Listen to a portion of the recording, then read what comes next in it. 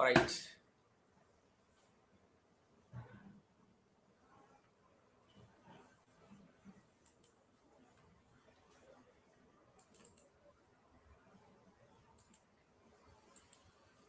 Okay, guys, welcome to Mutembei TV, the Open Political Forum. So as you're welcoming others, just stand by. I'm doing some settings here, then we'll be fit to go. We'll be set to go.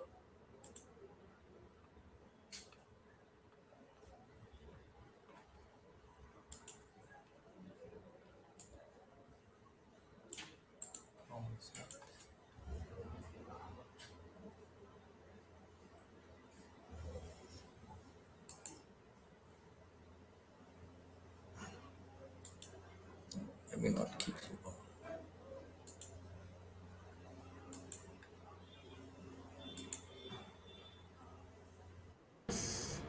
Restless and uncertain about what the next day holds. Now, in my capacity as leader of the minority party in the National Assembly, I wish all Kenyans and members of our party a happy ending to the year 2022 and a happy beginning to the year 2023. I wish to assure Kenyans that their uncertainties are of concern to Azimio.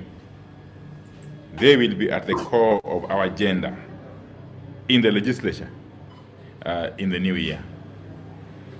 Azimio will be calling for one. Ali, karibu na ukaribisha wengine pia. Karibia. For those ones who are following on YouTube, Facebook, kindly invite others so that when we are starting, we'll start when almost everyone is here. Karibuni. Farmers put food on the table. In this regard, we will be pushing for a reversal of the changes the UDA government made in 2022, which resulted in a steep rise in the cost of basic commodities, including petrol, diesel, paraffin, electricity, and maize flour. These basic consumer items were subsidized under the previous administration that was, of course, led by Uhuru Kenyatta. We have noticed that the Kenya Kwanza administration lowered these subsidies. Whatever they choose to call it, the Ruto administration will have to cushion Kenyans against the ravages of a melting economy. We believe that families and farms struggling to pay their bills need help, and we will demand help on their behalf. 2, cost and management of education.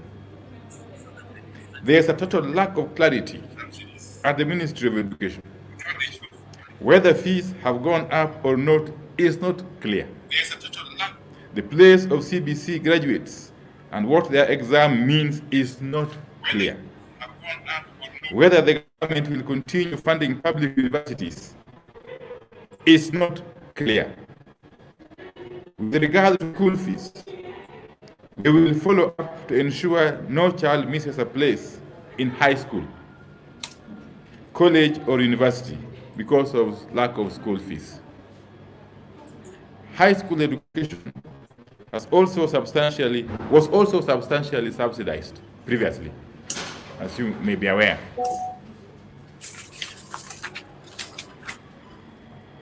The Ruto regime has removed the subsidy, but insists, strangely, that fees remain the same. We are going to demand the full reinstatement of the subsidy in education. We are going to demand a review of the university students' loan regime to ensure it is in tune with the prevailing economic circumstances. President Ruto talks a lot about growing up in poverty. We believe he's only where he is because the country paid for his education. He's definitely a beneficiary of the government bursaries of his time and the government sponsorship through entire university education. He must not deny other children that opportunity. We are going to push the government to ensure that every deserving, hardworking, ambitious child in Kenya has the same opportunity the current leaders had to pursue education, without placing the entire burden on poor and struggling parents. We shall insist that the government employs all trained teachers in order to address the biting shortage of teachers in both primary and secondary schools. To this end, we expect to see adequate budgetary allocation to the Teachers Service Commission in the impending supplementary budget to enable it absorb all the unemployed but trained teachers and have them deployed in schools during the first term of 2023. 3. Workers' welfare. We are going to take a very keen interest in the grievances of university lecturers and school teachers over pay. If there is merit in their quest for improved salaries, as we are inclined to believe, we will make their issues ours as well. Overall, we are going to take very keen interest in matters pertaining to collective bargaining and minimum wage, not only among the university lecturers and school teachers, but among all people in employment. We will demand that pesa ya wazee reaches all persons over 70 years of age, and that it is increased from the current Kenya shillings 2,000 to a minimum Kenya shillings 4,000 per month, paid on timely and predictable basis. We will also demand that similar assistance is extended to widows, majority being poor, neglected, and vulnerable. 6. Protection to farmers. The government is hell-bent on importing maize, rice, and sugar. We are going to demand that this must not happen at the expense of our sugarcane farmers and factories. It must not leave maize and rice farmers stuck in debt. We can't live forever on imported food, particularly when it happens at the expense of our farmers and struggling institutions.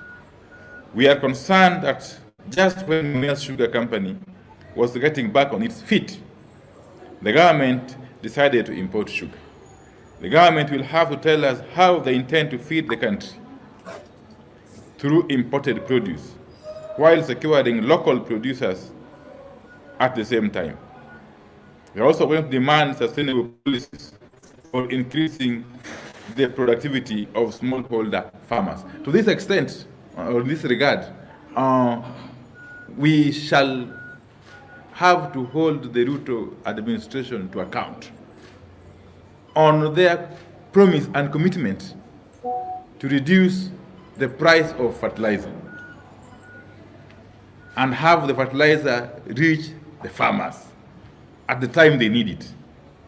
Because we were told that the price was reduced from some 6,500 shillings to I don't know, 3,000 shillings.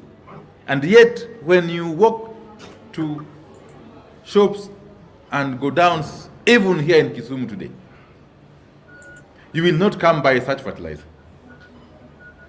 We're wondering where this fertilizer is, or how much was it, or to which farmers it was targeted. So as the new year begins, the Ruto government will have to tell us what exactly became of the price decrease for fertilizer. That the existing electoral laws and procedures have not produced an electoral system that most Kenyans could regard as transparent, accountable, and democratic. As we headed to the polls in August, the Gallup poll, which is respected across the globe, found that 64% of Kenyans do not have confidence in the integrity of elections. Afrobarometer survey found that 24% of Kenyans think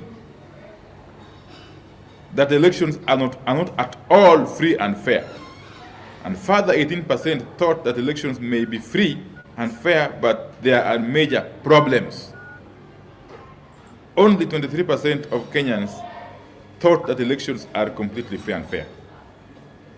The Afrobarometer survey further showed that 31% of Kenyans do not trust the IBC then at all, and 23% trusted it only a little bit. Only 90% trusted the IBC a lot. Now, overall, according to the Gallup poll, the percentage of Kenyans who have confidence in the integrity of elections declined from 58% in 2015 to only 35% in 2021. This is the electoral body whose members President Ruto has presented to Kenyans as heroes. At least some of whose members, not all of them. As we know, the Ruto administration has gone ahead to vilify and hound out of office 4 commissioners of the IBC as they honor the renegade group of 3 led by Chebukati. Therefore, reform is a must. Any attempt to unilaterally reconstitute the IBC will be vigorously resisted by all patriotic forces. 8, and last, a clear roadmap for upward economic mobility. In 2023, we intend to push for well-thought-out interventions that will ensure long-term and sustainable upward economic mobility of the people of Kenya. We are concerned that too many Kenyans are stuck at the bottom. Too many feel the odds are against them, and that however hard they try, nothing works. Too many Kenyans are being left to the mercy of relatives and neighbors, while the government shuns responsibility.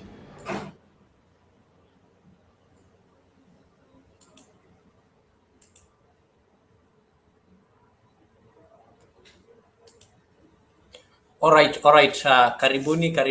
That is the minority leader of Pio and I giving his end year and new year speech, where he not only criticized the Kenya Kwanza government, but he is really sympathetic with the Kenyans. He really outlined the sufferings that Kenyans are going through. So we welcome all of you so that we can share the ideas, we can get to know the way forward, and we can get to know, or we can get to communicate with our government, the Kenya Kwanza government, and remind them that where they are driving the nation is not the destination that we hoped to be. It is 2023, as most of the parents are planning to take back their kids to school. They have in mind that the secondary school fee is going to increase because the subsidies that was put in to cushion the parents against the harsh economical conditions by the former president Uhuru has been removed. And the news getting us now is that President William Ruto have also hinted that he's going to disband HELB and create another body. So it is confusion, and Kenyans are really confused as the year begins. The economic crisis, the economical moment is not favorable. The prices of food is high. The prices of basic commodities are high. Fuel is high. School fees also staring at them. And those ones whose children or whose sons and daughters did the KCSE hoping to join the universities are also have been told that the help is not likely to be there. So this is where we are. So kindly welcome others, share the link, and welcome others so that we can come here and share our views today. So as we are looking at day 2, I know we are going to look at the expectations and against what is already on the ground. But as we can see, the ground, everything is not well. Things are not okay. People are crying everywhere. people are complaining everywhere, and Kenyans are already overburdened. So we don't know what is going to happen in the near future. So it is you, responsible citizen, who is going to tell us actually what is going to happen in the future, or it is you who is going to determine how things are going to be carried on in the near future.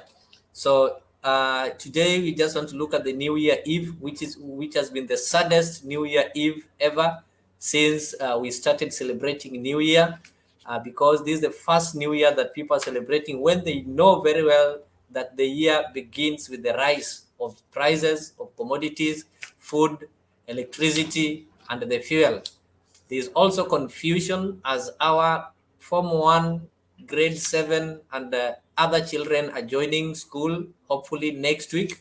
So the entire country is hopeless.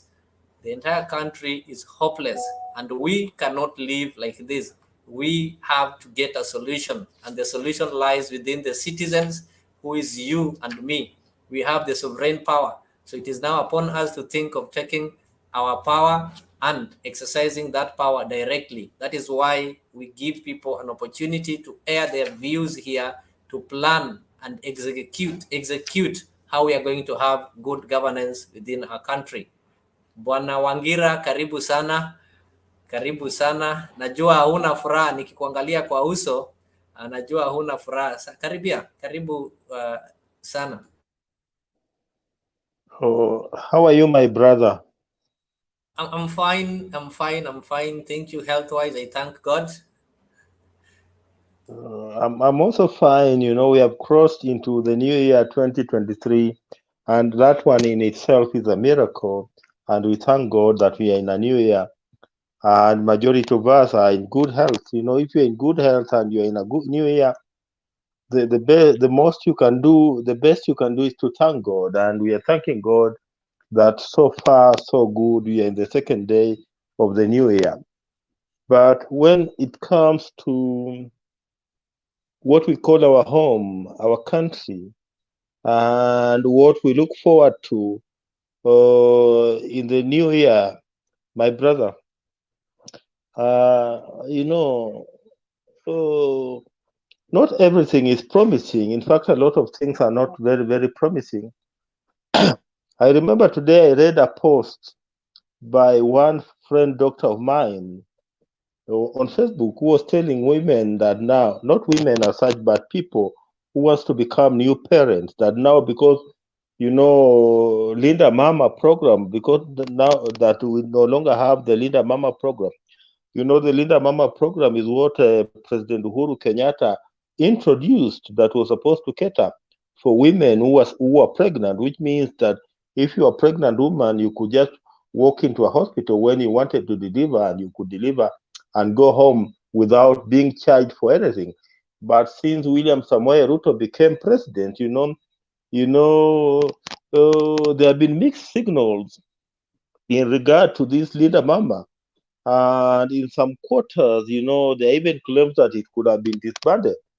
And, that's not a very good message to many Kenyans, because, yesterday I was discussing the levels of poverty in this country. In this country, people are people are poor. People are extremely poor, especially in rural Kenya. People are extremely poor, and many of them were depending on such a program.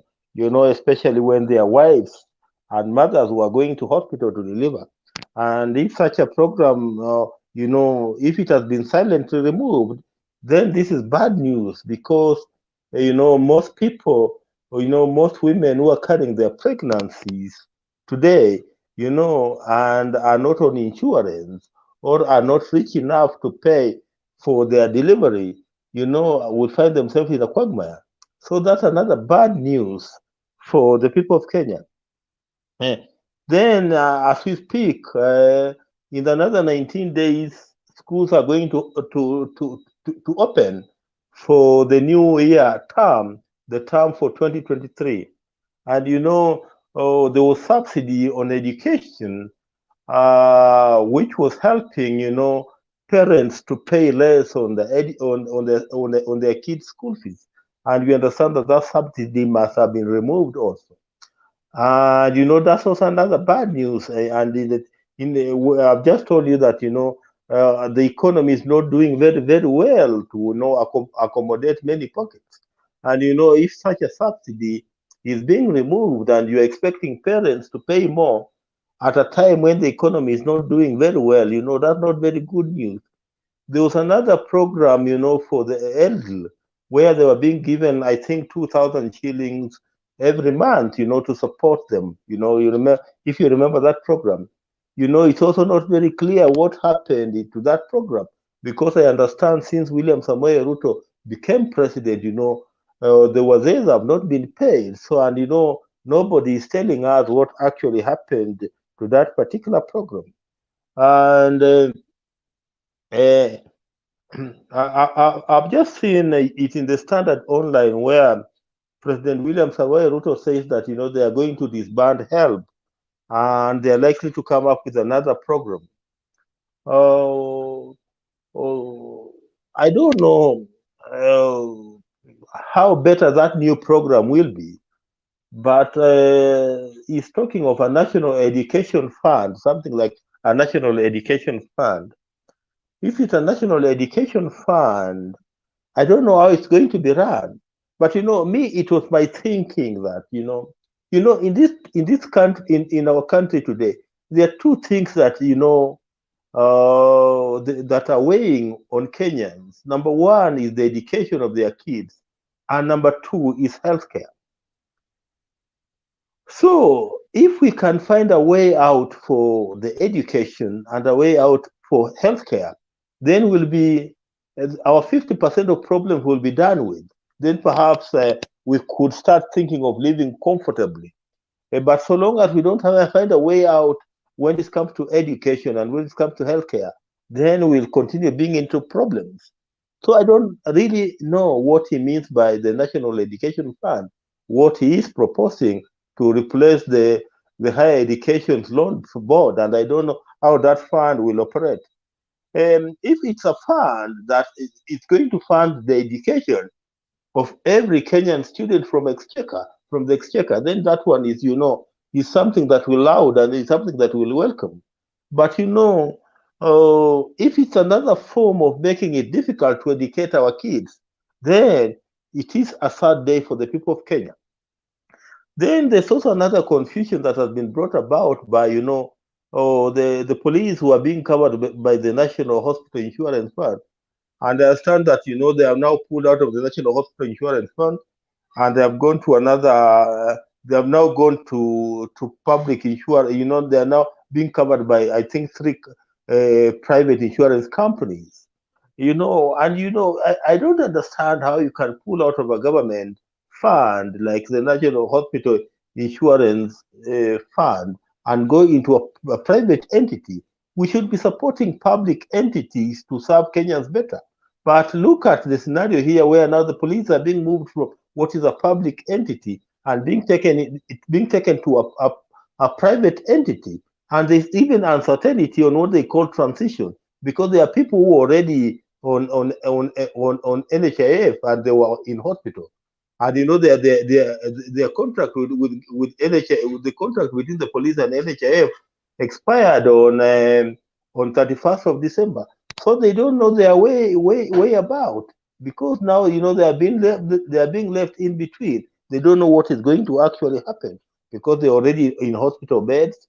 They're being told that the NHIF will not pay for them, and they don't know what will become of the new entity. So a lot of confusion all around.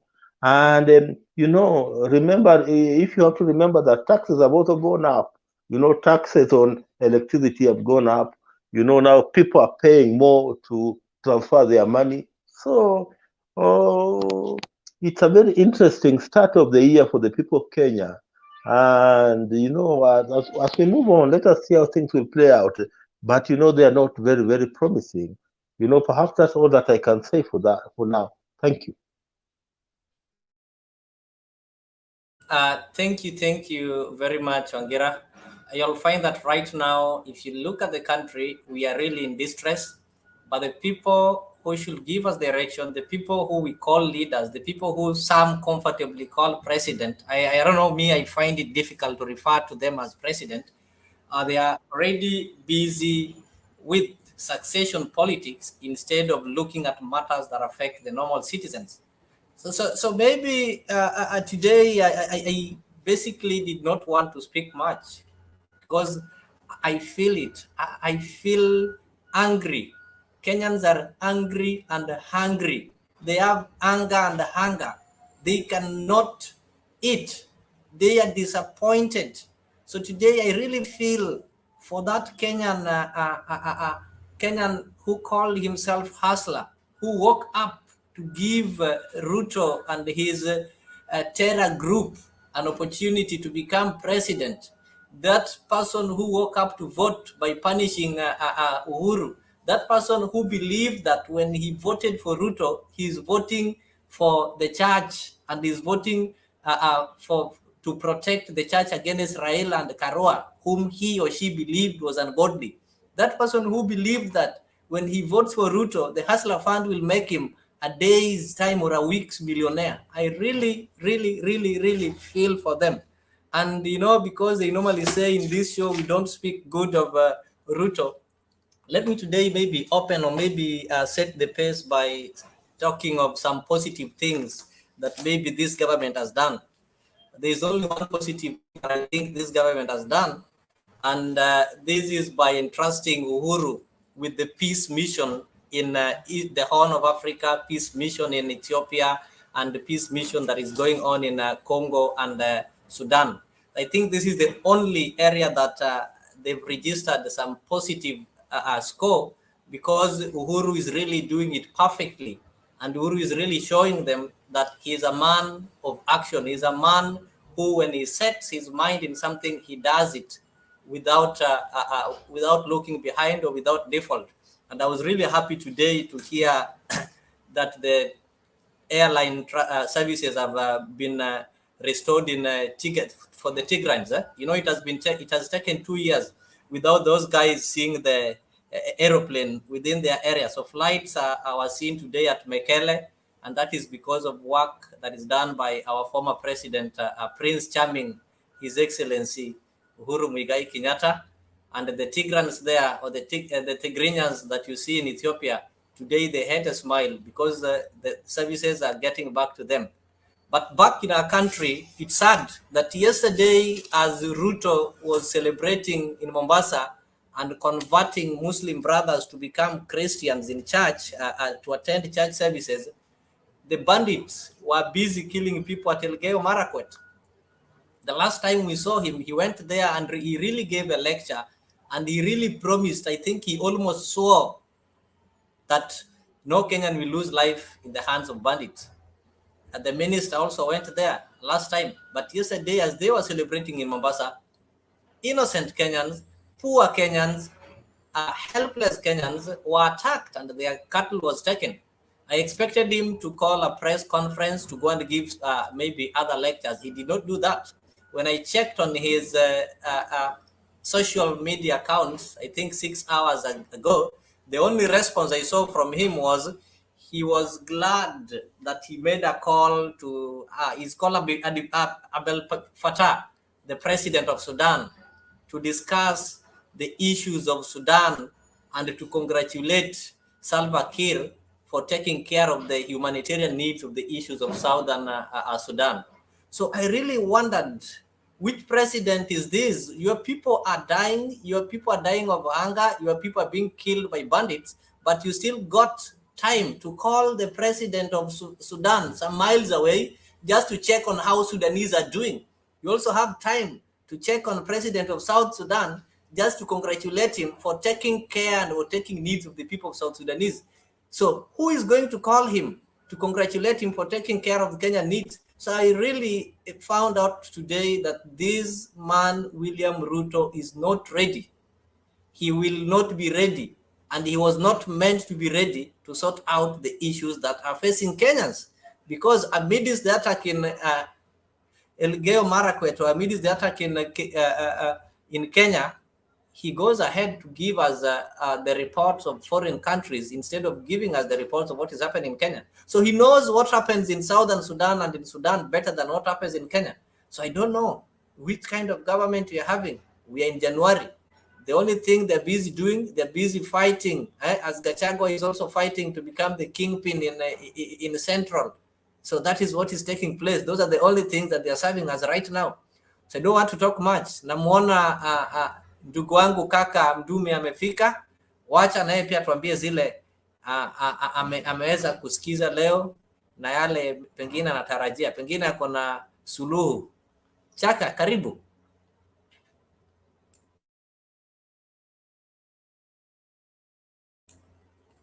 Chaka.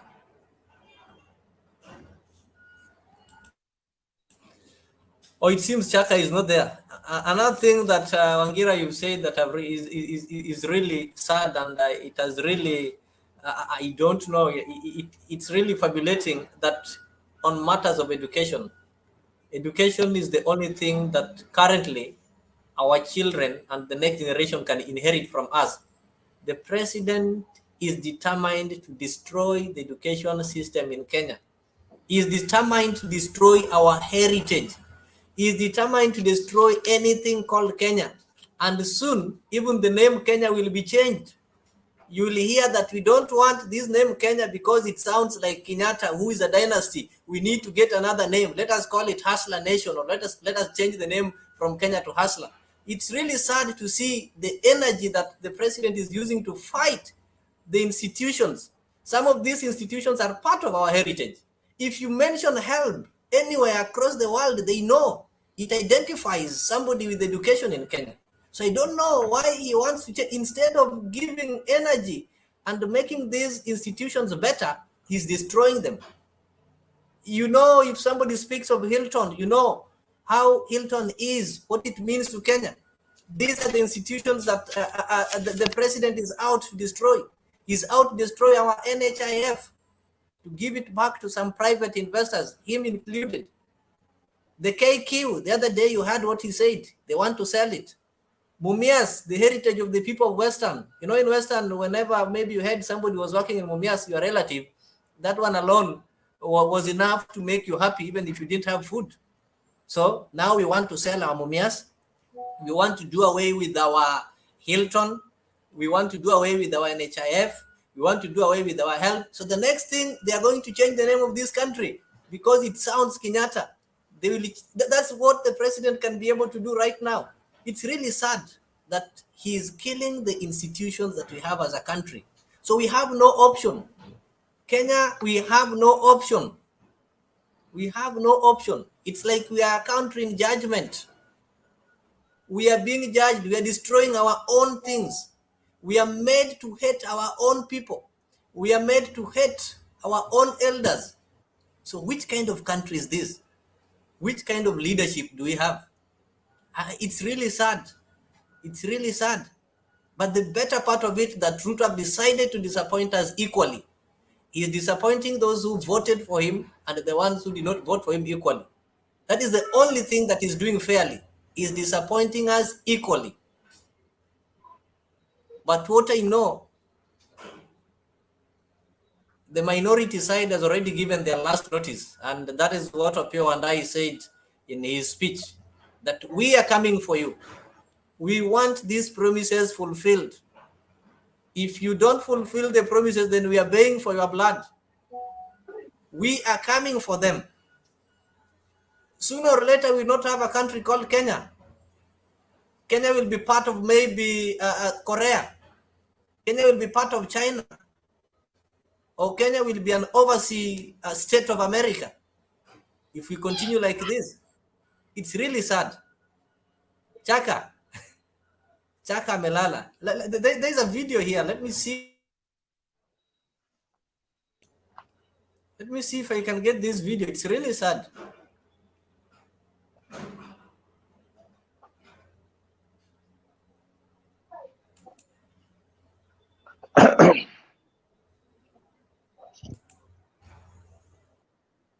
Nchi Profesa Kithure Kindiki anatazamiwa kuzuru eneo la Kerio Valley wakati wowote kutoka kesho.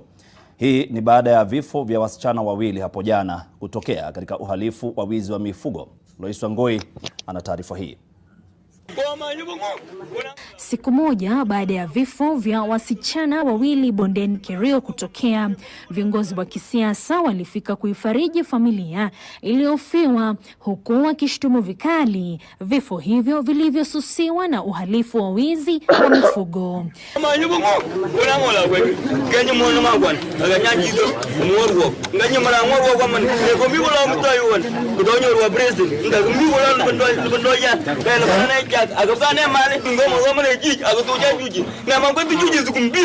Wasichana hao wawili walipigwa risasi na wahalifu wa wizi wa ng'ombe na walifariki dunia papo hapo kabla ya wahalifu hao kutoweka na ng'ombe 76, mifugo ambayo wasichana hao wawili walikuwa wanachunga kabla ya kukumbana na wahalifu wa wizi wa mifugo waliowatoa uhai.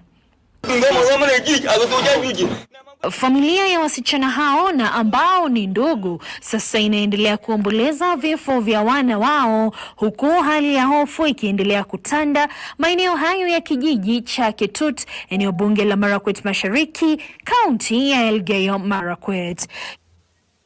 Tukio hilo linajiri siku moja tu baada ya serikali ya kaunti kuzindua kamera za teknolojia ya droni ili kusaidia kuimarisha usalama bondeni mwa Kerio, ambalo limekumbwa na hali ya mushkili wa usalama kwa kipindi kirefu cha mwaka wa 2022. Na katika mwaka mpya wa 2023, uhalifu ungali unaendelea katika baadhi ya maeneo bondeni hilo, huku idadi ya wanaopoteza maisha yao ikiongezeka kwa kasi baada ya siku kadhaa. Wasichana hao wawili ambao ni madada walikuwa wanafunzi, mmoja akiwa mwanafunzi wa shule ya msingi na mwingine akiwa mwanafunzi wa kidato cha 3. Lois Wangoi, NTV. Yeah, that's the state of the country. And the president still has guts to post in his social account that he made a call to the president of Sudan. He made a call to Abdel Fattah in Sudan just to check on the progress of peace in Sudan. He also made a call to congratulate Salva Kiir for providing the basic and the humanitarian needs to people of Southern Sudan. Yet back in Kenya, the bandits are striking and killing helpless, poor and hungry Kenyans. So we are dying of hunger, we are dying of bullets. Do we really have some hope? Naona Bernard amefika, watu walikuwa wanaulizia ameenda wapi, pengine akaribia waelezee. Karibu Bernard.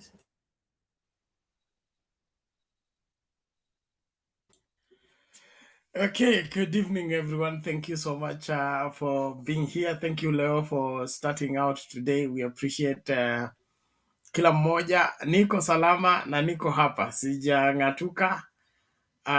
Nashukuru tu sana. Labda niwapatie updates. Program yetu na brother Katwe imeenda salama. Isipokuwa ilibidi wa discharge mama. Hospitali ilikataa kumdischarge kwenda kuhudhuria mazishi, so ikabidi walazimike kusign her out complete discharge, so she has to change hospital. Because of that, they say if she goes to the funeral, they will not readmit her back, and so they couldn't facilitate that. And since it was necessary, they had to get her to go and see off the burial of the daughter.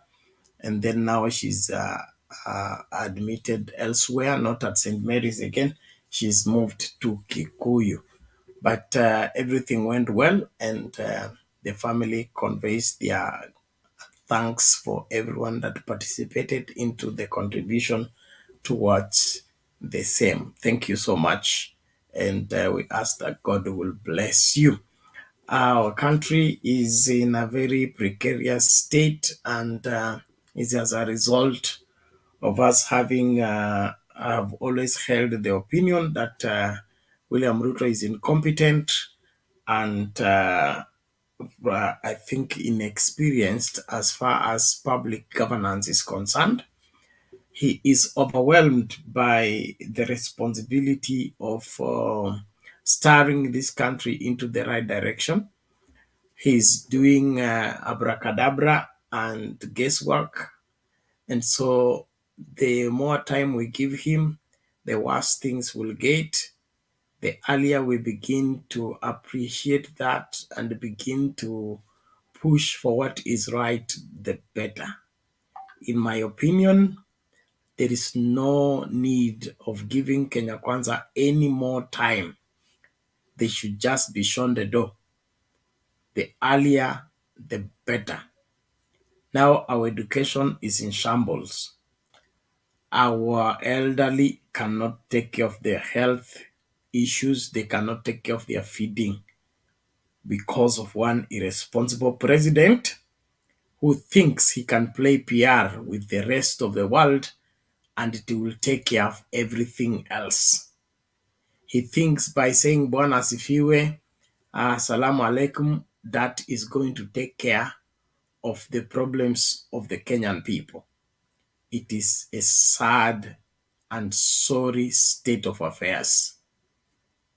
He went to Baringo, and instead of him laying down policies that will help out into taking care of the security situation, he threw out his tantrums and threats and thought that the bandits are going to be afraid of his threats and stop their evil.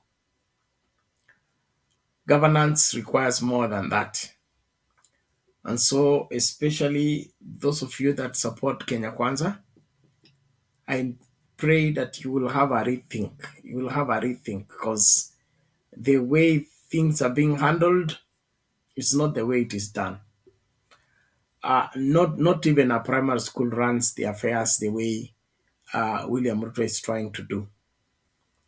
He's clueless, and to make matters worse is that he's heartless. Heartless in the sense that he doesn't care on the outcome of whatever it is that his unthought through decisions makes out of Kenyans. Kwangu mimi, William Ruto afurushwe na serikali yake. Hatuwezi kucheza na maisha wa Kenya, hatuwezi kucheza na maisha ya wanafunzi. Sasa hivi hatujui system ya education ni gani. Hatujui wale watu walitoka CBC standard 6 wanaenda wapi. Hatujui walimu wao wanatoka wapi na masomo inakwenda vipi. How do we have that kind of a government and then it keeps on chest thumping that they are this and that? Mimi naona tu wananchi ambao wako na nia njema na wanataka hii nchi isonge mbele wajiunge pamoja. Na kama William Ruto ako na 7,000,000 ile ilimpigia kura, basi tukutane nayo Uhuru Park. Okay? Sisi tukuje na milioni zetu, tukutane na hiyo milioni nyingine ambayo ilimpigia kura. Ndio tujue mbivu na mbichi. Kwa sababu kama ni Chebukati alimpigia kura na wale wawili watatu, okay? Basi tutakutana nao Uhuru Park. Sisi tukuja na milioni zetu, hawa wakuja na milioni zao, tujue rais wa watu ni yupi. Kwa sababu this kind of moves that he's making is a clear sign that he's not the people's president and he doesn't care about the people. All he cares about is his own selfies and posturing and just thumping and showing PR. You thinking that PR systems are... It is sad. It is sad. We need a more responsible government. We need, right now, the country is in a very bad state. It needs critical care. And we cannot leave it in the hands of amateurs. William Ruto is an amateur and his government is an amateur. Now I hear that he has planned a retreat to go and train his ministers in Nyeri on how to to run the cabinet. Hii ni mambo ya aina gani? Rais anaendanga na cabinet kwenda kufundisha kufanya cabinet atu waone separation of powers and which minister is in charge of what. Kwani hii ni utoto wa tangu lini? Kenyans, let's wake up and get rid of this. Thank you, Bwana Leo.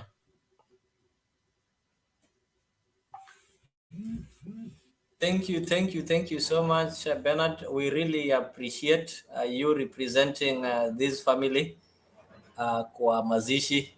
You know, most people are not around and they would really wish to attend, but because you're there, you represented the interest of everyone. Kongole kwako, and keep up that spirit. You can see almost everyone is appreciating, you know, spending and sparing time out of your busy schedule to attend to such. It really shows caring, and it shows that we have the family at heart. Thank you once again. Bwana Wangira, Chaka naona bado ni kama melala. Okay. You know, there's been a clip that has been going on. A clip by the Nyeri senator. You know, he talks largely in his vernacular, and you know, I've tried to look for the translation of what he was talking about.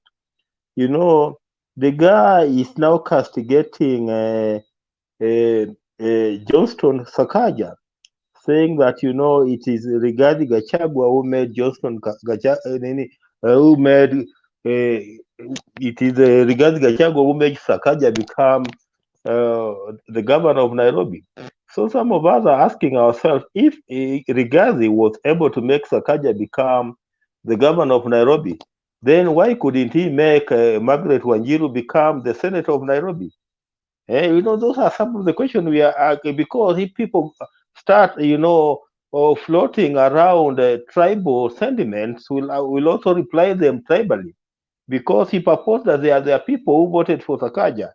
So if it's their people who voted for Sakaja, why didn't the same people vote for Margaret Wanjiru to become the senator of Nairobi? Those are some of the questions we are asking.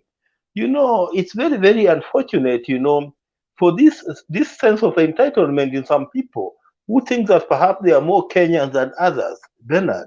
You know, we are all Kenyans enjoying equal rights, Bernard. So you should not think that you are more Kenyan than any other. If Sakaja was elected by Kenyans who are residents of Nairobi to come and serve the people of Nairobi. So if Sakaja is serving the people of Nairobi in accordance to his oath of office, then why is a senator of Nyeri, you know, becoming worked up? You know, it should be, you know, the senator of Nyeri should be checking the governor of Nyeri. Why is the senator of Nyeri checking the governor of Nairobi, Bernard?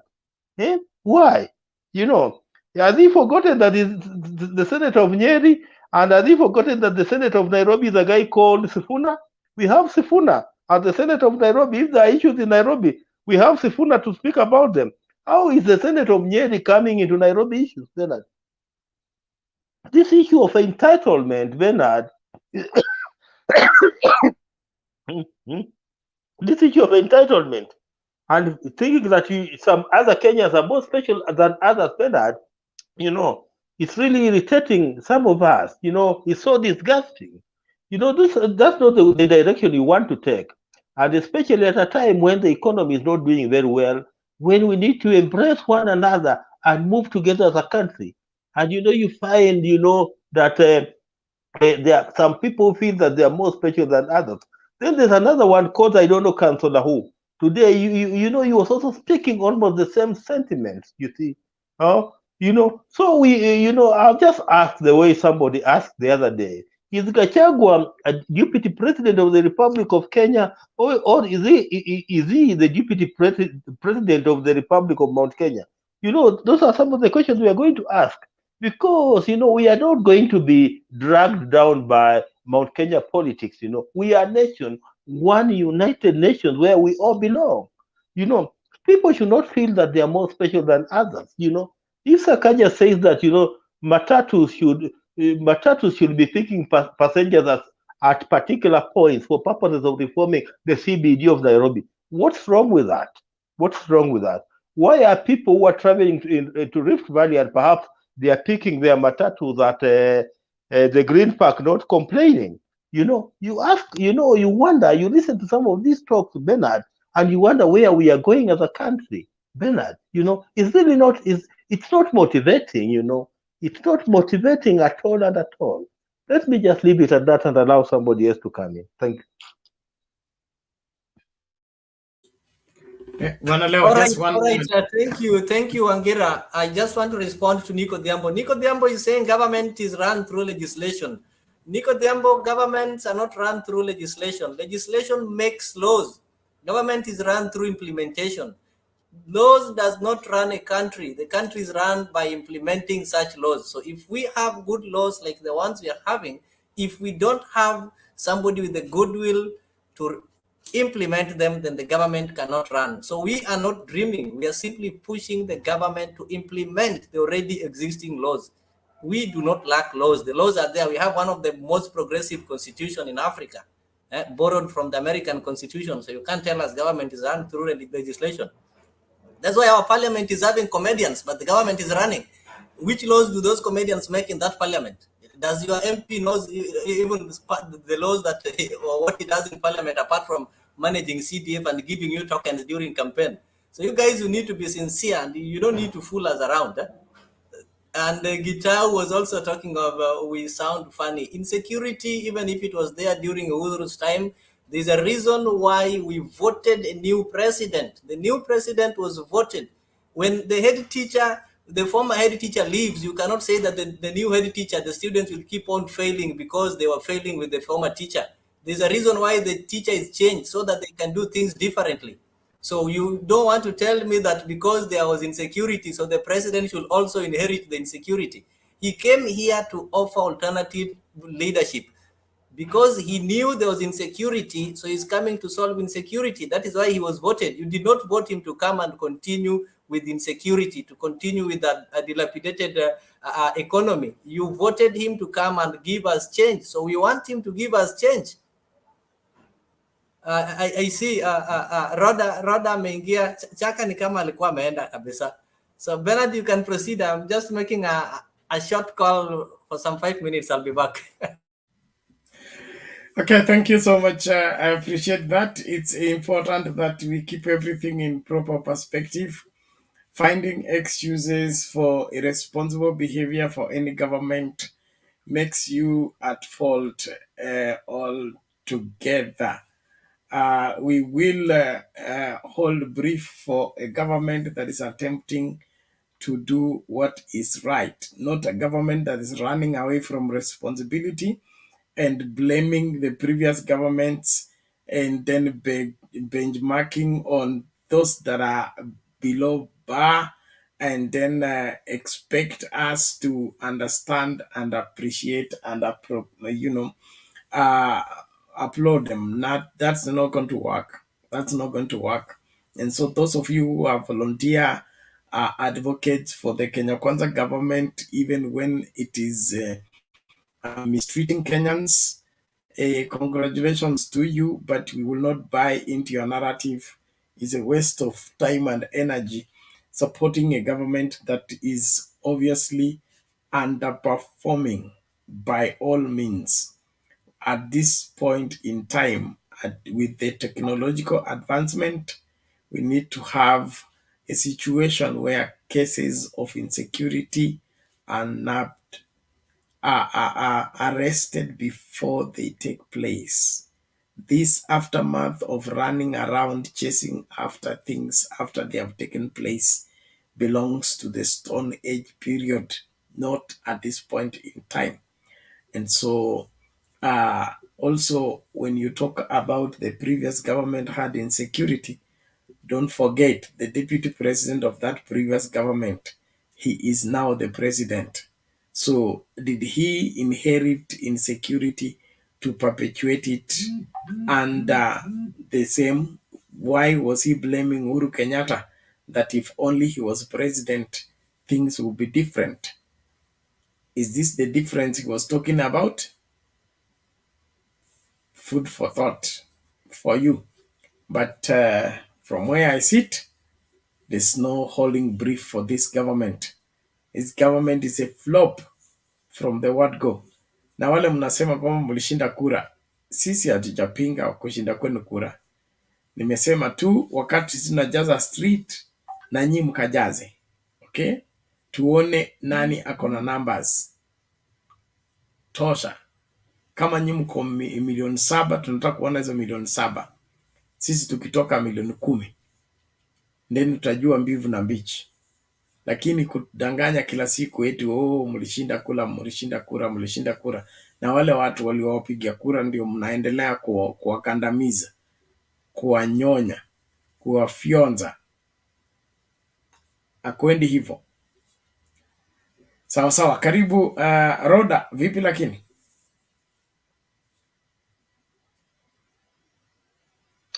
Poa sana. Today is 2nd of January. Hi, how are you guys? I hope you have a good time, fun rest, and those who are watching us. Yeah, today I came late. What is the topic today? Is about Gachagua, Mount Kenya fine keeping, double brown, final notice, Kiki administration. I have to think. I don't know. You can talk. You can tell me the topic because I cannot. Sometimes I'm difficult to understand things quickly. Okay, sawa. Thank you, Roda. Tunazungumza kuhusu Gachagua. Unajua Gachagua anataka kuwa kingpin wa Mount Kenya, na tangu akorofishane na Sakaja, sasa imekuwa kila mtu ni kumtetea. Sasa yeye ni kingpin ama ni nani? Kwa nini anatetewa? Mpaka seneta wa Nyeri anatetea yeye, kwa kampeni yeye ndo anatetewa. Yaani yeye ni kingpin ama ni kingpin bandia anayejidai? So it's like his bubble to be the kingpin of Mount Kenya has been blown. He's now being seen more naked than he was before aanze kutoa hiyo madai. And of course, the minority leader Wandai amepeana notice kwa Kenya Kwanza warudishe subsidy zote ama wakutane nao katika resistance movement. Of course, the final notice, education ikuwe cleared. Wanafunzi wanarudi shule, wanalipa pesa ngapi? Sio hii kukwepa, kudefine maneno na kujifanya kwamba wako busy, ili hali mambo haya yote yalikuwa kitendeka wakijua. So saa hii Januari imefika, wanafunzi wanapaswa kurudi shule. Hata tujui wale walifanya mtihani wa standard 6 na wale walifanya wa class 8 itakuwa kwaje. Kwa walimu wale wa primary ndio wataendelea kufundisha junior secondary. Hiyo maswala haijawekwa wazi. So minority serves final notice to the Kenya Kwanza administration to get their act together or they face the music. Hilo ndio swala tunalozungumzia. Asante.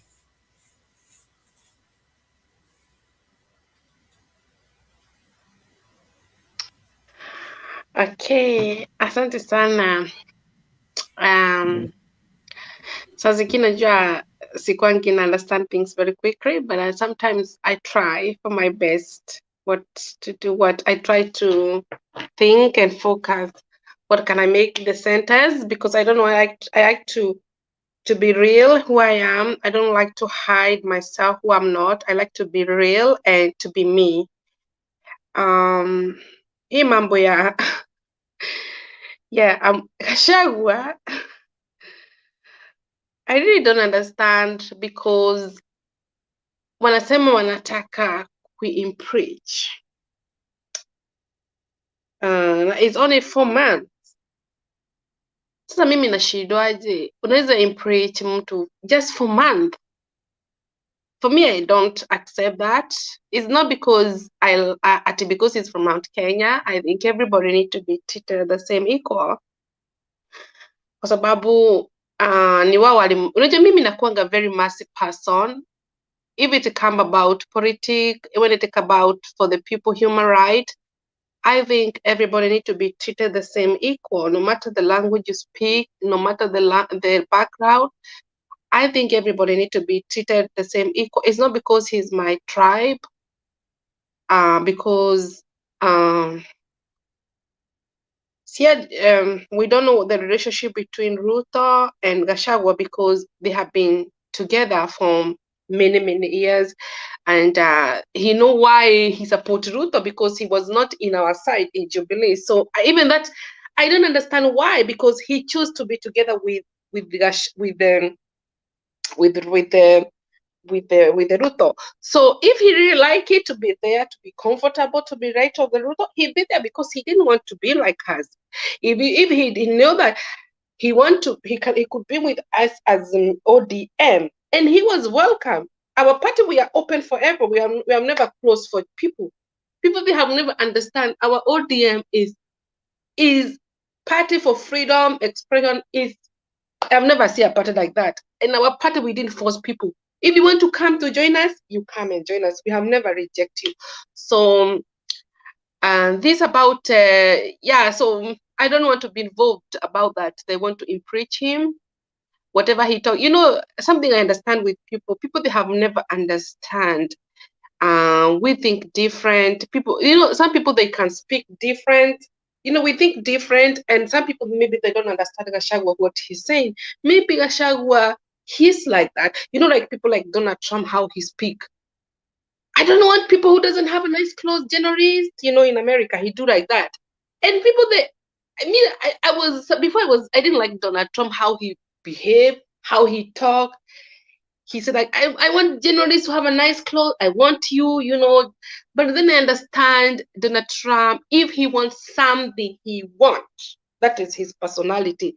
If Donald Trump, he wants something he wants. And I respect that. Even me, my personality is different. I like people who give me attention. Even I'm a very social person, I love to talk. I can talk and talk, just drinking tea and coffee. I love to talk. And I'm very social. As long as you give me respect and you accept me as I am, and we reason, understand each other, even if sometimes my mind is very fast, sometimes I can be absent-minded, I'm thinking other things, because that is a human nature. Nobody perfect in this world. Everybody, it's only Jesus is perfect. Everybody can think different. It's about love one another and respect one another. So I don't really want them to preach him. I don't, because he knew that he sell us from people from Mount Kenya. He sell us. Si alituuza. Na walikuwa ameambiwa na Kenyatta, do not sell our community. Alikuwa ameambiwa na Kenyatta. Kenyatta alikuwa ameambia wale wazee walikuwa ngapo, don't sell our community to other community. Tunakaa pamoja. Me, I grew up to be together. We always together in my community all the time. We live together. Our culture is like our grandfather, they married 2 wives and they live together. They don't separate even the old generation, like my grandfather was married 2 wives, but now they finished. Even they could marry 3 wives and they live together. So we grown up to live together. And I know even other community. So we grown up to live together. If we eat together, even our community, even our neighbors, we celebrate together, So I have been asking myself, why my community have been so separating? Especially this election, 2020, 2022. 2013, it was not the same. In Quebec, when we go back in those days, in Moi, we were always united. When you go back in Kibaki, we were united. When you go back, when Uhuru was coming the press 2002, some people, they were in Kibaki and some people, they were Uhuru, but still we were united. People, where are you going to vote? I'm going to vote Kamwana. Kamwana is somebody young. That's the way they want in my community. And even my late dad, he said, I'm going to vote Kamwana. Kamwana is a young man, because I know young man is more powerful than Muse. That's what they think. But we were still together. So we grown up together, my community. We always together. I have never seen the separation I have seen for the last 5 years.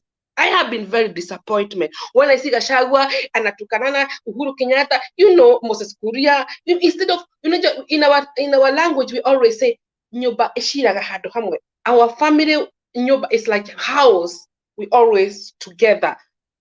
So those things have been very, very disappointment for those 5 years. So me, I don't accept him to impeach him because he was already there and he have already rivers. Akaenda kuko. So me, I don't accept him, the impeaching, absolutely not. But he about Kingpin, absolutely. Our keeping is always Uhuru Kenyatta. When we go back in the Mzee Jomo Kenyatta, when he was there, he was always our keeping, and then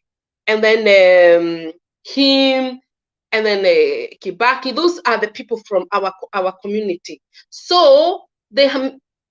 I don't know how it will be. I don't know. Gachagua must tell in our mila kimila yetu ni must unapatia wazee respect. Unajua Uhuru ni mzee kuliko Gachagua, ama respect wale wazee, our elder.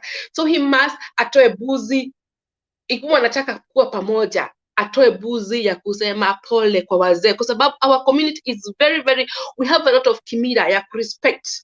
Unatoa buzi ya kusema wezi, kuna buzi ya watoto na wanaume nini wale wazee.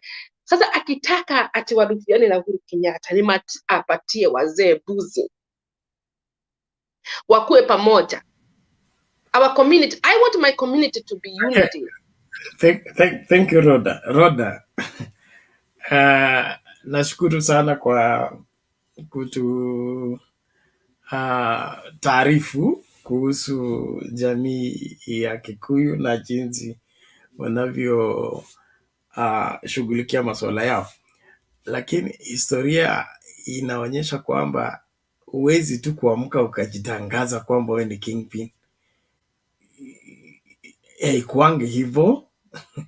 Si wazee ndio wanachagua, alafu wanakuja wanapendekeza mtu anasema huyu ndio kingpin.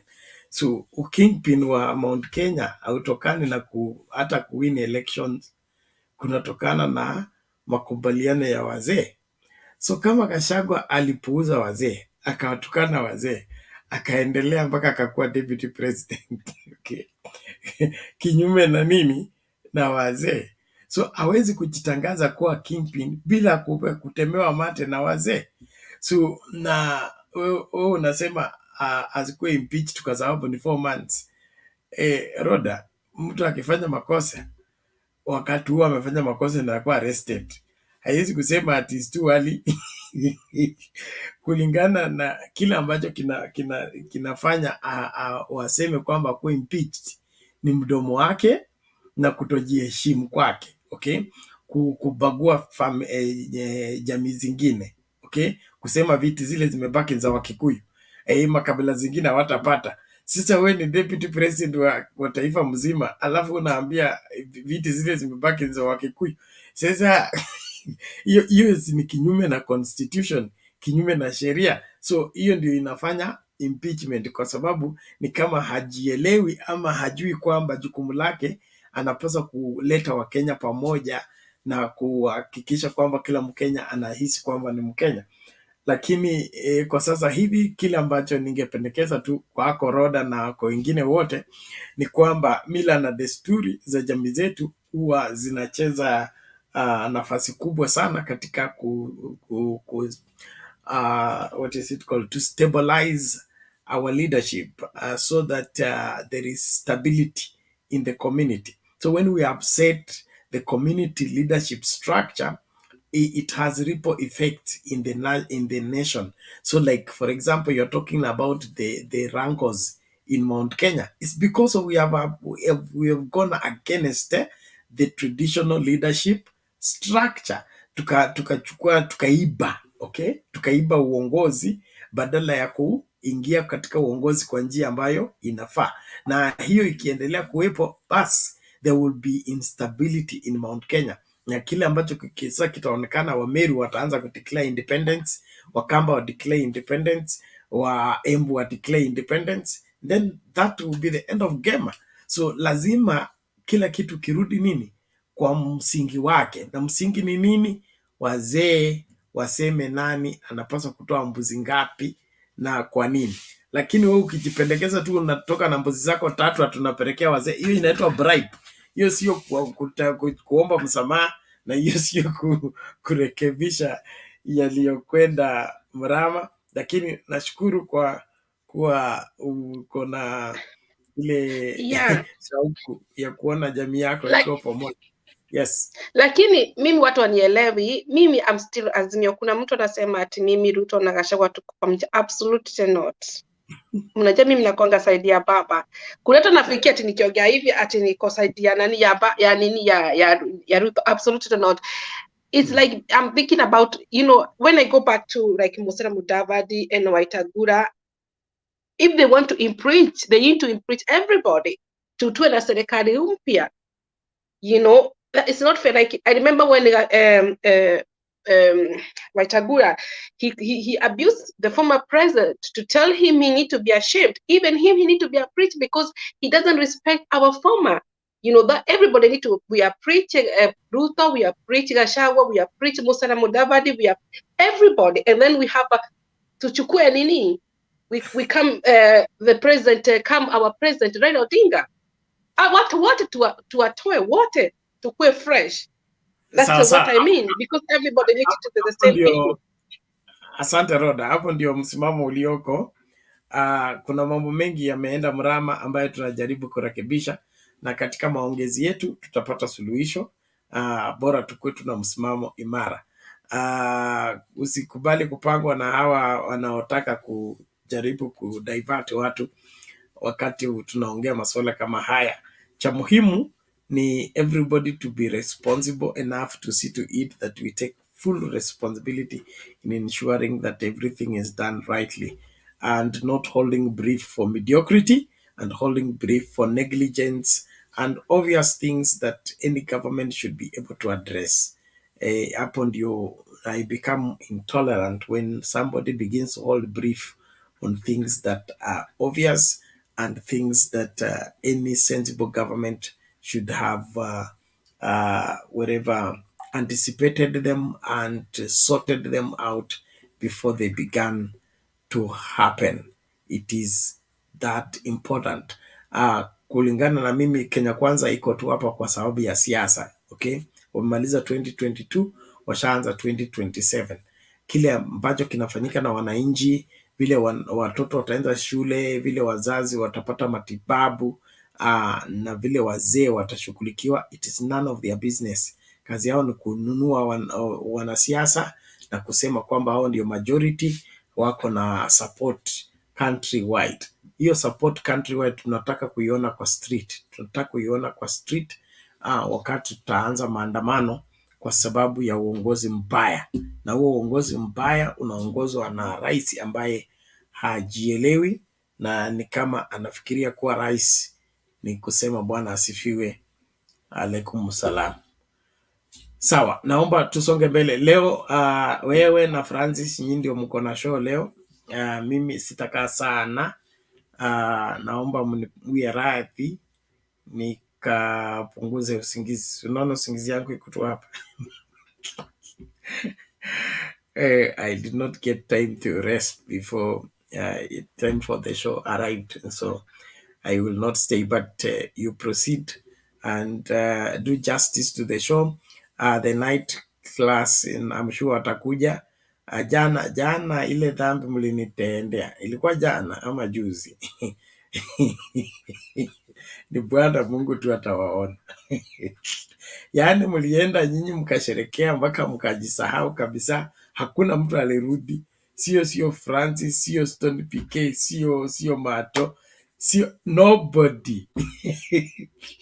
I had to close the show by myself by 4 a.m. You guys, mtanilipa. Mtanilipa mbuzi 3 kila mmoja. So, Bwana Francis, you're welcome. How are you today? I'm very fine. You know, actually, to me, I'm speaking being bitter. I'm very bitter indeed. I'm telling you, it's only that I cannot access a good gun. Today we could be in 60 days, we could be heading another election. It is only that I cannot access. Because, you know, Bernard, one of the things that makes me bitter is that in January, that is on 23rd of January, school fees have been hiked by almost 10,000. The man wants to restructure HELB, that is the Higher Education Loans Board. Then I'm asking myself, did the country Kenya start when Ruto became the president, or the country existed before even he was born? Why is he behaving that as if he's the first person to be the president and that everything depends on him? You know, I don't know who cheated him that doing a disruptive management can change things. HELB is a good organization. We only need to reform whereby we feel that it's not working right. But you wanting to do away with it and starting to establish other things, then I'm asking myself a simple question. If the what is establishing is the same like the what you call the Hustler Fund here, I think that is the largest scam that will ever happen, because you cannot keep on overturning everything. There are experts who seated down, who drafted laws, who came up with HELB. HELB did not just start yesterday. It is founded under the law of Kenya. It's a statutory body. But this man behaves that once he came to power, HELB was not there, or the country was not there. He's the first person to be the president. Now he wants to overturn everything. And I want to tell you, Kenyans, you need to be worried because of this one. Like, anybody who wants to destroy a country starts with the education system. The education system is what guides people. We are here, all of us, because at one point in life we got education and we get educated. That's why we are here sharing ideas. If none of us was educated, we could not be here. But what William Ruto is trying to do is trying to ensure that this education will be remain for the few privileged people who might appear to come from the political class. Now, look at this one, and I think I'll be a bit longer. You just bear with me in this sense. Like, there's something that we call ratchet effect. A ratchet effect is more of a generational poverty. Your grandmother was poor. He didn't access education. Therefore, he gave birth to your father, whom he did not access because your grandmother could not have provided education to your father. Your father gave birth to you because his grandmother never gave him education. He never saw any importance of educating you. So you are struggling today. You are trying to even help your family instead of building your own foundation. So what it means at the end of the day, you are spending more energy to raise a family that is the responsibility of your father, but you do it because of humanity. Now, education has come as an equalizer, so that at the end of the day, because we don't have anything to inherit from our parents, we can inherit education knowledge. Rather, wherever you are there because of somehow education that has taken you there. Could you not be able to communicate in that language with the people that are nearby you? You could not be there, because what will you be communicating with them? They don't use sign language, they speak English. That's why if you are able to communicate, that's why you are there. It gives an equalizer to everybody. But these people are hiking school fees so that few people will be able to learn. They're even doing away with HELB. They're doing away with the job sponsorship, so that the cut point moves from C+, I think it's B+, BB+, meaning that a few people will be able to get education. And this man has now known that Kenyans are very well in terms of brainwashing them. If being streetwise is important, why is Charlene Ruto educated, and why did he have to attend Daystar University? For what purpose, if being street smart is enough? Why did he have to go and seek PhD if being a street smart is important? He could have left it at university or college or Form 4, because being street is okay. Why can't you look at a deeper high? Why are you being told that, oh, you need only to be street smart so that you can succeed in life? And then the person telling you he has a PhD, and you are there, you are not even a Form 4, you have not attended a Form 4, and you are shouting yes. What are you shouting? I'm telling you, not unless Kenyans, you open your eyes very well. Should we allow the education system to be inflicted with this kind of mentality? I'm sure 100%. Unaona hata the issue of localization of education system. that one will be a good inbreeding of tribalism and other kind of vices. Because the reason as to why today I can impress Kikuyus, I can impress Luos, and I can impress any other tribe is because I was educated in Ngong, far away from my home. I have learned with Luos, Kikuyus, and every other tribe because I can able to transfer the country. But now look at the instance whereby we have all-day school. People are learning from their own village. That mentality, I think you need a greater mind to influence a smaller mind. Kwa kijiji sioni kama kuna mtu anaweza instill a different mind from the one that is within the locality. So you people, you can allow William Ruto to joke with everything. But when it gets in terms of education, you need to be very careful because you shall destroy the country to a point that it will take us years and ages to correct that. Na watu tu wamenyamaza. Januari kuna watoto wao wataenda shule kwa ajili ya school fees. There are people who not get university education because of school fees. There are people who not get the sponsorship of help because of school fees. All these people will end up in the streets. Then where does the foundation of our nation lie? Where? Does it lie being a street smart? The one that been agitated by the president who has a PhD? You need to look things at a diverse level. Tuangalie mambo tu kwa upana. Tusiambiwe tu kitu tunaamka asubuhi tunasherekea. Tujioji. Then the man goes ahead to show how insensitive the man is, saying that I have saved a lot of money by scrapping off education subsidy. It's like a father saying, I've saved money because my family has slept hungry. Because my family has slept hungry, today I've saved that money because I've not bought unga. Which kind of sensitivity is that coming from a head of a state? Is that what he was telling the people? Then who told him that we need to save money at the expense of our lives? Do we collect money to help us to improve our life, or do you collect money to save? Pesa yenye kwa bank na yenye unatumia kukulisha, which is more important, is the one that is helping your life. Na alimwambia tunataka kusave sana. We need to get the services and everything else. And just to finalize, you can also check very well. The man is trying to use what you call the classical economic model that says that economy can have what you call a self-sustaining system or a self-regulating system, whereby the forces of demand and supply can clear the market. That one only works in books. It is hypothetical. It cannot work in a country, Kenya, whereby we have external factors that affect economics. We have Ukraine war that is not even within our borders in Africa. It affects us. So the clearing of market cannot happen because there's external factors. The only model that can work is Keynes, but he seems to have ignored it. I'm telling you, if you are depending that at long last things will balance, I think all of us we shall be dead because I don't know when it will balance. Anyway, thank you.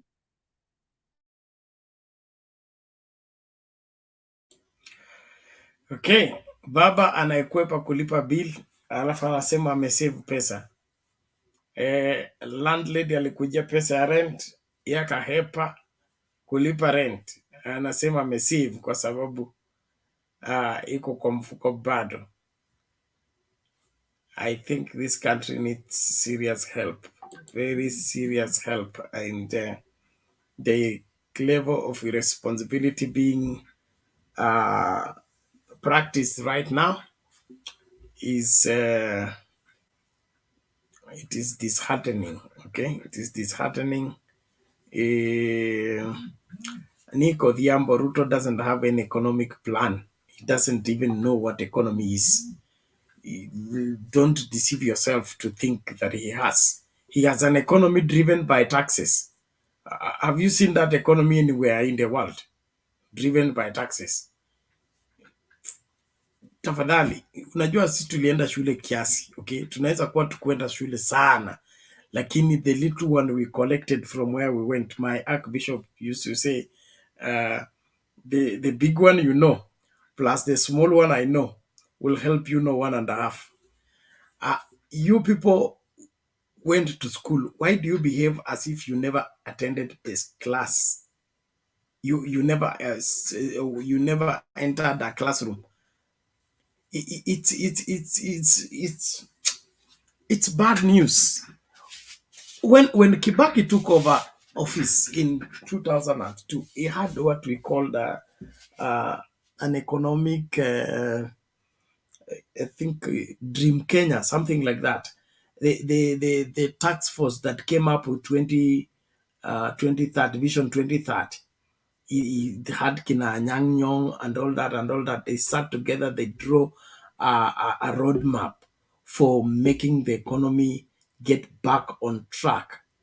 It was not Kibaki issuing statements. He had a people that sat down, looked at the situation, made their proposition, rolled out a roadmap, and then Kibaki started to follow that roadmap. And that roadmap is what has delivered the recovery of the economy, which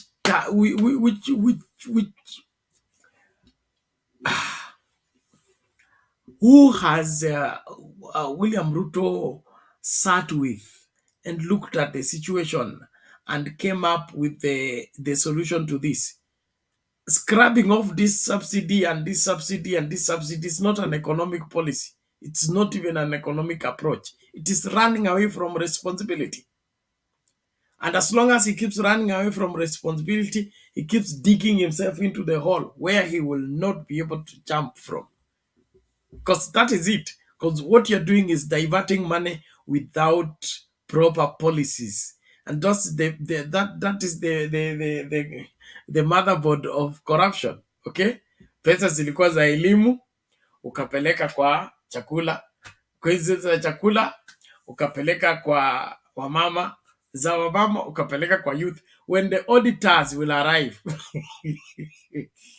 I begin to ask, where is this? Where is this? Where is this? We're going to have an eruption of corruption scandals because of diverting money without proper structures. So Bernard, hii story ya nyinyi kujaribu kutufanya sisi kama ni wajinga, William Ruto peke yake ndio anajua, na William Ruto peke yake ndio economist. William Ruto is not an economist, and he's not even he from where I sit, he doesn't seem to know what he's doing, and his guesswork is not going to help much, because by now he should have arrested the situation. By now he should have arrested the situation.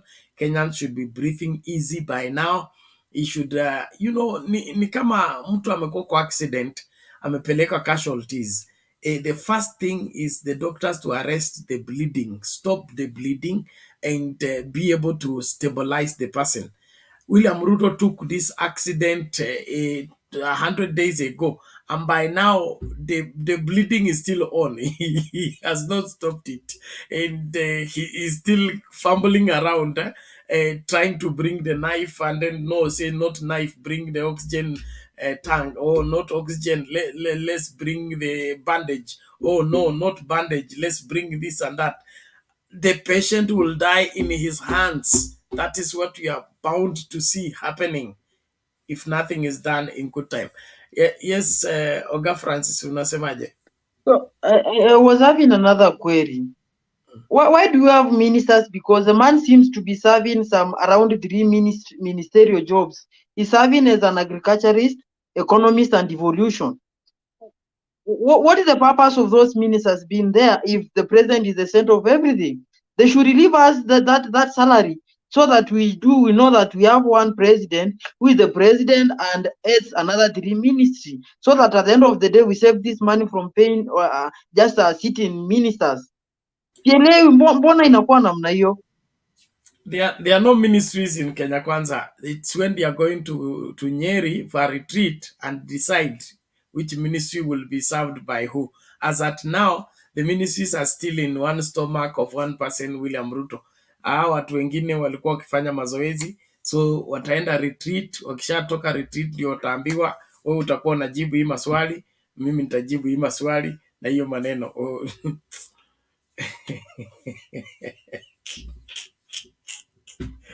Inji hii ina mambo sana. So sisi tunangoja auditors wakuje kutuambia tangu William Ruto atoe pesa ya subsidy, hiyo ya subsidy ilienda wapi? Alipotoa ya subsidy ya petrol ilienda wapi? Alipotoa subsidy ya education ilienda wapi? alipotoa subsidy ya wamama, Linda Jamii, ilienda wapi? Ile wazee ilienda wapi? By the time we get answers to those questions, the kind of scandals that will be flying around Kenya Kwanza, they will have no hiding place.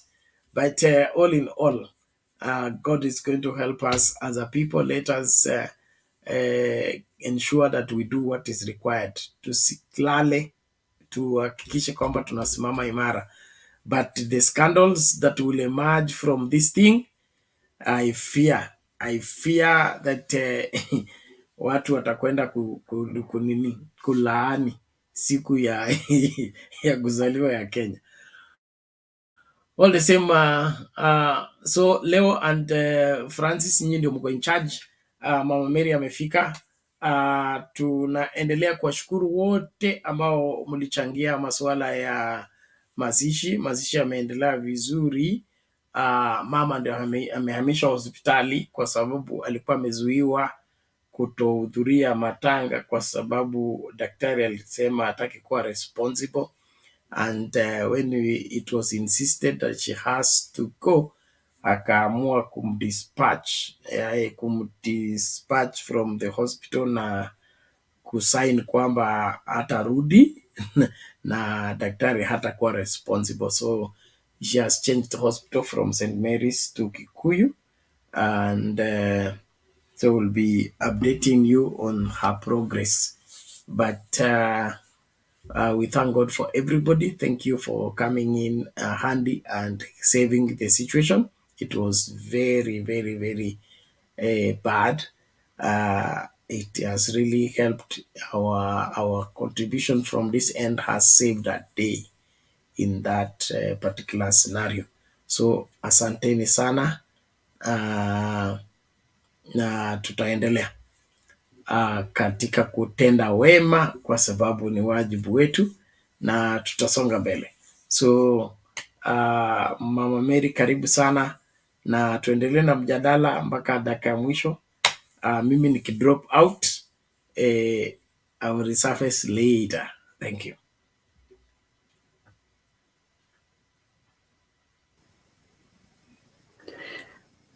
Hi everyone, Leo, Bernard, Rhoda, Mukungi. Asante Bernard, you have been standing there as our vigilant soldier, and we thank you for good work. And you serve in too many places, and God will give you grace and energy for all that. We pray you don't break down at any time because we need you. Thank you so much. I wanted to answer Mukungu the question that he was asking, why Ruto is having all these recruiting all these many people. These are people who are running parallel government with Uganda. Uganda always, that president has recruited as many ministers, every kind of government, so that, officials, so that he can have the majority, that even if he win or not, he still have got people supporting him. So the greater number he has in government, the happier he is. He don't care where the money is coming from. But you taxpayers, it's your pain because you have to pay all those people their dues. Okay, here, allow me, please, let me clarify what I had said. This is maybe it is out of the topic, but let me air it out because I aired it out on this forum.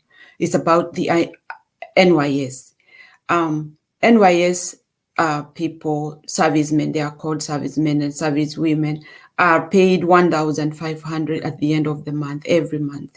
And those are the monies that I was saying that they are not paid in time. They can stay even 2 to 3 months before they get it. That is that. But there is 2,100, that is 2,100 put in their savings. When they leave, they finish the training and finalize their education in that camp or in NYS, they collect the end of the money at the end of National Service. So that is how it goes. So they get some savings, which is saved by the NYS for the end of their life in National Youth Service, and then they go home.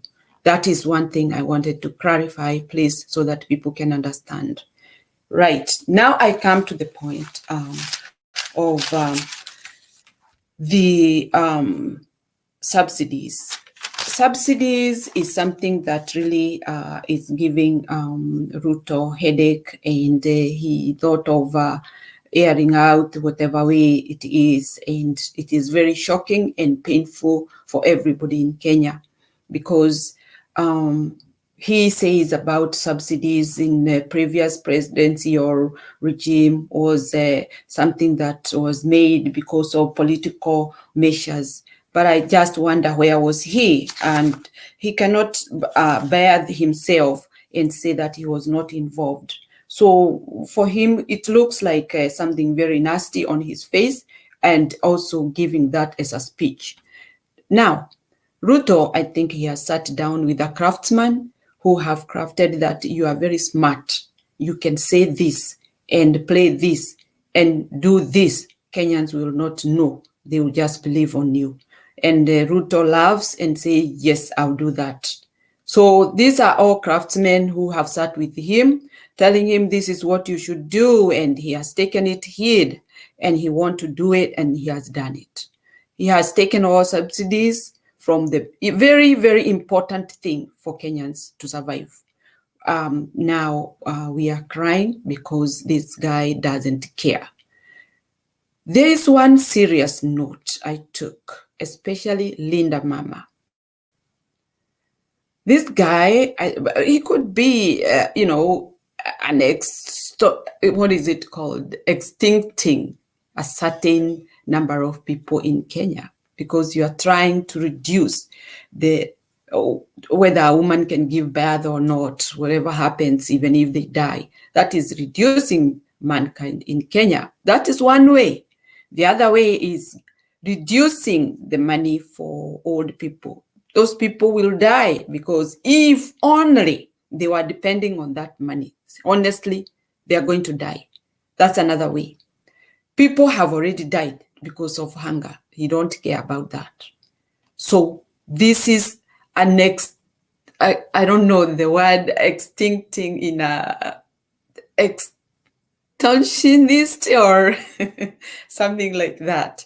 So for him, I don't understand, because the way he's playing these games, he is ready like to finish people in Kenya. He's talking about fertilizer. And he had already told people that he's bringing maize. He had told people to go for avocado. And now he's coming again to say that I'm supporting farmers. We want to see this guy clean. No, Mary, just a minute. You are right. It is extinction. You are right. Extinction. Yeah. Yeah. He wants to do away with women, and because he disregards old men, he also wants to ensure that the number is no longer there. They become extinct. Thank you. Thank you, Leo. So all these things, when you put them together, you wonder where this guy is heading to. Come to think, there is something I noted. He says that he is going to depend on taxpayers. At this very moment, this person he has borrowed 1 trillion within 3 months. 1 trillion within 1 month. And he has nothing to do with Kenyans who have to receive some money from the government, the old people, and other subsidies that were going on in the country, which was helping people to have a bit of their life, support. Uhuru had I would say he had 6.7 for 10 years.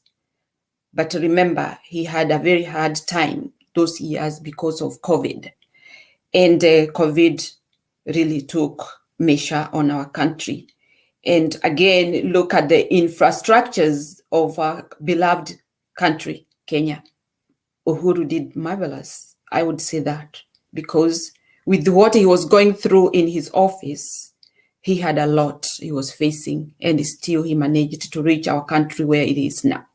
if we had a president who would take over and continue with what was going on in Kenya, we'll be a country that everybody will enjoy to live. Everybody will enjoy to live. Ruto had spoken of 100 dam this time. I mean, previous time. Not even one has started. This time round, he's talking about 500. You wonder, does he go back to remember himself and remember what I said yesterday? Before he cracks his head, before he make people laugh? Because this makes us even wonder, what kind of a smart person are we talking about? And people are saying that Ruto is smart, Ruto is smart. Smart of lying? Smart of even figures? He cannot even remember what he said yesterday. How can you talk? Or previously you had said 100. Now you're saying 500. And not even one has taken place. Not even one, even foundation, nothing. So it's serious, and you wonder, what is this guy telling us? Ruto is a hardcore capitalist. He's taking us nowhere. All these projects he's telling us, we'll see. And he is also mixing himself that we cannot even understand where he's taking us. But he's not taking us, he's taking himself. We are not following that route. Our route is different, and a good one, and a smart one, because we want our country to grow. So, huu ni mchezo wa pata potea, karata. Ruto must be honest to us and for himself, to himself. Because we cannot agree what he is trying to tell us, and we sit back and wait for him to do it. He has never done it, but the promises are great, so that we sit back and relax and wait for those promises. In our Kikuyu says that bura ete kura egwatagia ruhuho. So that says the rain that will not fall. What can I put? Takes like the wind has blown it away, so it is not going to rain. That's what a Kikuyu saying. I can translate simply like that. So for him, he has been talking about the previous regime as if he's a new person in the government. He knows in and out. And Ruto has been in the government for all his age. So he knows how to play these games. But Kenyans have been moving with him. If he goes this corner, we go with him. If he goes this corner, we go with him. Now we have caught him up, and we understand him, the way he plays this game. We are not going to agree with it, and we are not going to accept it. The many projects that were there during Uhuru time. Remember, Ruto was going around launching all these projects. He was very proud launching those projects, while he knew that he had not participated in it, just putting pain in Uhuru's heart. But Uhuru was just quiet, and he had left that to God, because God knew who had done that work. And you cannot take credit from somebody just anyhowly. You'll come to pay one day. You'll pay it. And I hope the residents of those project areas took note of who had launched, who had projected that project, and who started, whose foundation, before they come to launch.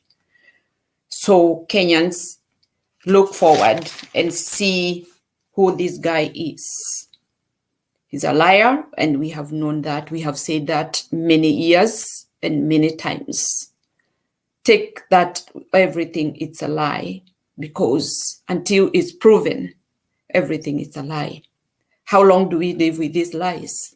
How do we keep on listening to this guy telling us lies on our face? And he cannot be ashamed.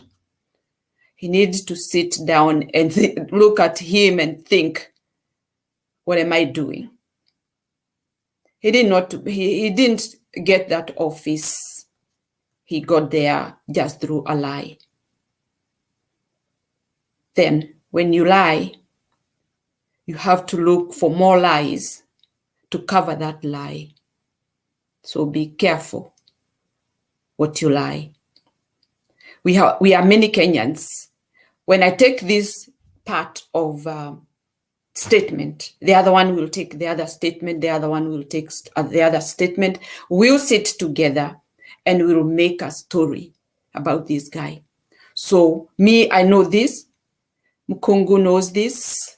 Leo knows this. Rhoda knows this. And when we come together and put this, it becomes a very straightforward thing that we can conquer, and we can put that guy out of the office.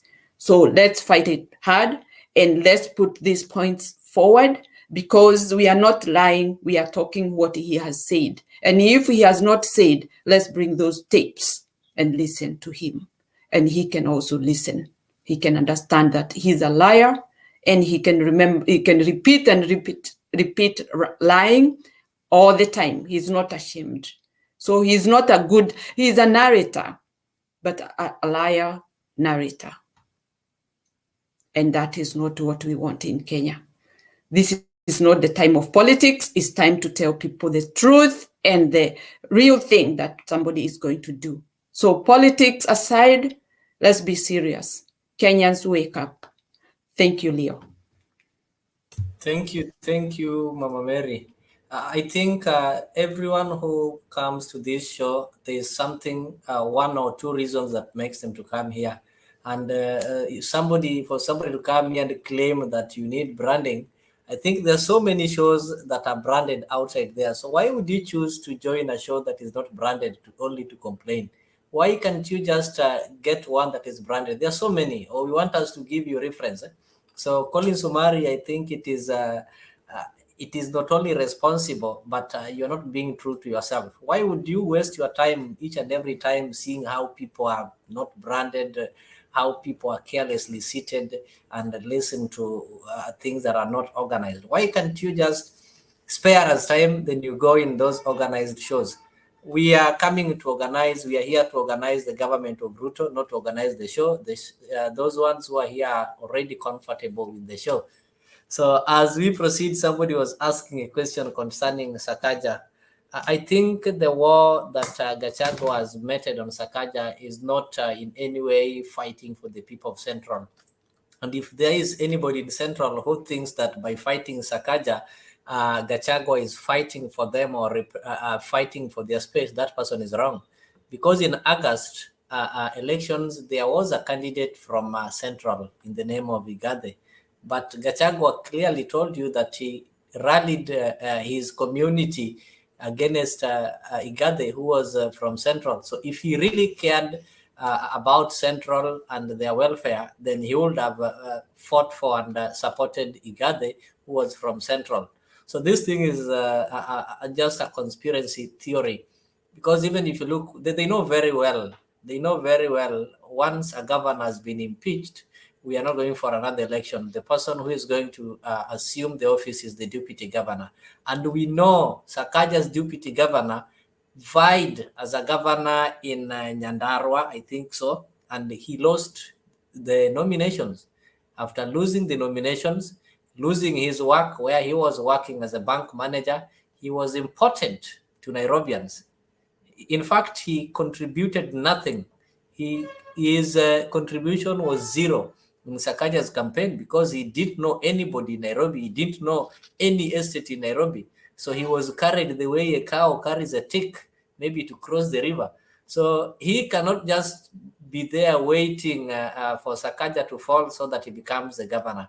We in Azimio will not allow ghost workers or people who the ticks who only suck other people's blood to benefit from where they did not maybe work.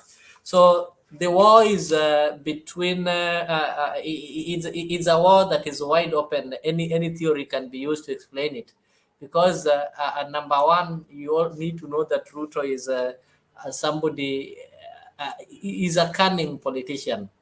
And they think of this scenario, Ruto have just decided to give Gachagua a long rope to go and hang himself. So as Gachagua is busy tying the noose to hang himself, he's engaging in some tribal wars and some tribal talks.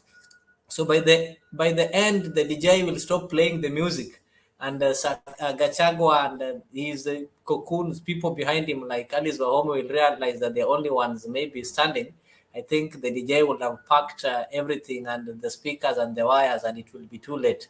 So as he's busy engaging in tribal politics, Ruto is simply setting him against other tribes. So when it comes the right time, then he will have already amejikaranga mwenyewe. He is now trying to portray Kikuyu as people who are greedy, people who are self-centered, people who don't care about others. So that is what he's trying to do, and it is going to do him and the people who purport to be friends of Central more harm than good. Because the war is beyond what we can be able to see. But it is good. Let them keep on fighting. With us, we are waiting for them to join us in fighting Ruto, because we don't want to give this government a chance. We should not even dream or think of doing that. Rhoda, you can proceed. Rhoda, you can proceed. Yes, thank you so much. Good evening, everyone. We are continuing conversation to talk about our country. You always talk the point. You are real. And nice to see you, Makikundi, Makungi. It's amazing. As me, we will always, our eyes will be always open, because we are strong oppositions and our eyes are open. So we know what is going on, and we will not let Ruto to do whatever he wants to do with his team, kina Gachagua, kina Waitagura, kina Mutembei. They are the team. They're the biggest team. So we know what they are doing, those guys. So our eyes must be very, very strong and very sharp. We will not let them to do whatever they want, because we know the community have been really, really dominating in this Kenya. Luo is a community have been really, really dominated by Ruto. He didn't give, I didn't see any minister of Luo community. It's very sad what he did, because as I say, every community must be treated the same equal and value them, because we are all Kenyans. So we must be very sharp. We know what he's doing, his own, because those men, they are four, So me when I look Ruto, I look Rigiji, I look Mutembei, I look Waitagura. Those four people, they're the one I'm always facing, because they work together. Because Mutembei, I think is a prime minister, I think, or I don't know which work he's working. Waitagura is what is his name? Member Parliament. I don't know what he's working national. So we will be straight. We'll continue look them what they are doing, and we are not stupid. As Azimio, our eyes are open, and we know what those guys they are doing, how they have been treating us as Azimio. We have been not treated the same equal, like the way we see, like we had a lot of majority in MP and governor, and when it come for the vote to the parliament, they think that we didn't have nothing, and that's not good. We want people who think our country for the best, and to teach our children what is a democracy. We need to teach our children what is a democracy. Some country they teach the children used to learn what is a democracy when they are very young age. They know about election is free, fair, and credible election. That is the first democracy. Some country, even this rich country, even like let me go back to a country. This country they usually have a war, like Afghanistan. Those countries they teach their children to be bad, to be war, to be terrorists. You know, Afghanistan is a terrorist. You know, they teach their children how very young. Can you imagine how they teach them to be bad? So we have actually we are really blessed, Kenya. We are very smart. We don't teach our children bad way, you know. So we want the government, they teach our children what is democracy. But when we lie, when we don't do the free, fair, and credible election, when we don't treat other community the same equal, and those a small boy who is 5 years, or a young girl who is 5 years, what she will grow, because she will go another country to learn what is the democracy, what is the constitution. Do the constitution say is a two community, they need to have a power ministers or PS, you know? Because our constitution say everybody need to be the minister, whether you are this community and this community and this community. So when our country is bigger than anybody, it's bigger than me. Of course, God is a bigger. He's the one who created heaven and earth, and He's the one who created us, and He's the one who created our country. And you know what we are thinking? God is always first. We put God first in our country, because when we put God the center in our country, everything is going well. So I pray that our country democracy must be very, very, very, very, very fast. Everything. And we know our systems education we are not going to remove, when we know that things are going like let me tell you the country I'm living. I used to give example like this country I'm living in Europe. This country, it's always free, fair, and credible election. Me, I have never imagine. I was always asking myself why they don't lie. If this person, like we had election on September. I was so you know, and the person who win is a person who win. They didn't do something. And you didn't win. Even the person who was that woman was a prime minister. She knew when she didn't win elections. Alikuwa ready akabia nini kwa sababu hii kati inaruru na nini inaitagwa aje huwa naongea kwa parliament, huwa nakwanga fast, akapeleka makasamia, I'm already give out because I have read the rules. Of course she was sad because nobody liked her, people that didn't like her because the way she was behaving. Even me, I didn't like her, but later on I realized she was a good person. She have a very good politician because she's more active, you know. So she didn't win and she accepted. And she said, I cannot do anything. If people didn't like me, of course they were very sad. His minister was sad to lose election. And it was, we start to vote in the morning, 8 in the morning, and we know who win in the 11 in the night. Because it's a country ruled by the democracy. It's a country ruled by the law. It's a country ruled by the constitution. Because democracy is belong to us. Us, we are the one who carry democracy, not them. If they steal our vote or manipulation, we will go to do demonstration. So we cannot, why in Kenya we cannot be like that our election is always free, fair, and credible elections. We know when you go, we have a justice, we have a, you know, this country is a law by the law. It doesn't matter, you know, this country they speak one language, but people, the prime minister, when he come here, he used to speech.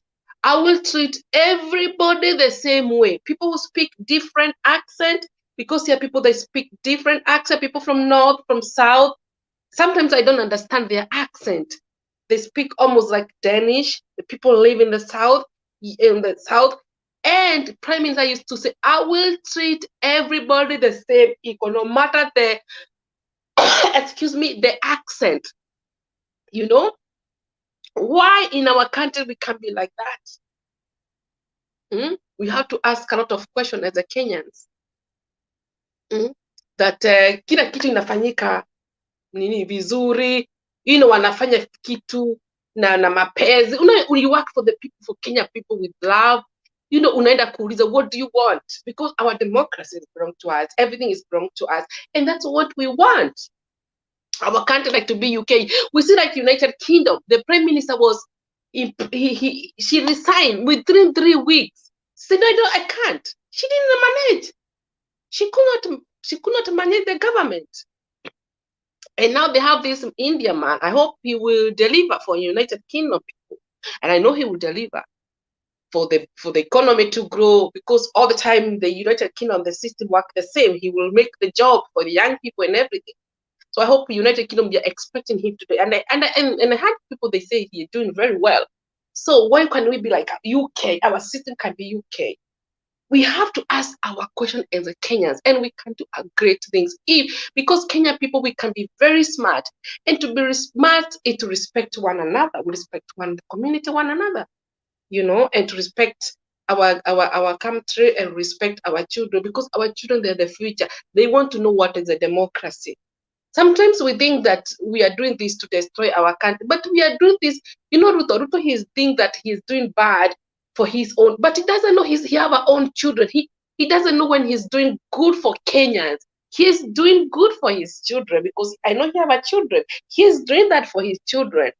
At his children, that my dad, he delivered for Kenyan people. He loved peace. He loved democracy. He believed constitutions. He believed peace. He believed community to be the same equal, to respect every community, to respect even our old people, to have their own money, to respect the former president, to respect even our former prime minister, because Raila Odinga, he was, before the Kenyan people, they have never understand.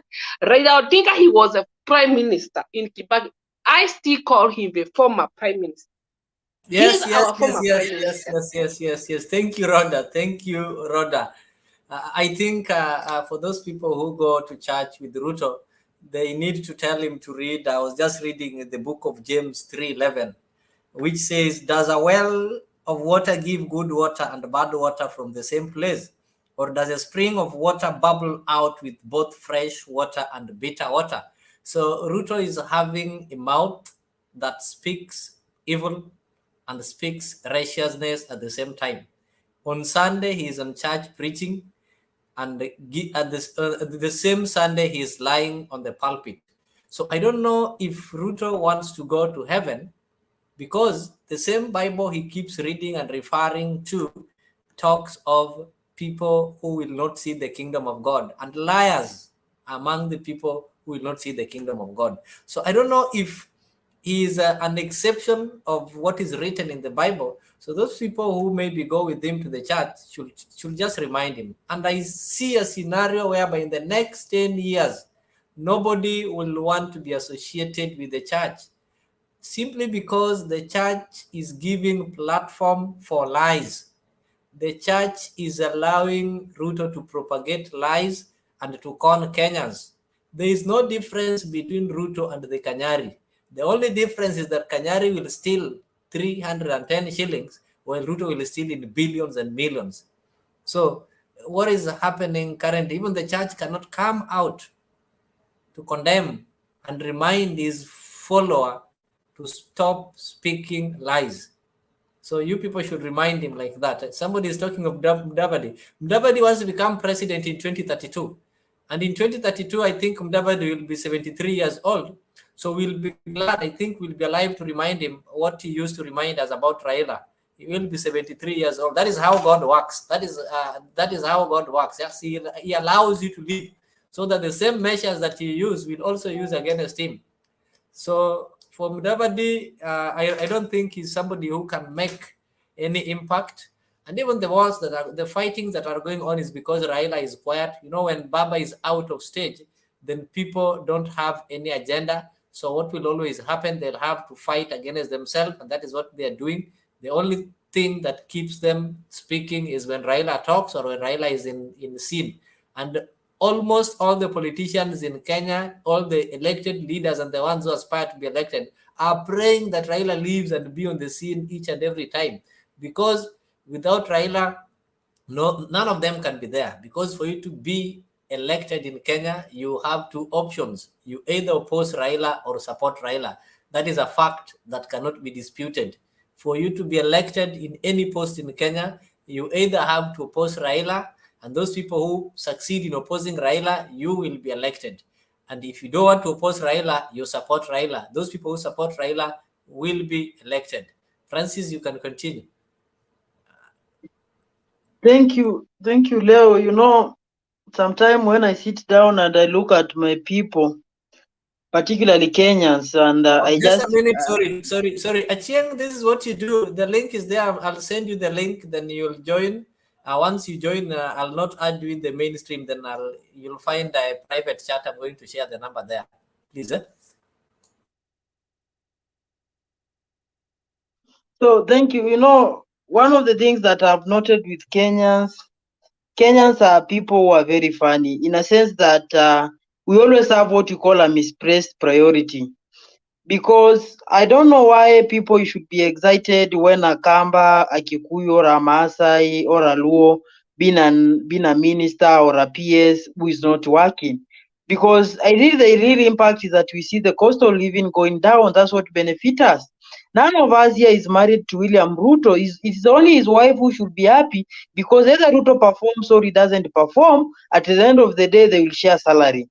But for you and I think there's no anything to be happy about, because how will you benefit if Ruto doesn't perform? How will you benefit if Moses Kuria doesn't perform? How will it be helpful to you without now you are cheering, saying that, oh, we Kikuyu you have major big post in government? How will that help you?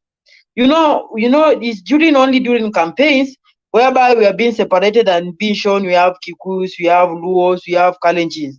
But when it comes in terms of our policies, they cut across. Look at now the electricity bill. It has gone up. 50 bob I used to buy around 3.1 units. Now it is currently at 1.92 units. That is 50 bob. So I hope there's nobody who has a meter that at 50 bob you buy 10 units. We are all buying at 1.92 units, meaning that the cost of electricity has gone up. But why is it that during the election the people believe that they are more pro-government than others? The day we shall sit down and judge person or judge individual according to the capability, how they perform, how they reason, that is the day that our country shall have gained a true independence, not right now. Because right now people are more obsessed of we mtu wetu, so and so has gotten a certain post. For example, I will remind you, look at people like Tom Mboya. Tom Mboya, when he was around 23 years, he started what we call African Lift, that saw people like Obama Senior being taken to United States of America, where they land. So many people benefited from the lift, the flight to United States or overseas. He was able even to give a speech at the United Nations about the laborers and so forth. This is a man who was very ambitious.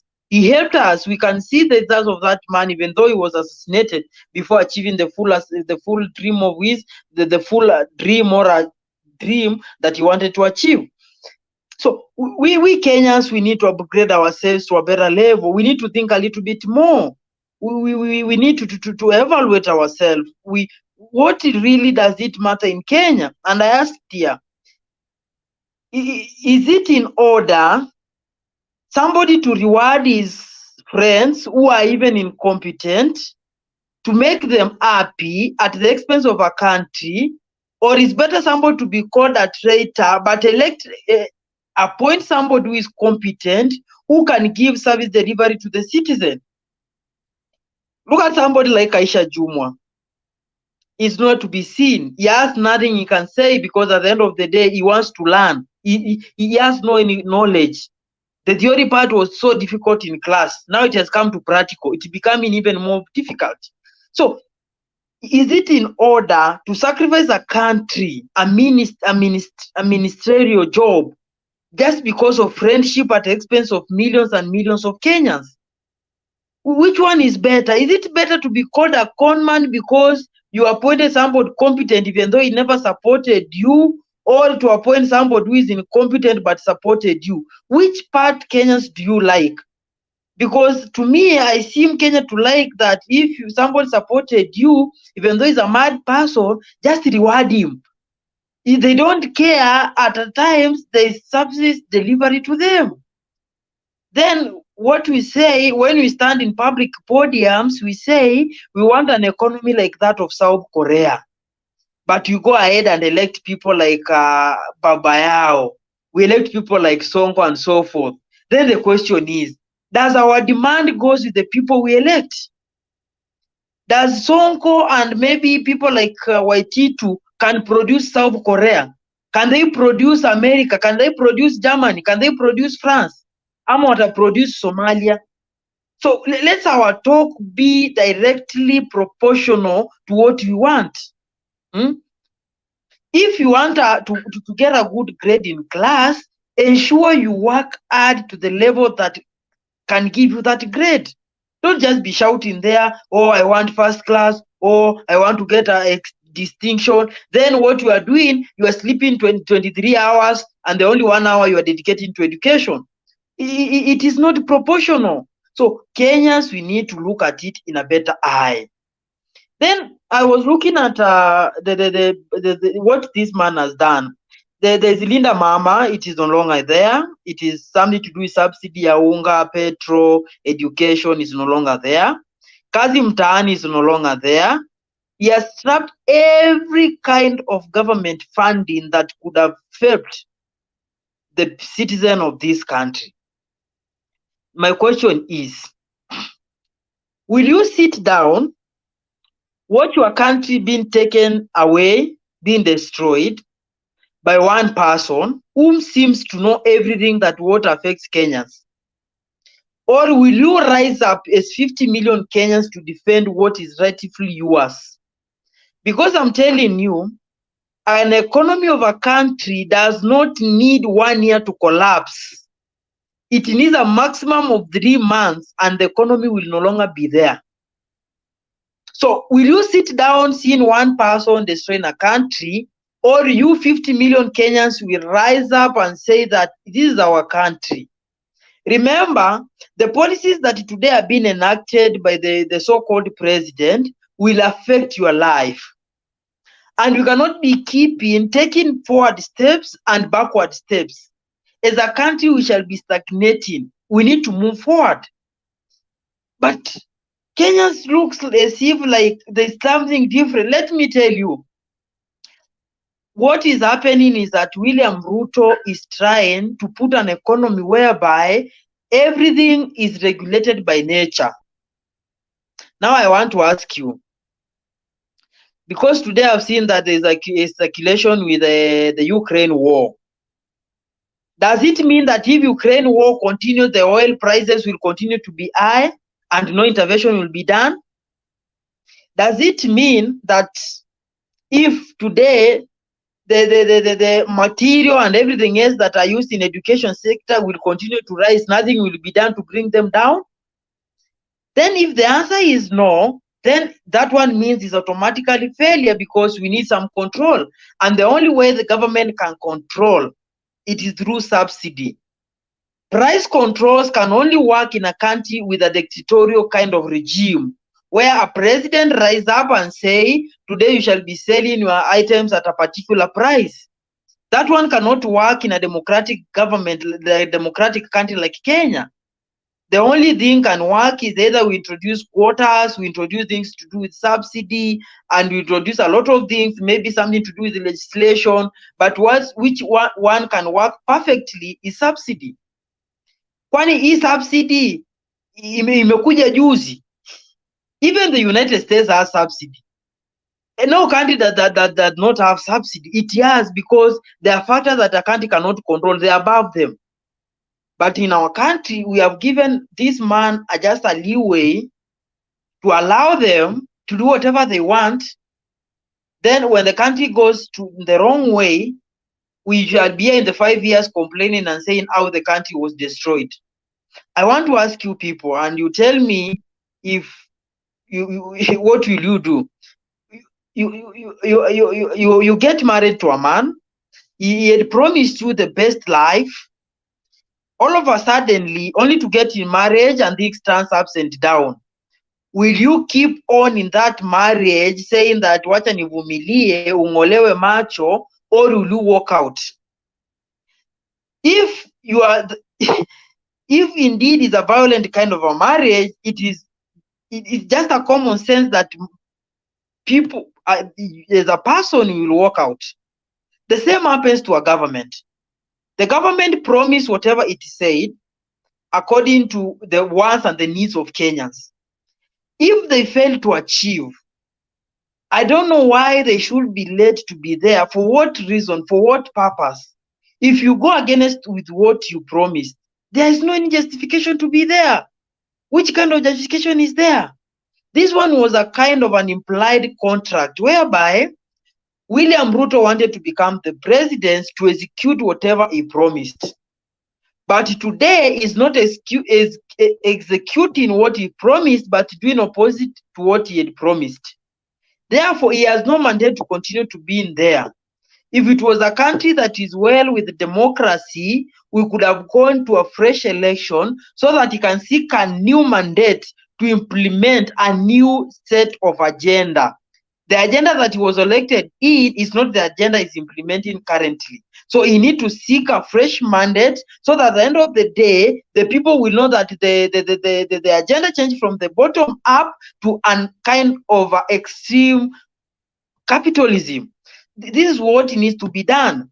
If I can recall in 1988, when members of KANU were ditched KANU to form opposition party, they were what we call a mini general election, whereby people wanted to seek a fresh mandate in their respective political party so that they can get something that we call authority to execute their agenda. And that is what is supposed to be done. But in Kenya, somebody gets elected today, he changes the tune, Kenyans continue with the same way, huyu ni mtu wetu, ni wa kwetu, sijui nini, sijui kitu gani. And maybe some people will be here and saying, sijui Azimio need to heal, sijui we need to heal to move away. I'm telling you, we have no any wounds in our heart. The only thing we are crying for is, look at this data this way. You are there as a woman. Umezaa mtoto mmoja.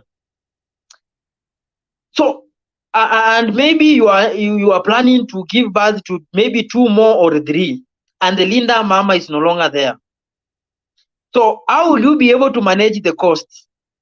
Remember, these costs are shooting up, but your salary is remaining constant. Meaning what is happening is that a deficiency. That means that there's a shortage of the funds to cater for the soaring up cost of living. So what will happen to you? You are a lady, you are there, you are planning to get married. You want to give birth to beautiful creatures or one of your own. Then the question is, will you be able to foot the bills? You have kids who have already given birth. You have kids. How will those kids be able to gain education system in a country where education seems to be aiding to only the privileged one? You are there as a youth who never got an opportunity to go to school. Today, kazi mtaani is no longer there. You have no any other hope. What will happen to you? You must feed, you must have shelter and clothing, the necessity. This necessity requires money. The only source of income you depended was kazi mtaani. It's no longer there. What will happen to you? It is high time you Kenyans, and I repeat, you Kenyans, to know that this is your country. You have every right to defend it. Electing somebody to become a president does not mean giving somebody an opportunity to kill your future. No, it's not possible. That is why even when you give birth to a kid, you cannot kill the kid because you gave birth to him. He has his own life. He has his own right. Wezi za ushike mtoto unyonge ati juniwe ulizaa? Ukishaza kakitoka tu hivi sika kwako ni ketu na serikali. So in case of anything that happens, we shall hold you liable for that child. The same happens to government. So msikae hapo ati kwamba mlipea Ruto nchi ya haribu. Juu hii inaharibika. I'm telling you, this 1 year you shall see a lot of dramas here and there. This is a person who stood and said in the top of car that we need to enact austerity measures to reduce government spending. They have a 3-day, or is it a 3-day or a 5-day retreat in Nyeri to discuss about manifesto. How much amount of money will be spent there, and people in Loima in Turkana are dying of hunger? And then this person is telling you he wants to reduce government expenditure. What is so big to convey a virtual meeting or to call ministers in White House, in State House to say whatever he wants to say? Why convene a whole public service members to go in Nyeri, where we'll pay a lot of it and this will be footed on Kenyans taxpayers' money? Why so? You know, these are the things that we need to look at them. Let whatever we say be followed by the action that we implement. Na mwerevuke na mkuwe werevu, msikae pale tu mmetulia, mkiambua hiki mnasema ni sawa, ni sawa, ni sawa. So we need to upgrade as Kenyans. We need to stand and fight for what is rightfully ours. This is our country. We have generation to come. Kenyatta was here, is no longer here. His son is here. Maybe in the next 100 years, Uhuru Kenyatta will not be here. Maybe in even 40 years, I will not be here. But maybe in one or another, I will have a kid here. So I must fight in a country called Kenya, whereby even if I will die, I will know that my son, my daughter will be left in a country that is more secure. Lakini tukiendelea na ushabiki wa ukabila huu, ati sasa wejue wewe ni Mkalenjin na Ruto ni Mkalenjin, hata Ruto akikuweka kidole kwa masikio unasema ndio, ati because you think you are entitled to support anything that happens. Because you think that so and so is the prime minister from Luya land, hata Ruto akishika mind yenyu alete ya GMO hiyo yenyu msiuze, you have obligation to shout yes because you don't appear disloyalty. I want to tell you, leo enda kwako wenye watu wako na kwao. I'm talking with others who foot bills. If you are not footing bills, this message is not for you. Kutafuta ungo unatafutanga kivyako, kulisha familia unalea kivyako. So whatever happens, hata kama ni Ogieka ataleta maisha nzuri, that is the person we need to support. Somebody who has something tangible that you can receive from him or her. Si kusimama tu eti mtu yote tu ni sawa eti jumnashia jina the same. We cannot continue that way. We need to upgrade our lives. We need to upgrade our thinking so that at the end of the day, hii nchi itakuwa nchi nzuri. Lakini tukiendelea na huu venye Ruto anaenda, this kind of disruptive management anafanya, anabadilika usiku mchana. Do you know that the port operation were reverted back to Nakuru? Sijui Nakuru ama ni Naivasha. Na alisimama kwa public podium akasema sijui rudishwa Mombasa. Unajua ilirudishwa sijui Nakuru ama ni wapi? This kind of nonsense is what is happening, but Kenyans are not questioning. Sasa imagine akapiga mdomo hapo ati rudisheni Mombasa operation, kidogo wacha turudishe Nakuru. Kwani hiyo mdomo yenye aliongea akasema itolewe ipelekwe huku ni yeye ama alibadilika? Anyway, it's okay, but for me, I know I will do my part, and also you need to do your part. If it's possible, William Ruto should not be in power as we're talking. Let's seek another person. It might not necessarily be Raila. It can be any other person who can be able to give country the best that we need. Thank you. Thank you, Francis. It is true. You know, the power, what we don't know is that we are a sovereign country. And as a sovereign country, it means what makes a country sovereign is the citizen. So we have that sovereign power. So the only difference is that in Kenya, since we practice representative democracy, it is not a direct democracy, though we also have a right to practice our democracy directly. So we elect people to represent us. That is why we have these MPs and everyone that we elect to represent us at various levels and departments in government. But the Constitution allows us as citizens to recall back that power, that sovereign power from the MP, the sovereign power that we've given the MCAs, that power that we've given the governors and the president to represent us. The Constitution allows us as citizens to recall it back so that we can exercise it directly or elect or give other people mandate to go and exercise it on our behalf. But as it appears now, these people that we've entrusted to represent us, they are not doing so. So we can recall back the power. And there is only one way in the world or in the earth that is created by God where citizens can exercise their power directly. We can't exercise our power directly in parliament. That parliament is small. The 40 million of us cannot fit. We cannot exercise our powers directly in State House. The 40 million of us cannot fit there. But we can exercise this power directly on the streets. We have enough streets, enough roads, enough stadiums, or enough fields and markets that can accommodate all of us. If all of us can get out on these streets and say that we need that power, then Ruto will have to leave. You remember at independence, we had different organizations that were formed. The Kikuyu Central Association, the Kavirondo, you can name them. They also formed the Kadu and Kanu. But what happened? These white men did not listen to them. But when the citizens took power on their hands, the Mau Mau, such activities are the ones that made the white man to see that these people are really serious, because these peaceful negotiations never worked. These parties never worked.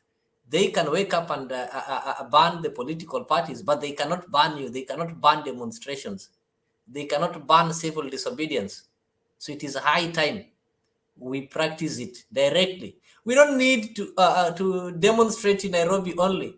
We can do it. We can devolve it and do it at the various places where we are. Then this government will have to listen to us. There is no option, because there is nothing good. The government that we are having is doing trial and error. They talked of bottom up. That bottom up, they don't even know it. They don't even understand it. There is no bottom up that can replace the devolution that we are having currently. The bottom up that has remained is the one that we normally see the motivational speakers use when you go through their seminars, whereby they say they'll start asking learners, or maybe you as those who are teachers, you start by, before you introduce a topic, you start by asking learners what they know about the topic before the teacher gives the answers. So that is the only bottom up that I know, or the only bottom up that is there. So there's nothing that this government is going to do. Is trial and error, renaming things. Right now they want to ban and help and rename it. When they came, they banned that unit, the elite unit that was there in the former government, the one for Kinoti. But they just created another killer unit with a different name. So there's nothing new they're going to do. The only new thing is that they're going to rebrand and rename Kenya, give it another name. It will not make any change. This is a government, as Mary said, they don't care about, Ruto's government doesn't care and doesn't respect the old. And during campaign, he told you, he despised the old, the way he used to talk bad about the old people, branding Raila and everyone old. So he proved to the old that he hates them by denying them their money. The social protection money is no longer there. That 2,000, he denied them. He hates youth. Kazi Mutani was benefiting youth. He did away with it. He wants it to remain hustlers, so that you can think is the most important thing that ever came after maybe a sliced bread. He hates women. There's no Linda Mama. Linda Mama was not helping men. Linda Mama was not helping Margaret Kenyatta or Mama Ida or Raila. He hates Kenyan women, the poor women who are not having the NHIF. He promised them NHIF is not there. The Linda Mama is not there. Who introduced the universal health care? I saw it. It was launched in Kisumu. It was there in Machakos. How will it work? If NHIF that is supposed to have to work together with the universal health care, so that every Kenyan, irrespective of their income, irrespective of where they come from, can be able to get affordable medication. If you want to know the difference between Uhuru and Ruto, just look at his first days. And if you want to know the person who was working between Uhuru and Ruto, Ruto was just claiming that he's working, yet he was doing nothing. If he was working, why is he not working now? When Uhuru came into power, we saw, like in Pumwani, women were giving birth for free. It happened. The only promises we did not get are the ones that were promised by Ruto. The stadiums, where he's still promising. He promised that he's going to build like 200,000 households per year. A year has got 12 months. 4 months is a quarter year. So if you're supposed to build 200,000, in 4 months, you should have built more than 50,000 units. None has been built. He's only relaunching those things that Uhuru did. And somebody still have got courage to tell you, let us give them time. Which time? You only give time where there is progress. Why would you give time to somebody who is still sleeping, who have not started doing anything? So you wake them up, you don't give them time, you kick them away. And that is the only option. We don't have any other option that we are going to give them. We have the power, and we have to recall and take back our power and exercise that power directly. Or else, we won't have a generation. Your grandchildren and your sons and daughters will be asking you, mommy or daddy, where were you when this country was going back? Where were you when Kenya was being sold? Where were you when help was being removed? And I'm happy he's touching help. And if there's any revolution that can happen, it can be led by the students who are the majority. And I know he's knocking, and soon he'll find himself out. Mama Mary, karibu.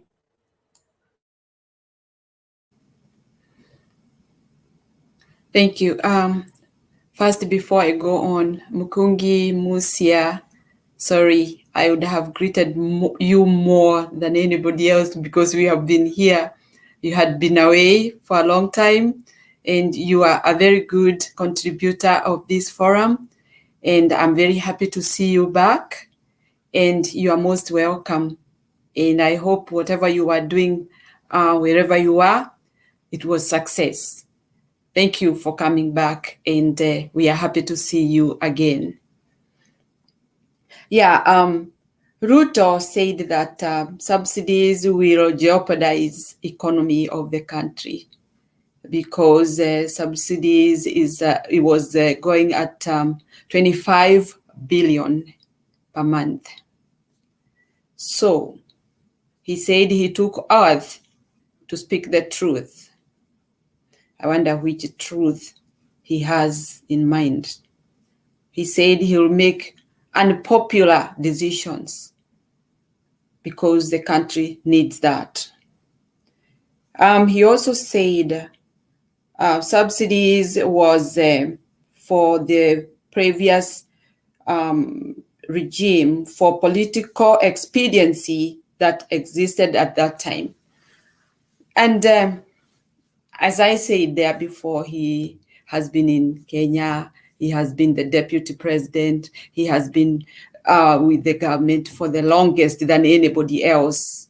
However, with his recruits that he has taken to his government, I think he is an example of a person, a cocoon, a tick that drink all the blood just quietly there.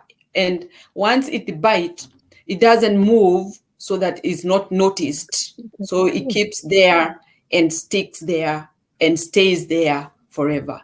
That is how he is. He is not of any development for the country. He is there to drink all the blood, to suck all the blood of all Kenyans. Ruto loves Kenya, but he loves Kenya if he can own it by himself, but he hates Kenyans. That's what I can put. He hates Kenyans. There's nothing he's putting on the table that supports Kenyans. Despite of how things are, he has no interest to know how you Kenyans survive.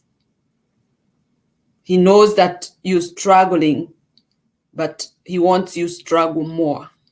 He don't want to make your life easy. He wants to make it harder in so many ways. Subsidizing fertilizers. I think I would say where I live, in fact, we don't use fertilizer. and we still yield crops. So when somebody is talking about fertilizer, it's not for every Kenyan. You can see this guy has played games even to his own people who have been benefiting from maize, that the crop, harvesting and selling and able to keep up their life for every expense. He don't care. He has worked so hard to see everybody silenced.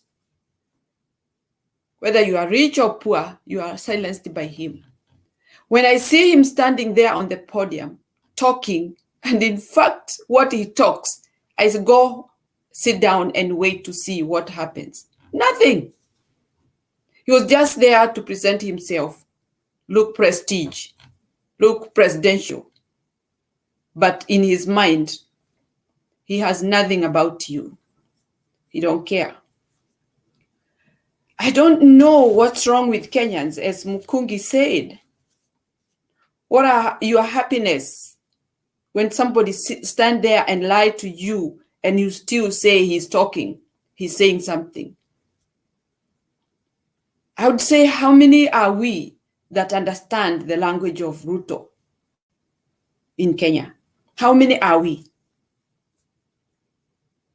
2, 3, 5? All these millions, how many are we that understand Ruto is taking us nowhere? That Ruto is a liar. Ruto is a con man. How many? We want to know. Because the number matters so that we can be able to voice out. If we see we are the only few, we can know which other way we can go. But if there are so many people crying for food, crying for fuel, crying for unga, crying for fuel, crying for all these necessities, where are you? What are you thinking? What do you want to do? What's the role of your mind? What do you want to happen in Kenya so that we can comfortably live in our country with no squabbles? All those people who are in government right now, they have blemishes and are very serious ones. And we have been quiet and we have been made silent not to say anything about them. But when we come here on the forum and we add that, there are still people who want to say that that should be forgotten. We should leave that alone and continue with life. That's very unfair and very serious and very sad. If a Kenyan can just say that, knowing that you are not a foreigner, you have seen that happen. Somebody killing someone, that's not a chicken. That's a human being who have been shot by a politician. And because he has been elected, he's a politician, you let him go because he has so many things to do. Even killing is election included, is his job description described that he can also kill. Is that his job? He has guards. He can tell the guards, hold that guy, let him not come near me, or brush him off and go your way. Save somebody's life. Now you are elected. If this guy was in your county or your location where you are elected, you have lost one election just because of your carelessness. Because you don't care about people's life. You care about being elected. Let that haunt you until the end. Because that is very, very arrogant. What do you teach people of your county if you can take a gun and shoot somebody? Mombasa, the same. I don't know, Malindi or Kilifi, Aisha Jumwa. A woman of that caliber, the way she carry herself, she's able to snatch a gun and kill someone. It's a government of murderers. So what are you Kenyans expecting from this? We are always going to sit down and enjoy. We're going to sit down and say, let's move on. How about if it is you who will be shot tomorrow? Are you ready for that? Look at people are fighting for life, looking for something to eat. How about if you know somebody is coming to kill you? How far can you go? How fast can you run? That's how you should put it. You are not ready to die. This government has projected so many bad things on us. And the picture that is on those people's mind is very dangerous, and they don't care. If there is anybody who cares in that government seriously, or who doesn't fear this guy called Ruto, they would have lodged a vote of no confidence on this president because of the very many bad things he has done to wananchi. Ametuonyesha hana heshima, hana huruma, hana haja na sisi kwa sababu we are helpless. We cannot help ourselves because we cannot get him. Amesurroundiwa na bodyguards. Kwa hivyo sisi hatuwezi mpata. That is his shield, and he feels he's great. He can do all bad things to you because you can't get him. But we are not ready to get him. We are not interested to get him. We are interested for him to get out of the office. Let the person who can guide us in the correct way get in the office to see an example. He has failed big time. Many things he has said, we are Kenyans. We are not foreigners. Many things he has said, it's nonsense. It has never come to pass. You cannot say this today and then you say something else tomorrow, making us look at you and watch you all the time. You are on the TV trying to tell us things that really are not going to matter at any time. Because if you are a doer, at this juncture, for sure, we would have seen something he has done. To give an example, you have money. You have people to do the work. You have the ideas that you tell us you have, but you don't want to use them. It's just a mouth open and close. Nothing else. Wezi kumwambia mtu ati nitakufanyia kitu fulani, alafu siku hiyo ifike uniambie utanifanyia. Siku hiyo ifike tena uniambie utanifanyia. Oh, I'll blow you off. I'll tell you, forget it.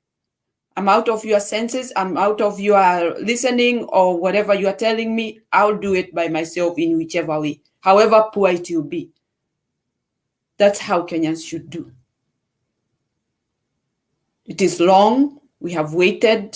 It's like we are waiting for independence. We are liberated. We have independence. We are free. We need our country controlled by a person who has got the right mind and the right idea of how the country is ran. Na hatuna mwingine. However you call Raila is old. Raila is not the one who will be running around doing kazi mtaani. He's not the one going to be running around going to treat people in hospital. He's not the one who is running around to bring medicine in the hospital. Raila will sit in the office like a president and make good mandate, make good orders, and he'll be listened, and things will take action. That's how the country should be ruled. I can also be a president because I know what people needs. And I know to have good people who are ready to work. And those are the people who will do the work, and we look government, a real government that give people good understanding that this is what we are doing and this is what we are heading and this is how the Kenya looks like at this moment. The government is not about somebody always on the runinga ati tumwangalie tusikie vile anasema. Honestly speaking, we are tired of watching him talking the same tales which never end and no action taken. Kenya needs action because Kenya is bleeding because of poverty that has been man-made, and we need action taken. Kenyans, get up. Get fed up with these lies that we have been listening. We need execution of work. People do work. These people in this government, actually, they are under control. You see, they have got nothing they are doing because they are under mandate. They have been hampered. They have been covered. It's like how you'd put siafu in a container and cover it. They cannot move. And you know siafu, they are very busy walking and going to their own way. But this government, everybody that has joined that government, they have been covered with a very heavy lid. They cannot get out. They are on the hook. They cannot go anywhere against his will. So that is why we see there is no maendeleo in Kenya, because this guy want to control even the government, the people in the government, and Kenyans. And Kenyans are being controlled with a painful way of how they are going through with their lifestyle being very expensive. That is how we are being controlled. We need to get over this and work out our way out before all goes bad. Thank you, Dio. Thank you, Mama Mary. Black, it is true, you can take away everything from a man, but there is one thing you should leave them with, that is hope. I remember when I was growing, their families, even when the parents were not able to get something for lunch or supper, they still gave them hope. You will go back home and find your parent or your mom busy boiling some water covered with the lid. So you would not know it is maybe she's just boiling water. At the same time, she will be roasting some maize. So you will, after finishing this maize, is when you'll realize that maize was your supper. There was nothing being cooked there. So that hope is what keeps us alive. But this government has taken away even the hope. So we no longer have that hope. So before Nifa uongee kidogo, I want to play a certain video here, and I'll request, there's a video I want to play here, and I'll request Mama Mary to give us a translation. It's just a 2-minute video.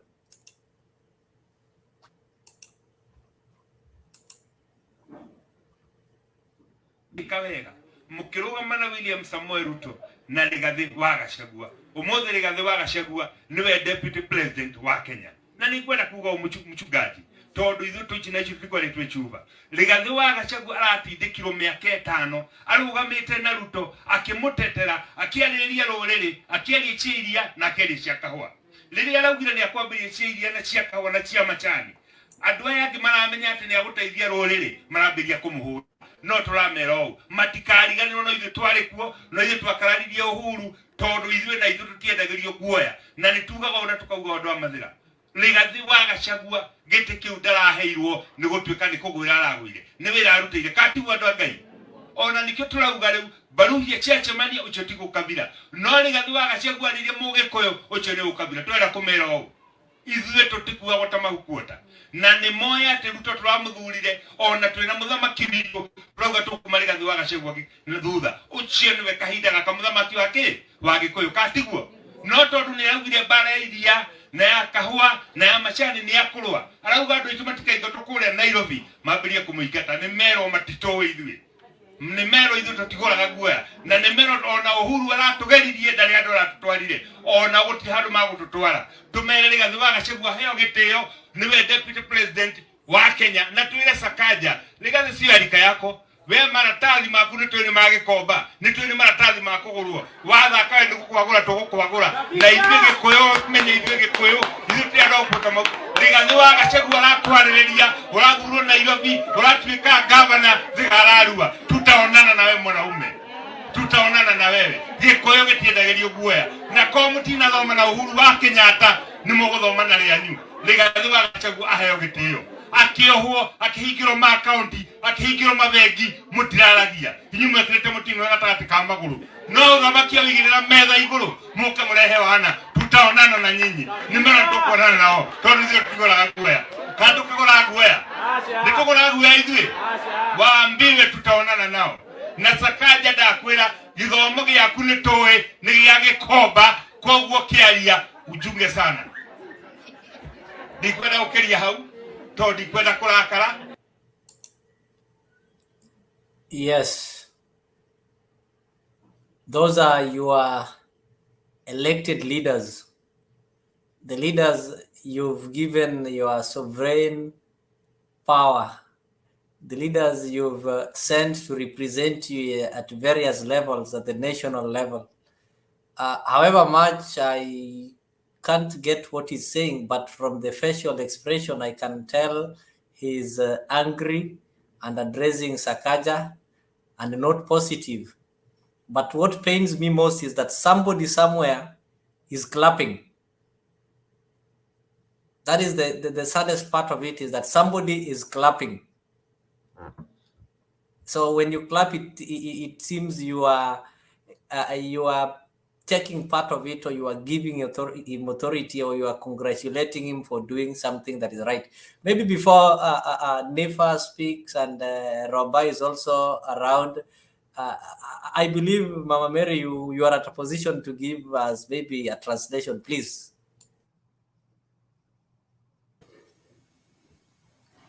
First of all, Leo,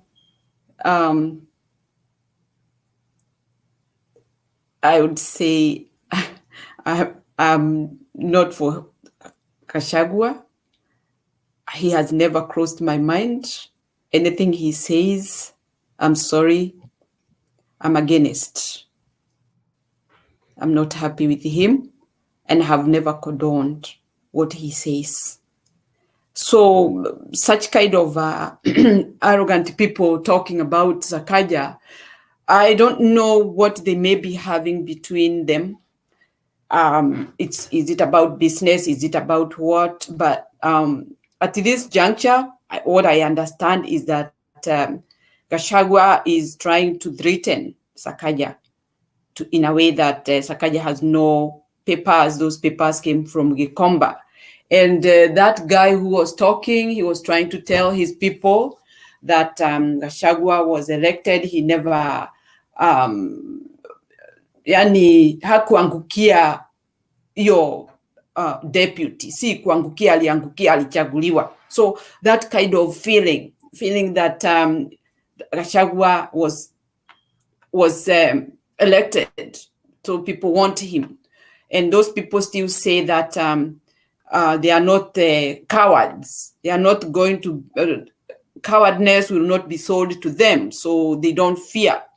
They had Kenyatta, and you see how we did to Kenyatta. So, and we can see Gachagua, the way he was mistreated. His money was being held. His the way he was treated by the previous regime. I mean, all these, whatever Gachagua has been singing is what they say that guy is saying. But trying to put things into perspective, they are threatening Sakaja that he cannot do what he is aiming to do. Whatever plans he has, is ameshindwa.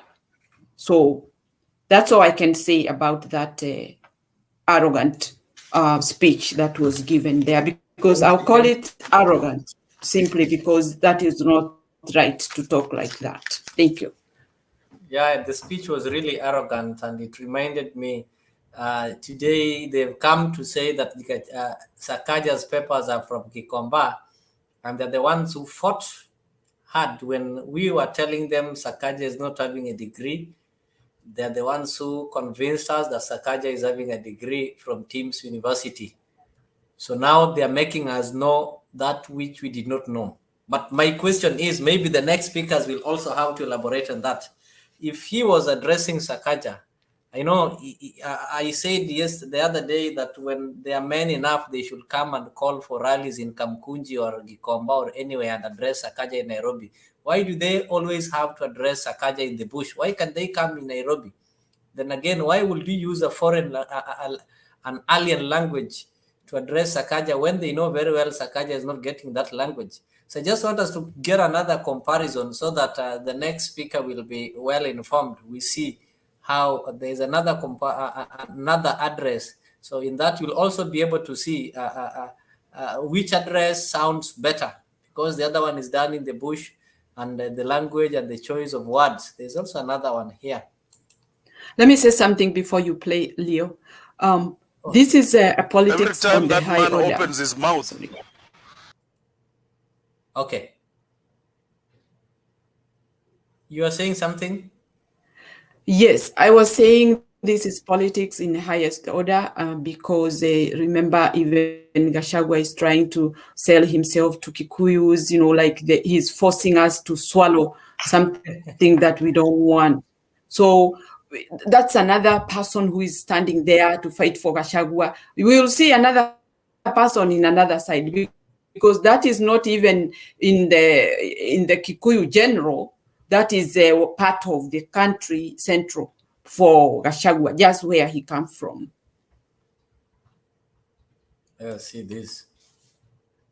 Whether he's the deputy president of Kenya, or he's the deputy president of the Kikuyu Republic. In fact, at some point, we will bring a motion. I will bring a motion in Parliament to impeach you, discuss your conduct and impeach you.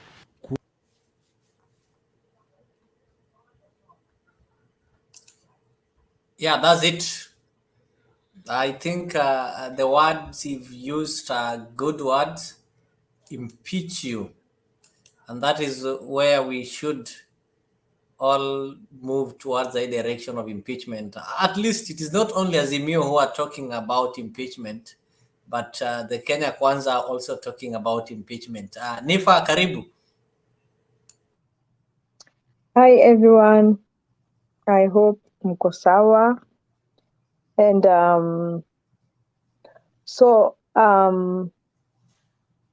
mimi niko sawa. Everything is okay.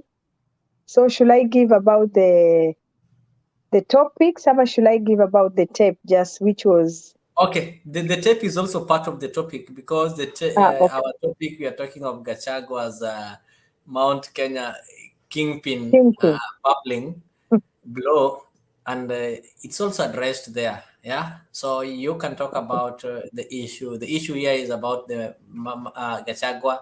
The first tape that we played when we were starting the show is the minority group, or the minority leader, Opiyo Wandayi, giving the last final notice to the Kenya Kwanza government.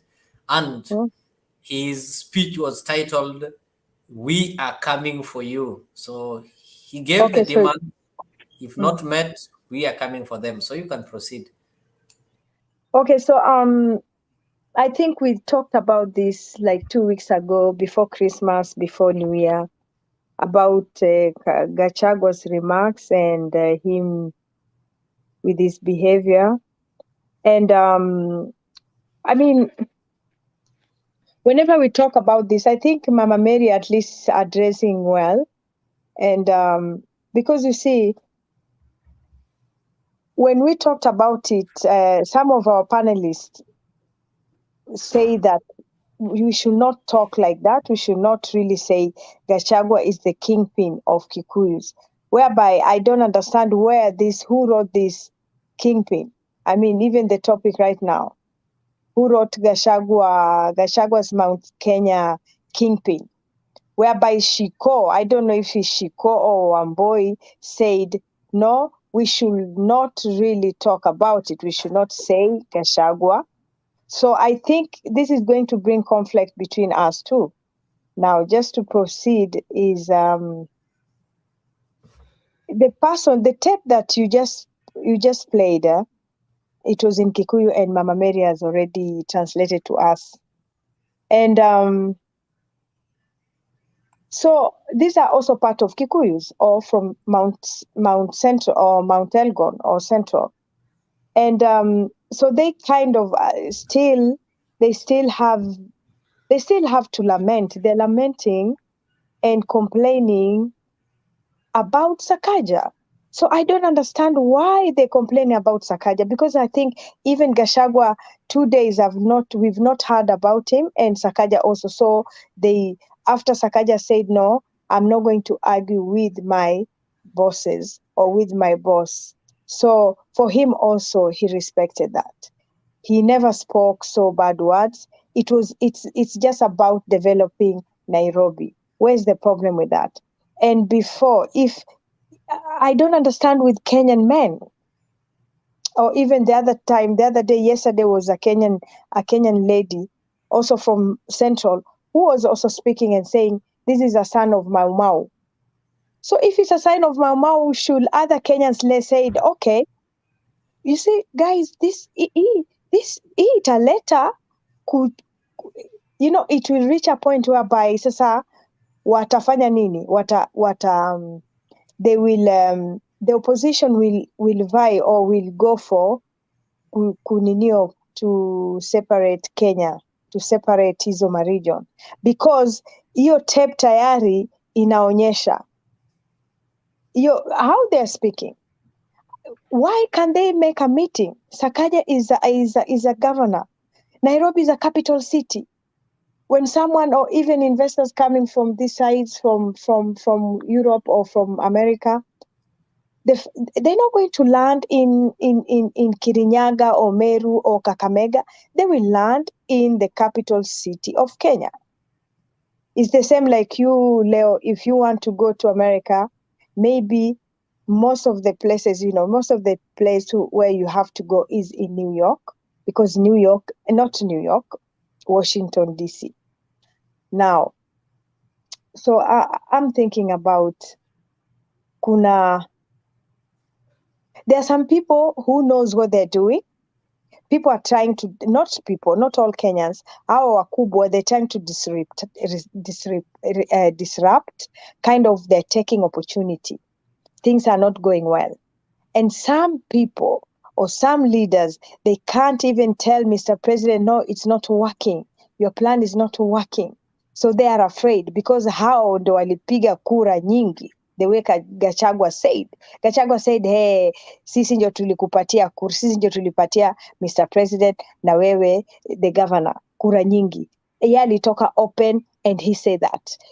So when somebody speaks something, na ndio manake unasikia, sometimes you will speak something reacting to vile mwenzako amesema, or you start to abuse, ama sometimes, because when you speak, nikidanganya leo umesema kitu fulani au kusema, utaniambia give me the proof kama nilisema, alafu ndo tape inatolewa.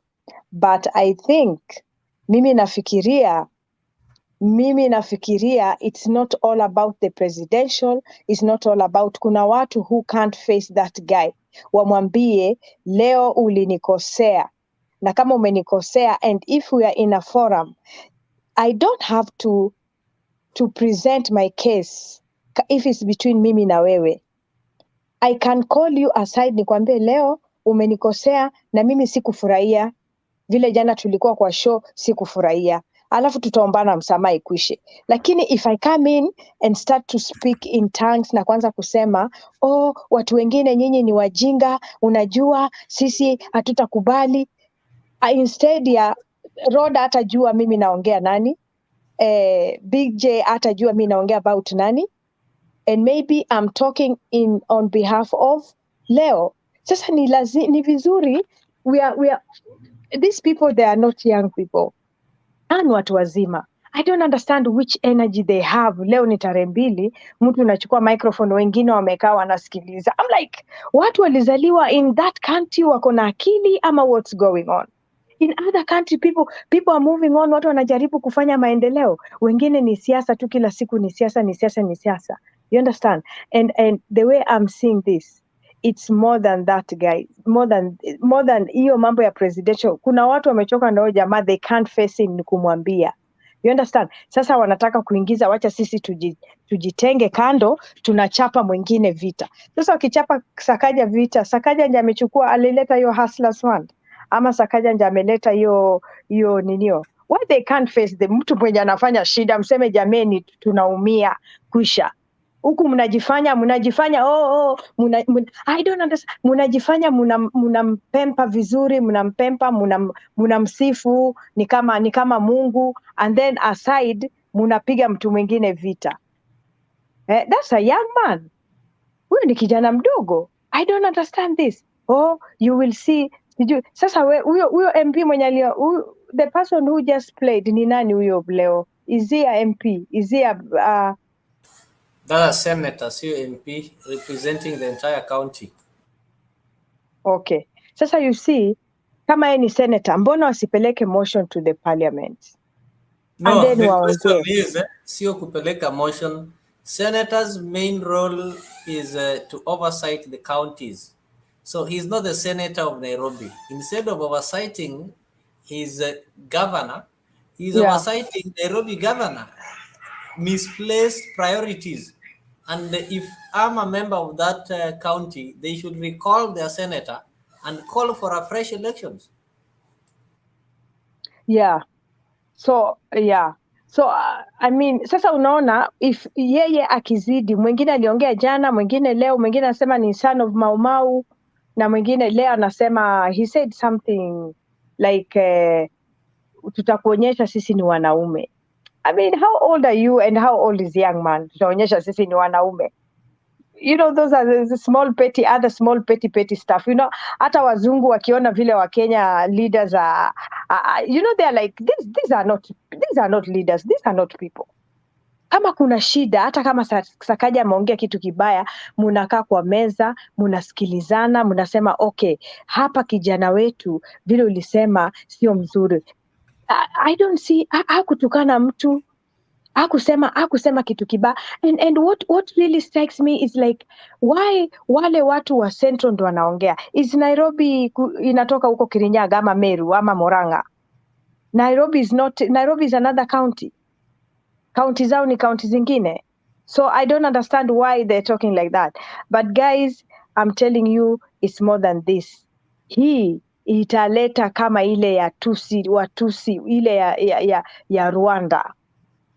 You understand? Italeta shida nyingi because wale watu ambao wameanza tena, when people maybe kama in your house, kama if you are outside your ama in your county, maybe it's under Kenya constitution, you can speak your language. But I don't really invite, kama if I have to speak my language and I'm addressing Leo, I don't know Leo atasikia aje, unless Sakaja anajua Kikikuyu. You understand? If I say something in my tribe or the place that I live, alafu nasema Leo Nyaboya, so Leo atasema why is Island talking about me? Mi hata simuelewi hata hiyo lugha yake yenye anasema. Sasa hiyo ni kama kupiga tu, unajaribu kuua mosquito, lakini unaua mosquito na badili uwe mosquito na ile wanasema mosquito coil, unaua mosquito na inaitwaje hii ninio. It's not going to work. But I don't want to say much. Maybe the other topics hiyo Gachagua'S Mount Kenya kingpin bubble blown ndio inaendelea, and final notice, yeah, I don't know what's going to happen. And again guys, the head of state amepeana plan yake ya this year, vile anataka watu waendelee mbele. I'm finishing. Vile watu waendelee mbele. Why can they talk about what the head of state ameongea? Why they don't address that? Mbona wasiseme okay, sasa, which means inaonekana they are satisfied. Wamependa vile the head of state ameongea, whereas other people are continuing to suffer. Because kama mujapenda vile ile the remarks zenye zimetolewa, the new message for this year, the head of state, at least mnaweza mkasema hapa ni sawa, hapa sio sawa. So mkinyamaza hivyo mnachapa mwingine vita. And the way someone alisema hapo, hiyo ni mambo ya politics again, Kenyan politics. I think kuna watu ambao wanawasha moto alafu moto inarudi inaangukia upande mwingine. But if they're going to go with that narrative, and the way I heard nani akidefend huyu Atuoli, akidefend Sakaja, I'm telling you guys, itakuwa mchanganyiko maalum, na ikikuwa mchanganyiko maalum, sasa ndio hapo mambo itaanza. Thank you. Sitaki kuongea sana. Thank you Ireland for your contribution. Wacha tusikie kutoka kwa Roba. So you should not be worried. Those are the kind of the leaders that we have in place. So that is how they are representing you. Instead of oversighting Nyeri mahali anatoka, yeye anakuja ku oversight Nairobi. Sakaja is just lucky that he's coming from a community that circumcises. If had he been coming from a different community, the sentiment umesikia atajua sisi ni wanaume would have been another statement. But the good thing is wanaisemea huko kwa bush, hawajakuja Nairobi tupatane nao kwa Nairobi pia tuambie sisi pia ni wenyeji wa Nairobi. Roba, karibu. Okay, asante. Big K na kuona huko soba. Rhoda, Mary, Neva, and Mr. Nyabaya. Hii Kenya jamani. 2023. You know, mnajua, let me start from that tape. It happened, I'm up and two, by the way. Hiyo mimi nasikia, I went to school in Kiambu, I went to Alliance High School, nasikia Kikuyu kidogo, lakini hiyo najua Wakikuyu wakiongea, some words, ukiwa Mkisii, you pick some words there, what they are saying. I had almost 50% wamesema nini, na ule mama, I think the table was it yesterday or the day before. So ask yourself, what's going on in Kenya right now? We don't know where atuchui mbele, atuchui nyuma. Sasa wameanza kuchikaanga wenyewe. Wameanza hiyo ni ukweli. Lakini for the sake of the country, some of us, hata ukiangalia kwa tape, few months before election, we said the running mate of Ruto, who happens now to be the vice president of our country, is not qualified. Do you know why? Action speaks louder than empty words. Remember what is said from the beginning. Kumbuka mwenye alisema Uhuru Kenyatta, our president then, alichukua pesa from Central akachukua huko Nyanza. He has never apologized. These things started a long time ago. And do you know why this one is happening? Because of presidency. Presidency, mark that word, presidency. If Gachawa never came, or at present, he never came from a community which has not had an opportunity to rule Kenya's presidency, whatever says could have not come from his mouth. But because he knows, maybe they have the numbers. Yeah. So that's why he has this thing. If you don't see what's happening, he's even telling Ruto, for you to win 2027, you need me. At this point, it's either you also hear what I'm saying or you move on. And Ruto is very smart. You can call him a smart politician. Ako quiet, even his people are quiet. But what's happening as a country, Mr. Vice President, is tearing Kenya katikati. And that's the bottom line. He's creating some hatred among Kenyans.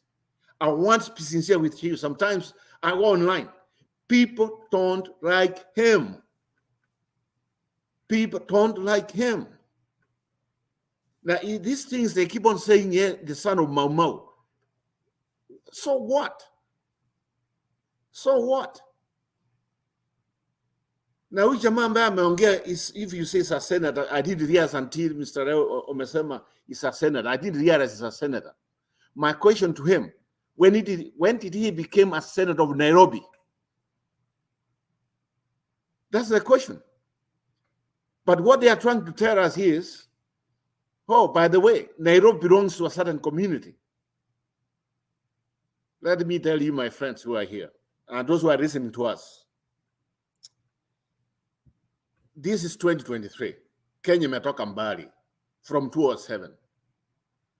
But we have some readers who are kwetu, some of these people who are trying to take us backwards. It's a backward thing.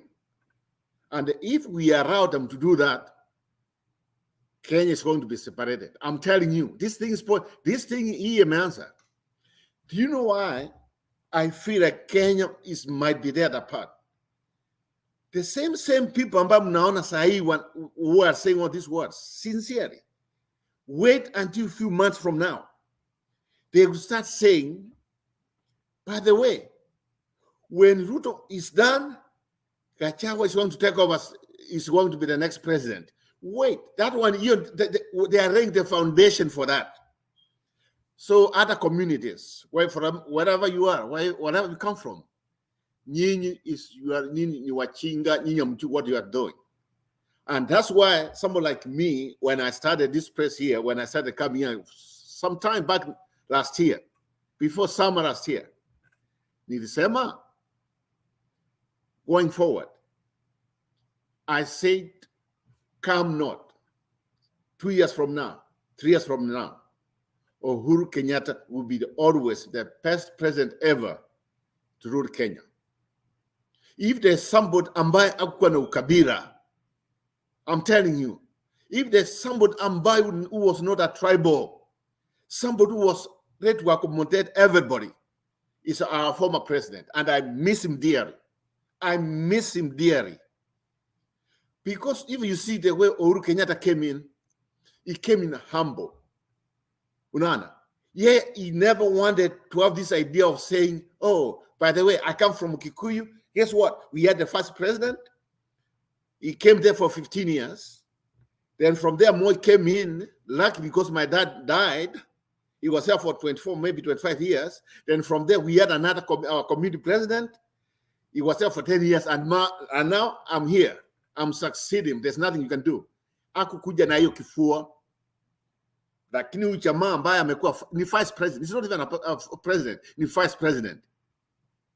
Yeye anataka kutukata fichwa. Wengine, you don't belong there. The problem is the vice president. I'll tell him, you know what? At this time, I'll take Ruto and time. I'll take him one time compared to vice president. I can't stand the man.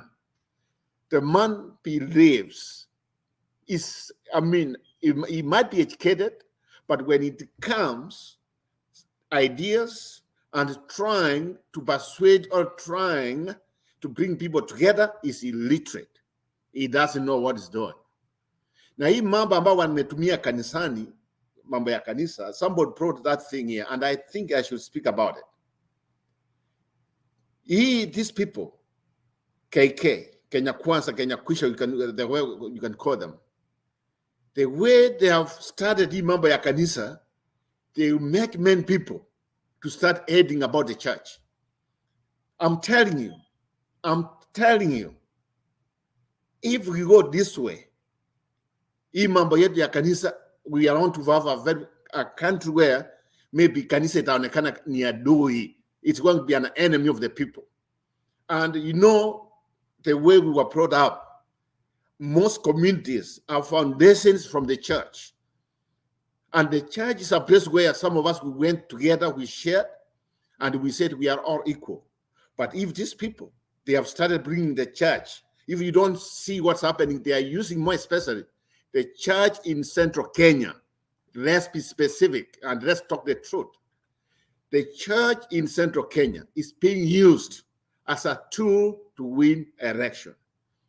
And if they continue doing this, every Sunday wanaenda huko, they want to declare a son of Mau, people are going to run away from the church. And that's not good news for our country. Going forward, let me just bring up some points here in general, because I know the speak chair and the other people, they want to speak. One thing I'm demanding, and I hope, Mary, I've been listening to you. I wish many people had passion like you about Kenya.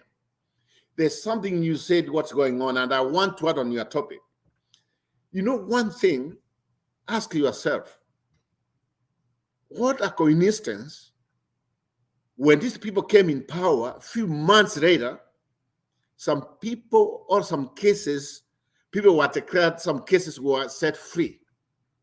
Why? Why? So somebody brought up about this red called, what's her name, Chuma? What's the other name? The red from Mombasa. Aisha Juma. Aisha Jumwa. Yes. Ask yourself, before even when he became a cabinet minister, when he was being feted in parliament, that thing came up. But here's the question I want to ask all of you.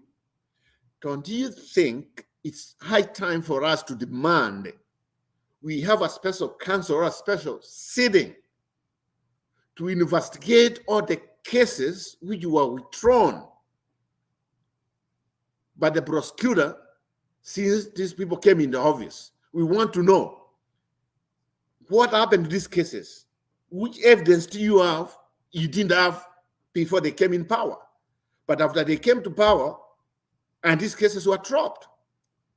So that's something we need to be investigators if we are a true democracy. If we are really a democracy, let's get to the bottom line of these cases which were withdrawn. Some of them, imagine yourself, some families lost their loved ones. Somebody was shot. Somebody died. And all of a sudden now, the same people killed him or her. They are set free. No hearing, no nothing. It's just like, you know what? Get out of here. You don't serve. Mwenye ako na pesa, wako na pesa. But as a nation, and if these people, like they said when they came in, wanafanyia haki, and they want to be genuine, why can't we have a special sitting? Maybe the Senate with the House, or maybe a special council. We investigate all the cases which which have been withdrawn since they came in. We go to the bottom of it. Then I would be satisfied if I get answers. But the problem with Kenya, we have seen a situation where even Saitoti himself, when he died, were we not told the report will be out, the investigation is going on? Have we ever had an investigation up now? No. When terrorists came and attacked our country, they killed people on the malls and other places, we were told the investigation is going on. Have we ever had an investigation since then? No. What about Musando? Musando was killed, and we were told the investigation is going on. Have we ever had any investigation completed? No. And where am I going to trust these people? If we are a true democracy, There are some things we need to clean up. There are some things we need to clean up. Now, the problem with our people don't even understand this. Yen, as long as you wake up, unaona mtu unasema, oh, ako na pesa, let them go on. Let us demand, whether you have money, whether you don't have money, when it comes to justice in the country, nobody should be above the law. Nobody should go free because of their money. You know, it's high time. It's high time. Another problem we are facing right now, and by even yourself, ask yourself, since these people came into office, have we had anybody talking about corruption? Nothing. So you want to tell me what's going on right now? Do you know how many monies we are losing? And nobody knows because of, remember, the theme of Azimio campaign, and in fact, even Kenya Kwanza, even them, I remember buying this. It was about ending corruption in our country. But since we had election, since we had this new government, have we ever had anything about corruption? Nothing. And do you know what they are doing right now? They are stealing money, and nobody's asking. The question I'm asking the Kenya Kwanza, as a fund, where did you get the money from? Where did you get the money from? Can you tell us? Another question I want them to answer. Who is running this fund? How do we know checks and balances? How do we know what's going on? I'm sick and tired of people who came here before election. They were supporting Kenya Kwanza, but right now they are nowhere to be seen. I call them crooks. I call them illiterate. Even if you are a doctorate, I don't care what you have. Come on, kuja hapo tuambie hii government inaendeleaje. We know some of you. We know some of you. You supported them. They took over the power, and now they are just killing our country. They are doing whatever nobody was expecting to happen. Is this the way we want to go forward? I don't think so. So before I finish, let me give a solution going forward. What has to be done? Here's what I see. People talk of impeaching the vice president. That one is not going to happen. People talking of maybe starting a movement or other things. I think we are taking too far. Here's what I believe. Let us wait until Papa tuambie. What does he want to be done? What does he want? What does he see? Because I believe in Raila, he still is very strong. I still believe he was the right candidate. And I still believe that going forward, we should give him time. And we see what he wants us to do as the new year starts. But the only problem is I see Kalonzo is going to announce something tomorrow. I don't know what he's going to announce. I am just waiting like anybody else. If they also, Kalonzo is also starting fighting us, be it. We will just tell him to get out of here. I don't know what he's going to announce. I saw some news somewhere saying he's going to announce something tomorrow, come tomorrow. We don't know what he's going to announce. But if he's going maybe to start to go somewhere else, that's fine. But at this end, I think people, we have to keep our eyes open. We have to hold this government accountable. We have to demand, and they have to fulfill what they promise. If they don't, then it's high time for us to say, you know what, this one is not working.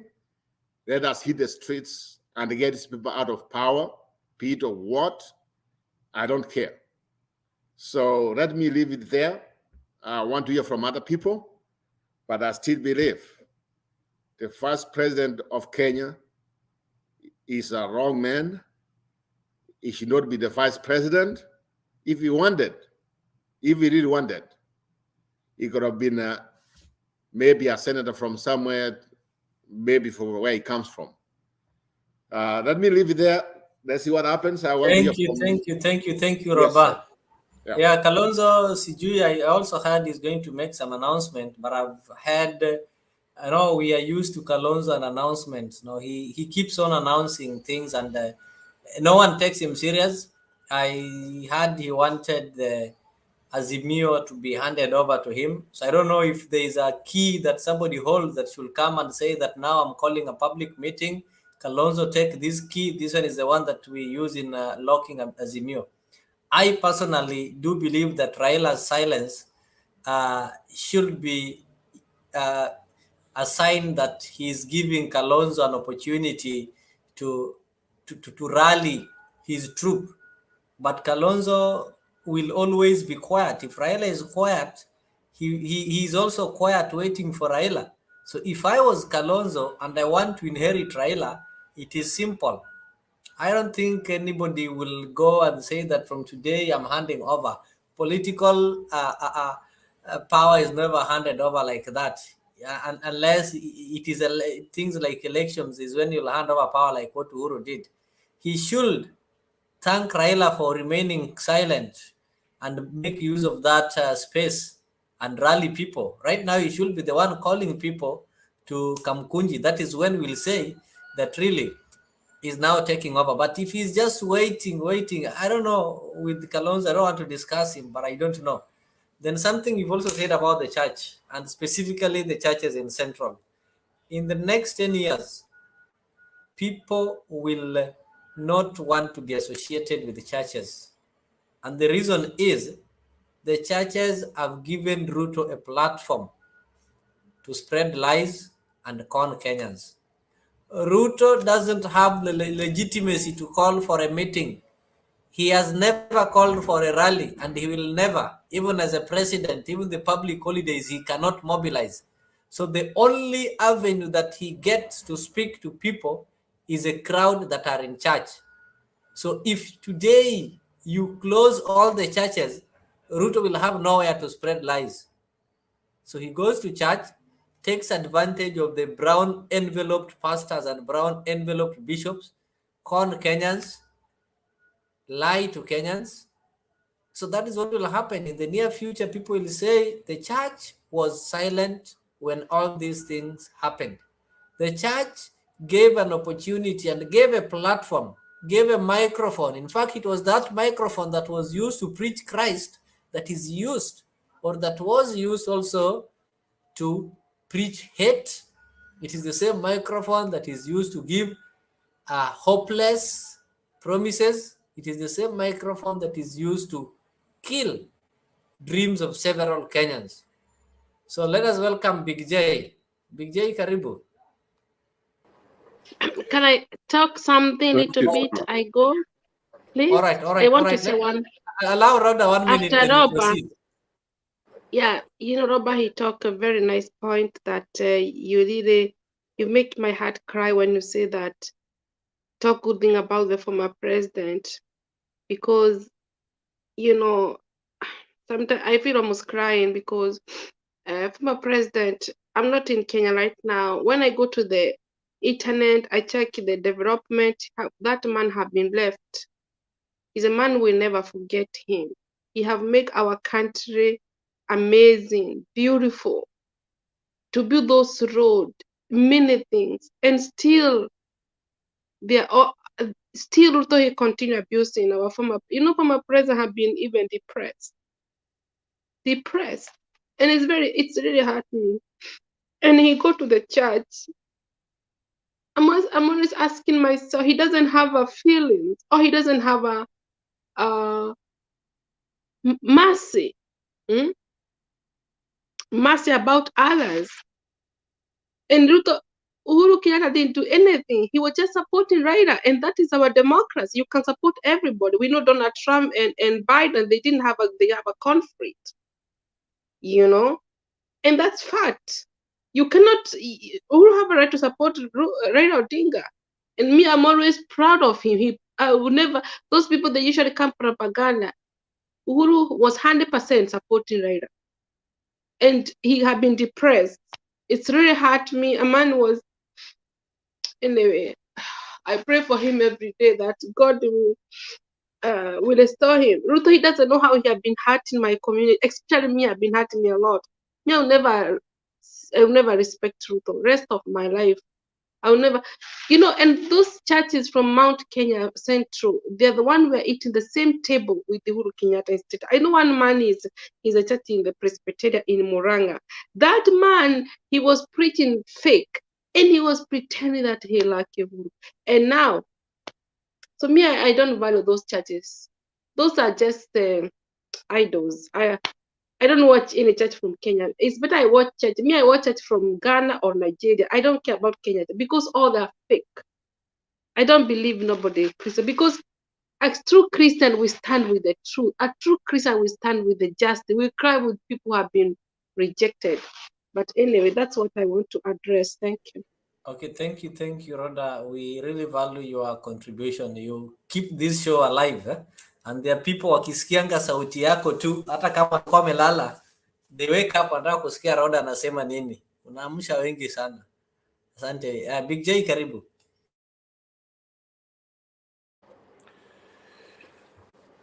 Thanks Leo. Stone K na kuona. Happy New Year. Mama Mary, nimekusikiza. Happy New Year. You have just spoken like 100 women. We need somebody like you, another. Yani, we appreciate your contribution. On the island, you are there. You're a strong lady. Continue being strong because this country needs strong people. Roba, tumekuwa hapa kwa muda. And I can see Rhoda pia. Rhoda, it's good to stand on what you believe in because the other time I was giving example of unajua kuna ndege moja anaitwa popo. Huyu ndege anaitwa popo anakaa ni ndege, nusu ni ndege na nusu ni panya.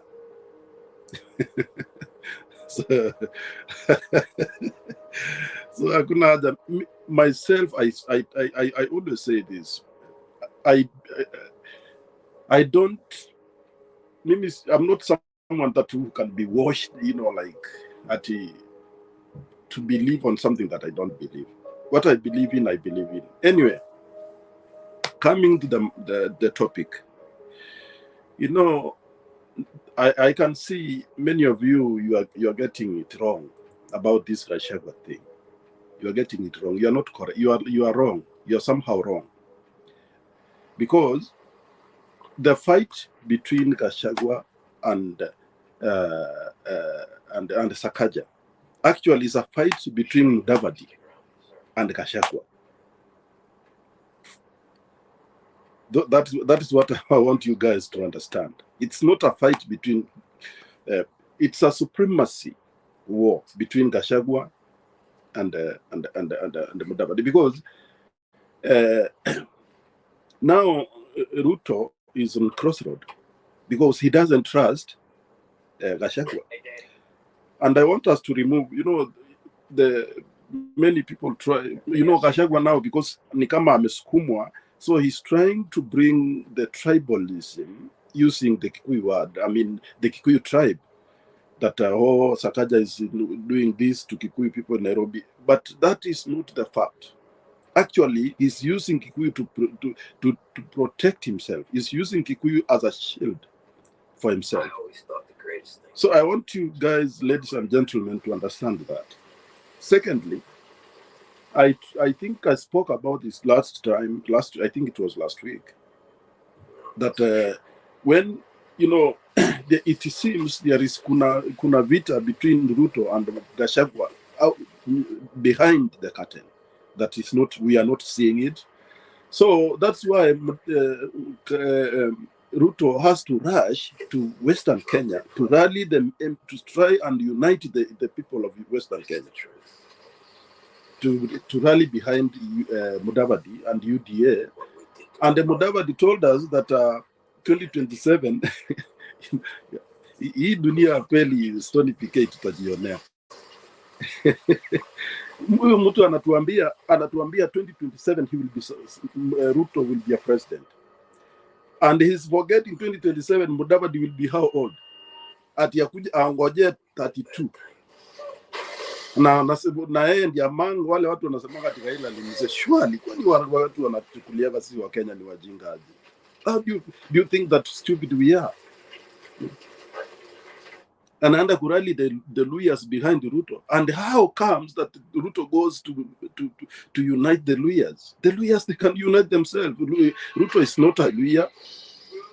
Hata kama ameoa Mluya ni shemeji. Unajua shemeji saa zingine wanakaa kwa fence mandugu wakipigana, mabrother ndio hawezi ingilia.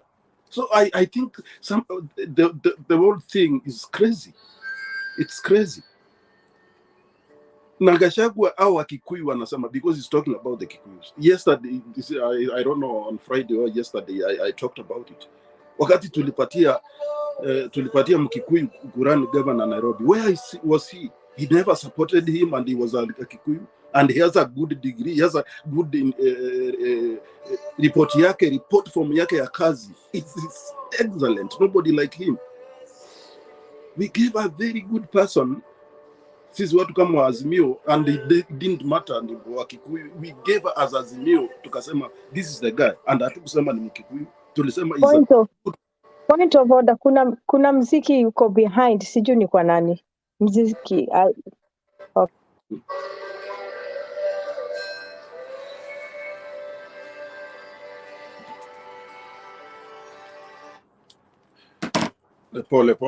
Pole, but sometimes, Niva, you have to understand there is a chair. Not everybody will be a chair. If everybody chairs those, then we will lose. No, I said point of order. Kuna mziki I don't hear very well. Pengine wengine wanasikia mia. So I think there is a lot of crazy things in this government. This government's complete. It's not only Gachagua that should. Let us not think about even huyu mtu mbunge alikuwa anasema ati emotion ya impeaching him. He doesn't have to impeach him. The whole government is not the rightful government. We don't have to sugarcoat the whole government. Unaona juzi nani akiye watu. They are working with service. Service ndio kazi yao, inawalipa mshahara. Photos. The CSS mtu anaenda kupigwa picha akikula ugali. Ana watu wako nyuma yake wanamwangalia tu. Unaona watu kweli ile macho wanatoa. They want to eat that but they are not able. Marukome anakula ugali na sukuma sijui na nyama. That is what they do. Eating, taking selfies, just like that. I don't know what kind of a government that we elected. Their job is to take selfies. Their job is to take photos and post on social media. While Kenya are crying because they don't have anything to eat. They don't have anything. And now, January ndio hiyo watoto wanaenda secondary, wengine wanaenda, they are going back to school and there is nothing. There is nothing. Mahindi ndio hiyo, wale mwingine wazazi wengi wanauzaga mahindi ndio watoto waende shule. Mahindi ndio hiyo wanaingiza. Wazazi wengi wanauzaga mchele ndio watoto waende shule, ndio hiyo mchele wanaingiza. So where are the Kenyan people going to, how are they going to survive? How are they going to survive? We are waiting for Baba to tell us, but it's taking too long. We have, like yesterday I said, najua tungeanza tarehe moja, lakini kwa sababu tarehe moja tuache watu waruke mwaka. We have to start this thing sahi, if not today. I'm so tired of watching, and I no longer even watch TV. By the way, I don't watch TV. And there are some churches I believed that aki kama hizo ndio churches zitakuwa afadhali, I will be happy to go to hell than going to that church. Because these churches, they have got a conduit of evil. If you are, and they have taken even a chance of, you know, sanitizing people. They forgive sins. And the Bible says nobody can forgive sin except Jesus Christ. We should not, of course, we should not judge anyone. But how do you accept someone anakuja anachukua mic anatukana Stone PK kwa microphone ya church? Nasema Stone PK yako hivi ama Leo yako hivi ama Island yako hivi, whatever. In the church, in front of the altar. Si afadhali kama hizo ni kanisa tuko nayo jamani. Mimi sasa naona ni afadhali, I will be happy to go ahead. Forget about that. Forget about in front of the altar na church na microphone. Eh? You know, in church saa zile mtu amesema kitu mzuri, there's that clap inafanywa na piano. You know it? So unatusi watu kwa kanisa and the pianist or the guitarist anafanya to celebrate it. Just imagine. I'm telling you, Kenyan hizo makanisa it's not only kanisa za central, it's not only kanisa za central, wherever they are, Ruto anaenda church, anaenda kwa hizo church, huwa anajua pastor anapewa bahasha and they, you know, unajua ni kama anatumia majiji kutoka Nigeria. So pastor akipewa hiyo bahasha, kwa sababu senses zake zinapotea, spiritual world yake inapotea. They no longer sees the vision on preaching of the true word of God, but they see the vision of preaching Ruto. Kama unaona kanisa ingine hapa Nairobi siku ile ilikuwa inaweka portrait kubwa kwa TV kwa screen ya Ruto. Can you imagine a church? Where we are heading, I don't understand. I don't know what's wrong with Kenya. The only way that I want everyone to listen here, let us not even talk about impeaching Gachagua, because the whole government is hogwash. The whole government is hogwash. A tribalist government. It doesn't balance the tribes of Kenya and give them a job because they are paying taxes. We are paying taxes, all of us. So I think I don't want to talk much because naona Stone PK yakapa hata contribute, because we are still here to kisonga mbele. Thank you so much, Leah. Welcome. Stone, karibu.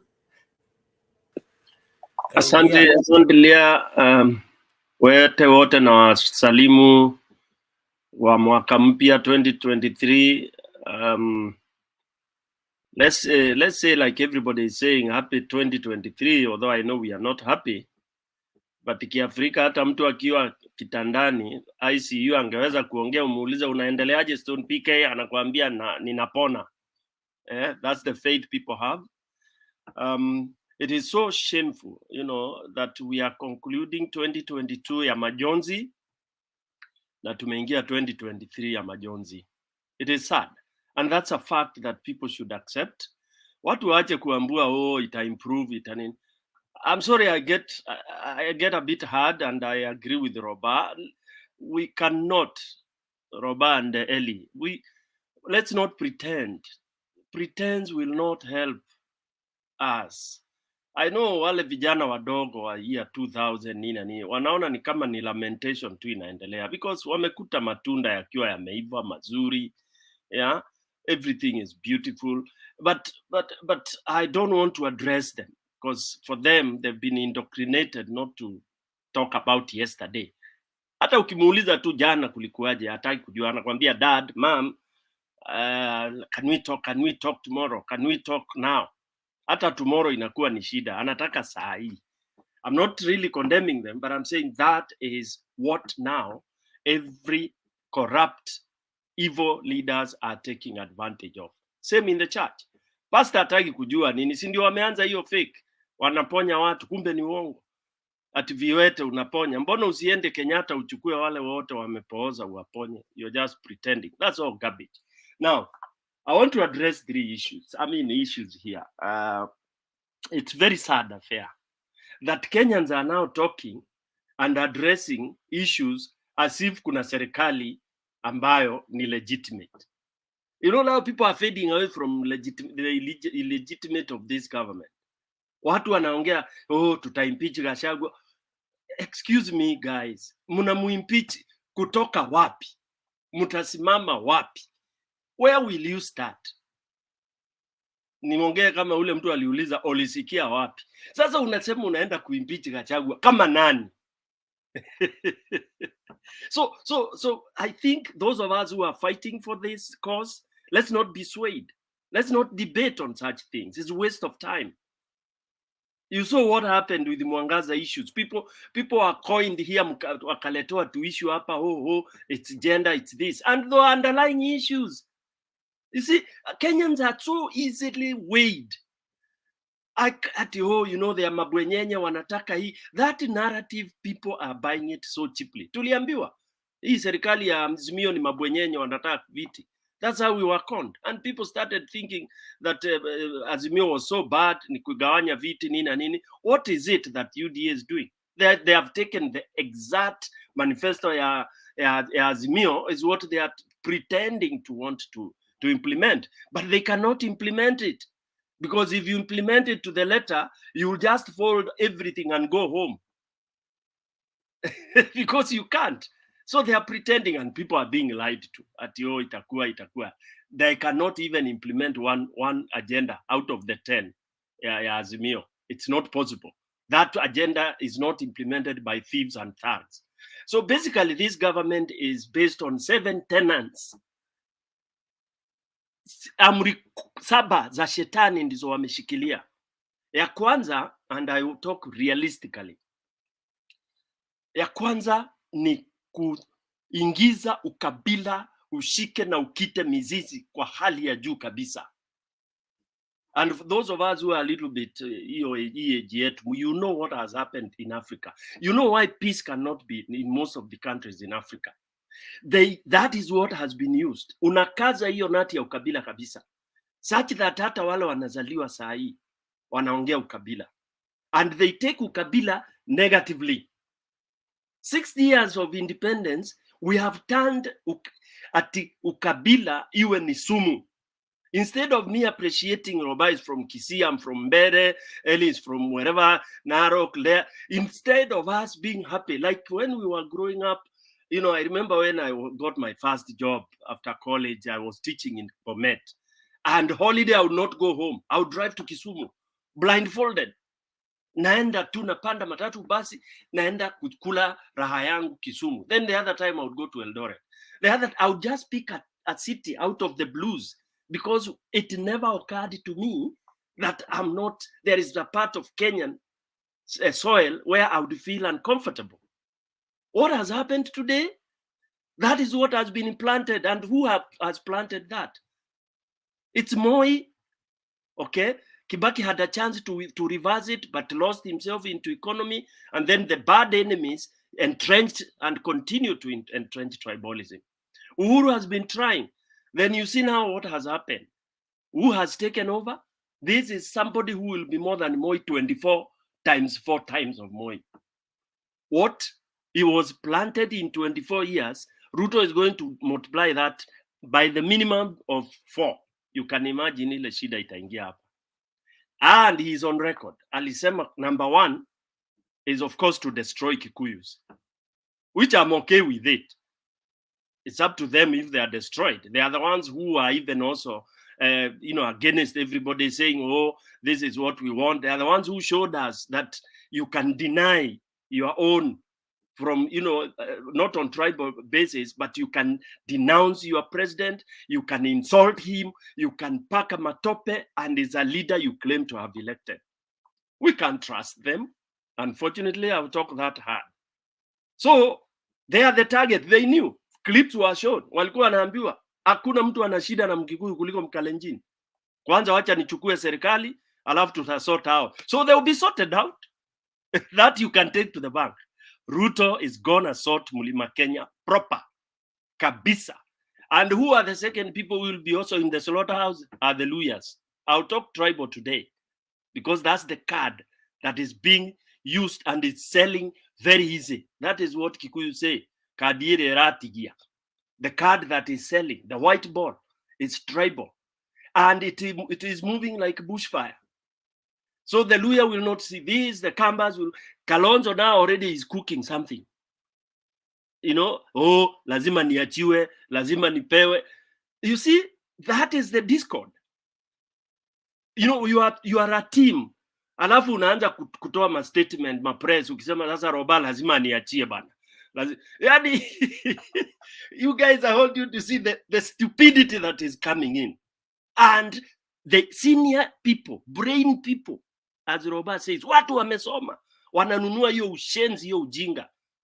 Why would you go to calling press ukisema wachiwe na Raila ama Stone Pike awachie fulani? Is that what really we should be talking and thinking about? You know? So it is so annoying that this tribal card as inashika mikiti, imekita. Me, I would appeal on that, how to cure that. The small tribes now should gang up together. Yes. In fact, Wajakoya should come up. Alafu tumwambie what he will remove from his manifesto. Because it seems like he can move. Wandai also needs kupewa nguvu. You know, we need to think because it has to be radical now.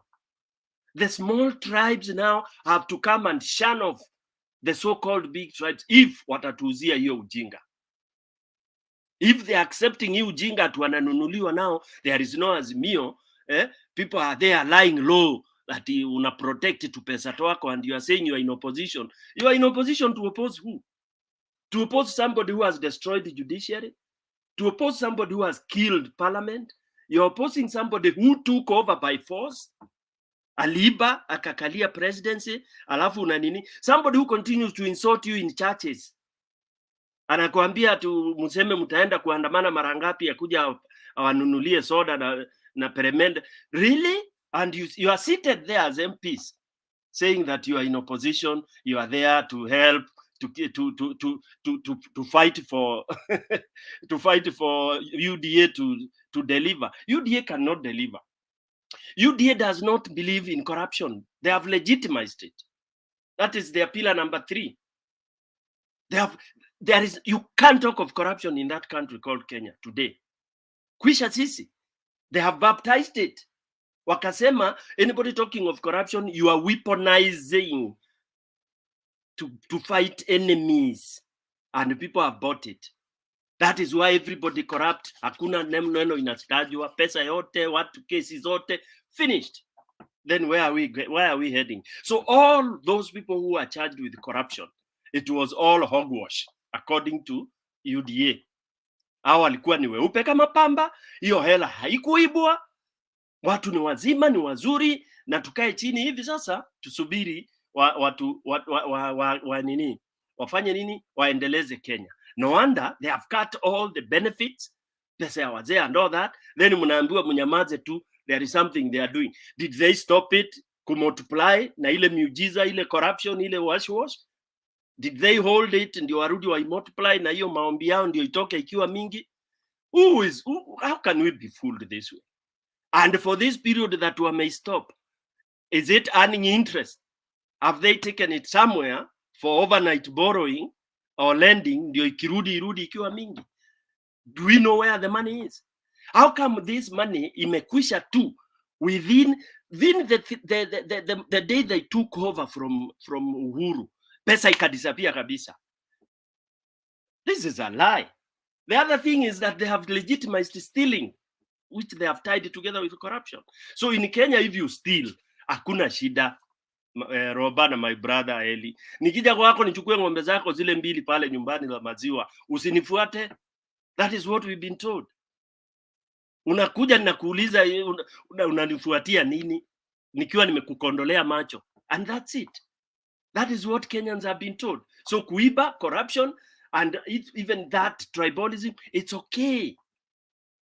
So mwananchi wa kawaida, and of course najua sasa mwananchi ana nguvu. Umemalizo mpaka education, it's finished now. Those are the pillars of development. Education, Kenya imefanywa ni useless. Degree, usiwe na degree, uwe na certificate, usiwe na certificate, ununue River Road, you can also close your house there. Kama una printer, you print your own degree, your own. So, sorry I'm laughing, but I'm laughing with bitterness. because that is what we've been told, that degree education is useless. That's why the subsidy for education should not be there, so that as many people as possible don't go to school. Ndugu zangu.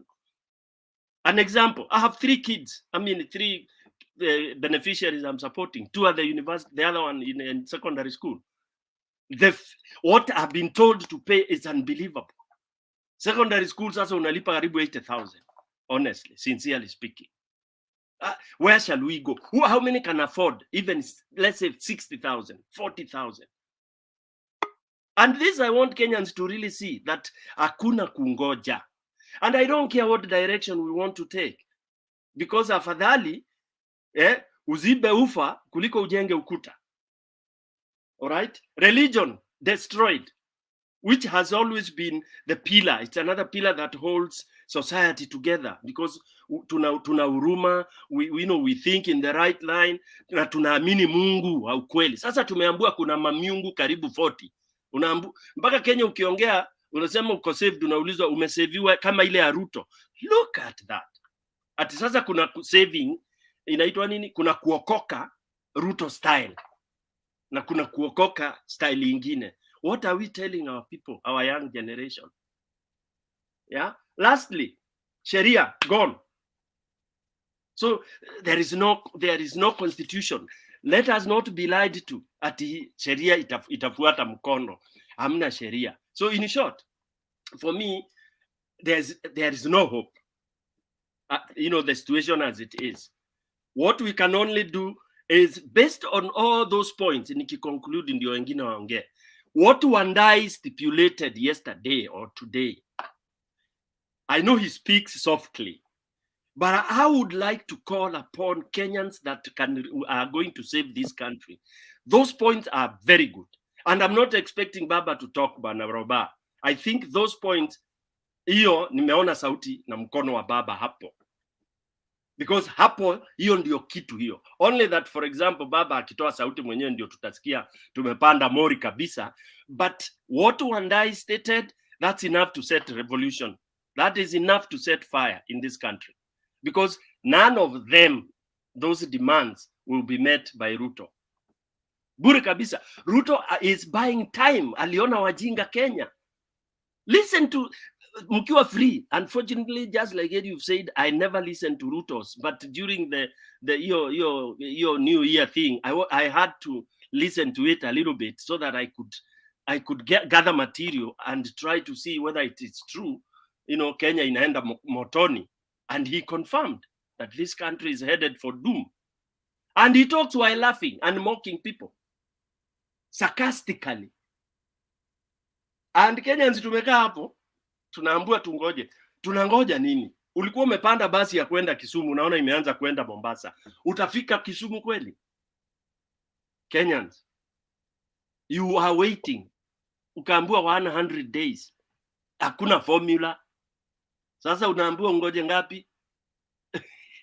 Let me stop there for a while. Nitakuja tu manake I'm still here. I don't want to dominate.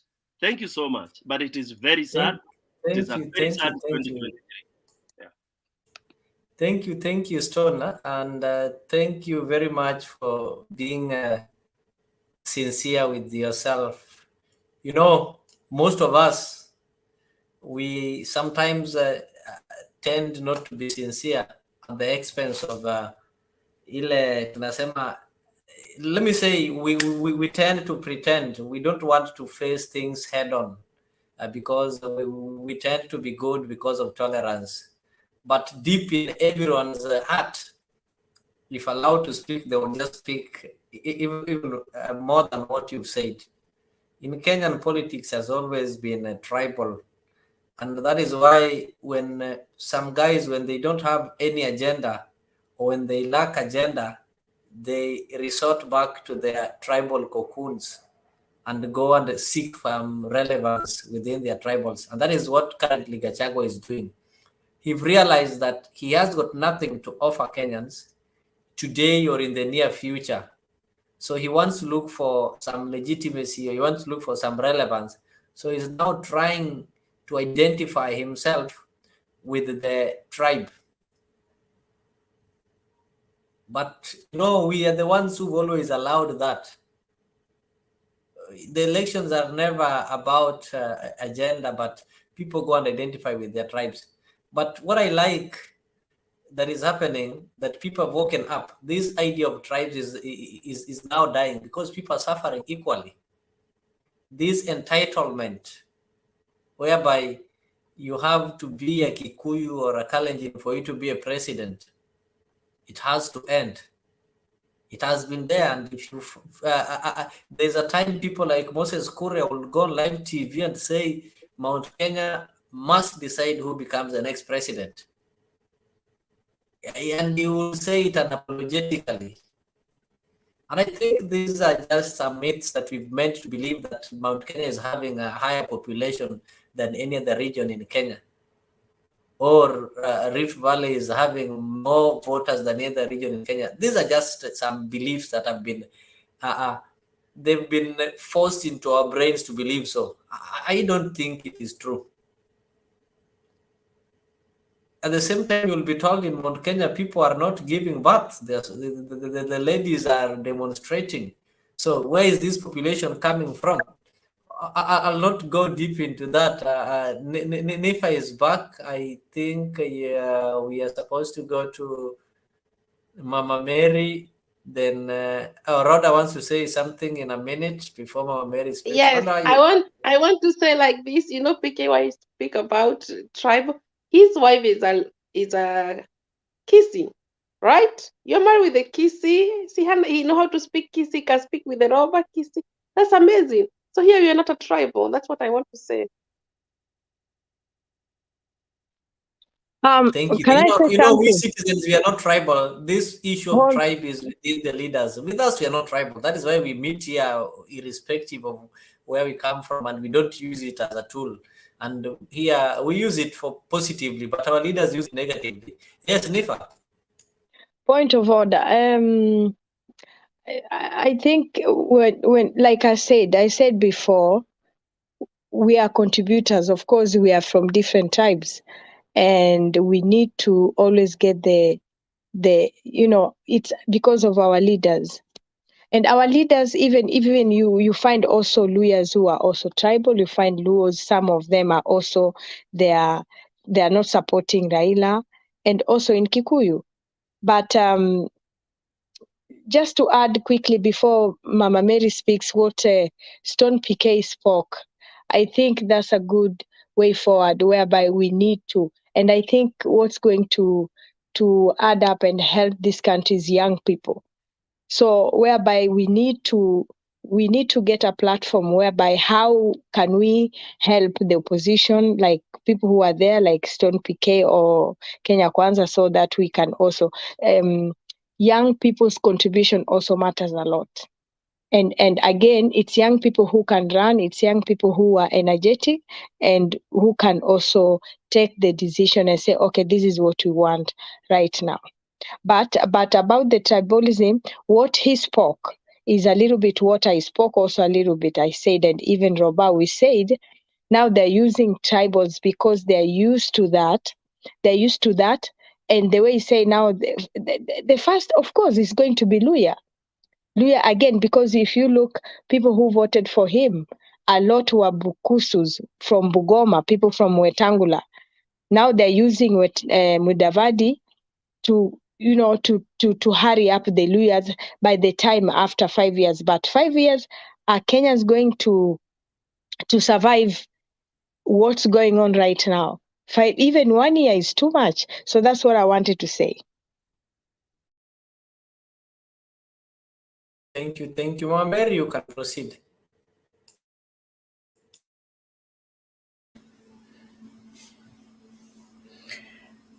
Thank you, everybody. Stone Picker, you were not there before. How are you? Happy New Year. And BJ, Soba auko hapo. Okay. I'll start by saying, okay, I know Masai, so that's why I said Soba to BJ, Big J. That is why I am supporting not to be tribal, because I have lived with Maasai for many years, and I've never seen anything except that when politics come, those big people who are leaders, they play those cards very bad, and they make people look like enemies. For Gachagua, I think that is there was one man one time was cast by his mother, and he did very bad to his mother in the last days. And so he was left a curse that he will be always going to a certain hill, which was in their neighborhood, and tell people to sleep every night. So I would say Gachagua, that is how he's like, because he's getting the microphone to tell people what he feels or what he wants. But Kikuyus are the one to sit down and digest and think whether they are that stupid, they are that fools to be told what to do, or to be told things that will bring fire. And we want a peaceful country. I cannot sleep. I cannot imagine Kenya being divided. I would not. And I'll pray hard that that should not happen. We have been living mutually and very close to each other. And that thing makes our country so harmonious and so beautiful when we blend into each other. So these few people, Kenyans, let's not listen to them. Let's do the right thing. We are the majority, and we should not do bad things to each other. I'm very happy this time and very much appreciative to Kenyans that even when those things happened, which would have erupted very bad disaster in our country, people kept cool, and they kept safe each other. So that was one good point that Kenya scored. Now, about what he's talking about, as he was talking about fertilizer. At this moment, we don't have disaster that is supposed to have a fertilizer. The disaster we have in Kenya is lack of food, and food is available in Kenya. That is what disaster is right now. And the government ought to have taken measure of how people can get food. They cannot, and I insist and emphasize, they cannot order or import food from outside, while knowing definitely there are people in Kenya have got enough food for these people. What I'm seeking is they should stop importing food. Let us eat what we have. If it is exhausted, we will know. We Kenyans, we will know it is finished, and so we cry and say, yeah, you can import. We are the people. We are the land. We are the Kenya, not them. If they feel they don't fit in Kenya to rule Kenyans, they better quit and go and leave us. Because how many people that do those politicians stand for? One politician, how many people is he caring for? So many of them. Why should you be like everybody who they are caring for are all carried into one gunia and listen to what foolish stuff, stupid things that they are saying to us, and we take it in? That is a very bad thing happening to Kenyans, and I hope they are understanding, and I hope they are listening to do the right thing. You know, sometimes you don't have to act as somebody acts. You have to look at the person, gather your tactics, and then react. So what I'm praying is that I hope Kenyans are just gathering their ideas and gathering their tactics so that they can tackle this government. Otherwise, we are heading nowhere. As PK said, this is a doomed government. That is very true. we are doomed. We are lost. And before we get to that hot pot, let's fight. Let's not let us get into that pot. Let's not be hampered by any talk that they talk. I'm sometimes asking myself, this person even not ashamed, in fact, in standing in front of people and talking whatever he says, knowingly that it is a lie, which we have proven it's a lie. You cannot keep on extending people tomorrow. People are dying because of hunger. How can you tell somebody you will eat tomorrow or the day after? How do you know that he will survive until that time? It's right now or never. So we need to tackle this problem of our country, and we are the people who can do that, not them. For them, they are not hungry. They have money. They have everything. The only thing that they don't have our mind. We have our mind and we have our energy, which we can use to solve our problem. We are not ready to fight with anybody. We are going to use our idea of how smart people of Kenyans can do. Not fighting, not violence, but we know there is another smart way of tackling our problems. And that one is to stand firm and say, we don't want this government, we don't want your ideas, you have failed us, you are not even ready to guide us into any good way, you are not ready to govern us, or what you are telling us from since the day you are sworn in. It's lies, lies, lies. And there is nothing bad like a lie. Lie can bring a lot of disaster. You cannot tell me tomorrow, and tomorrow never come. That tomorrow, I'll cut it short. I'll never wait. So we need to work together and we make our voice. I'll never forget to say, let's voice out. The other thing I want to point out, Uhuru, when he went to Western, that's when he really put the card on the table and he said anybody else can rule Kenya. And people are very enthusiastic. They were very happy. You could hear really that was not a forced voice that people voiced out. They were really cheering and they were very happy because they knew he touched the right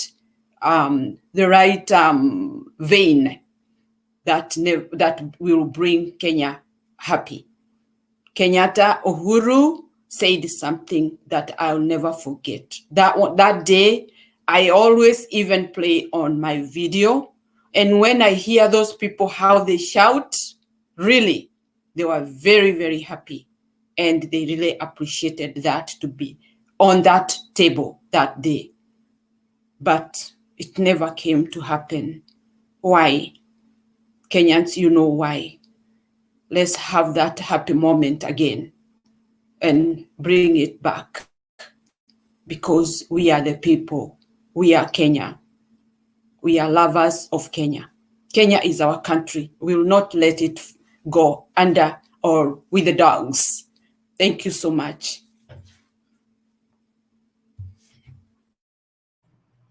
I think I'm next on PK. Yeah, that's okay, Robert. Yes. Go ahead. Thank you so much, Mary, for your contribution. Yeah, that means Niancy Mal Miriam, where she left. In fact, I don't know if she read my mind. I don't know if she is. I mean, sincere speaking, that time when Uhuru Kenyatta went to Western, yes, that was the moment. That's the moment when he said something will go in the books. Maybe some years from now, people might think about it. But here's the situation. See what Uhuru said and what Ruto is saying right now. Who do you trust? Do I trust Ruto or Uhuru? Ruto anatuambia For the first time at the Kenya election, there was no ukabila involved. That's what he says. But my question is to him. Tell me one day, one time, when your vice president went to campaign other than in Mount Kenya. None. Another thing, when you say this was the first time ever ukabila was not involved in politics, then why do you choose somebody from Mount Kenya? Why couldn't you get somebody from Narok, somebody from Coast, somebody from Kisii, where I come from, or somewhere else? These small tribes, if you believed on that. You know, sasa hii ni mambo ya uchinga wanatuambia, what they have been doing always in our country. What he's saying, it doesn't matter at this moment. What they promised, they have done opposite of what they did. Sasa angalia, when a government comes in, what we want, or the expectation is come in at least solve one problem. The same man, anakuja, he comes, he goes to a city in Nairobi, then he tells them, oh, fertilizer is on the way coming. Now, what about hawana shamba ya kulima? They don't know anything to do with farming. So what you are telling me is you cannot solve the immediate problem right now, but you want to solve a problem some years to come. That's what Ruto is telling us. But at the same time, he's telling you, if you are suffering right now, it's like the time of Moi. Kaa hivyo hivyo. Yaani hata ukikalia msumari, kaa hivyo hivyo. That's what Ruto is doing right now. Now, here's what I think going forward as a people, something I think all of us, we must preach as we go forward. The one thing I believe as a Kenyan, I believe one thing. The time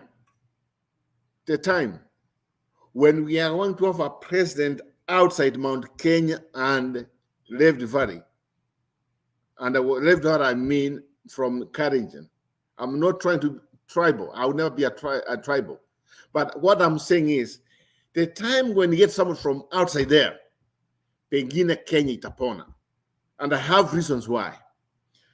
The one thing I think what's happening right now is these people, when they go in, they exchange these things. Wanafanya recycle. Huyu akitoka, huyu anakuja wanafanya, anaenda. Now, by that time, we keep on saying, ati tunataka economy kama ya South Korea, somebody said economy si ya nini. Lakini, jiulize, ask yourself, we are not saying what went wrong. That's the problem. What happened? Tunataka ile na hile. Okay, I get it. But tell me what happened before we look for a solution. What happened was our country ran to corruption. Our country is still there. Nothing has changed. Corruption is at the top of the list right now. And it's even more worse. So what I'm telling you is this.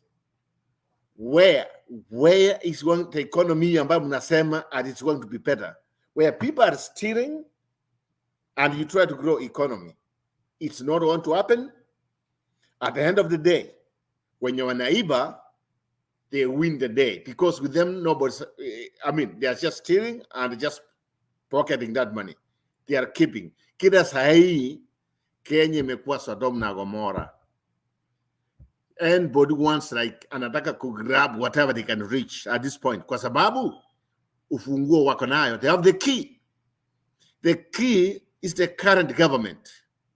The key is somebody who was accused of stealing, somebody who was accused of murder, somebody who was accused of very bad things he did. But at the end of the day, he became a president. Ndio mtu anakuambia, if Ruto was accused of stealing and still is the president, why not me? It's my time. Iyo is what we are not talking about. At this point, what's the checks and the balances to see that corruption in Kenya is not going to continue. That's the bottom line. If we end corruption, pengine tutapona. The other things, I wouldn't mind, sincere speaking, I wouldn't mind going to the fight the president of Kenya, as long as people are doing the right thing.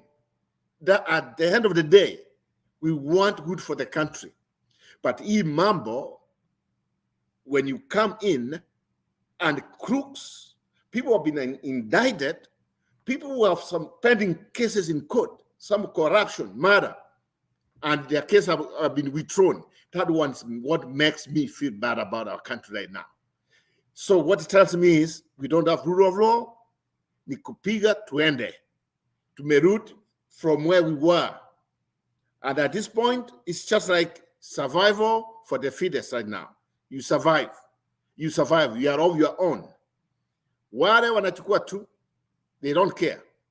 So, right now, kitu ambayo inaendelea, as we speak right now, few years from now, you will see more billionaires from this government, more billionaires from whatever you see on the leadership right now, because there's a freeway has been laid down. Come and steal. Come and take. It's your time. Uhuru ametoka. Alikuwa ameweka hivi kwa everything here. Now, he is free. Grab. And that's what they are doing right now. At the end of the day, 5 years from now, nothing is going to change in our country. At the end of this administration, you find, even the historians who say, the moment when Kenya collapsed, the moment when the Kenyan economy went from whatever it is now to negative something, was this moment when nobody was not talking about corruption. And when Ruto came in, 5 years from now, all they are doing right now, wanawafunga macho, wanawaambia unajua nini? Kila kitu iko mbaya, kila kitu iko mbaya, kila kitu iko mbaya. But itafika wakati, so when it's almost the election, hey, these things are okay. Look at this and that's more. You see the problem with our people? They will point something very, pengine kadogo, then from there start grabbing them. Oh, wamefanya, they have done it. Now we can re-elect them. Either way, they won't steal election anyway, they won't win. So the bottom line is, get prepared. Get prepared. The good sign, I mean, the good sign, if you want to know why our economy is headed, look at the exchange rate, sasa.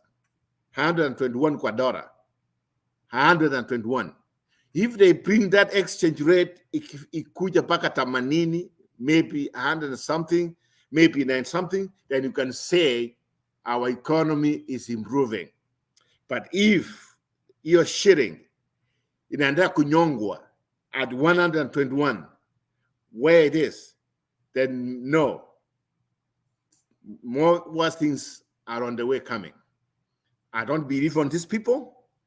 They are the wrong people who came in, but I wish they could give me a surprise and just clean up the mess which they created themselves.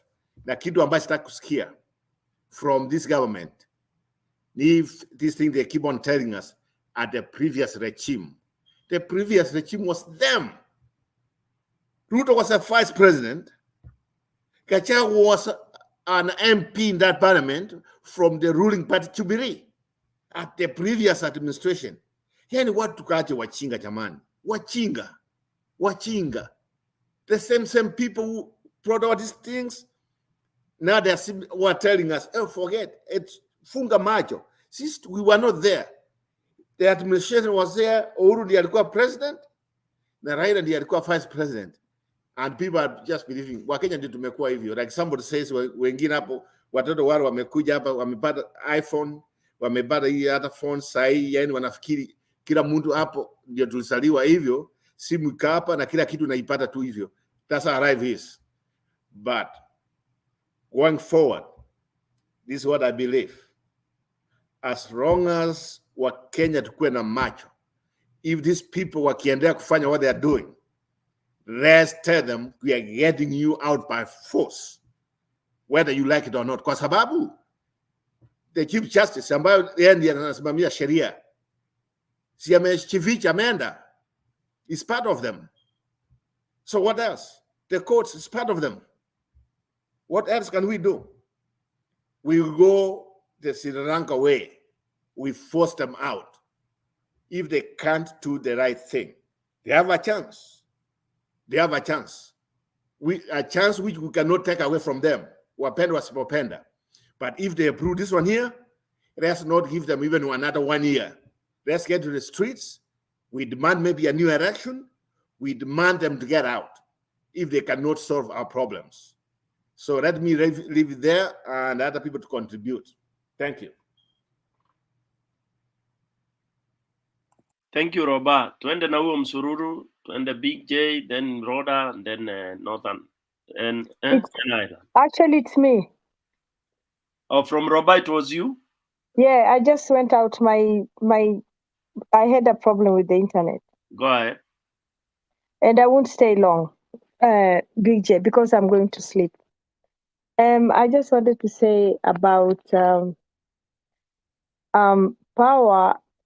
Power is very strange element, and when mostly in African leaders, not only in Kenya, are the ones who are misusing it. When they get power, they tend to take power and control at the same time. So that's why the head of state right now is controlling. And when he controls like this, it seems like, for example, his number 2 or his assistant having problem with what the governor of Nairobi, controlling Nairobi. I don't understand why he cannot say anything. So that speaks from itself that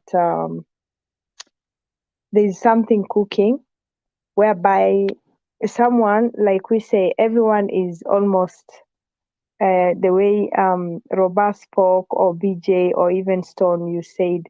I think they're using now tribals to get into, because they cannot face one another.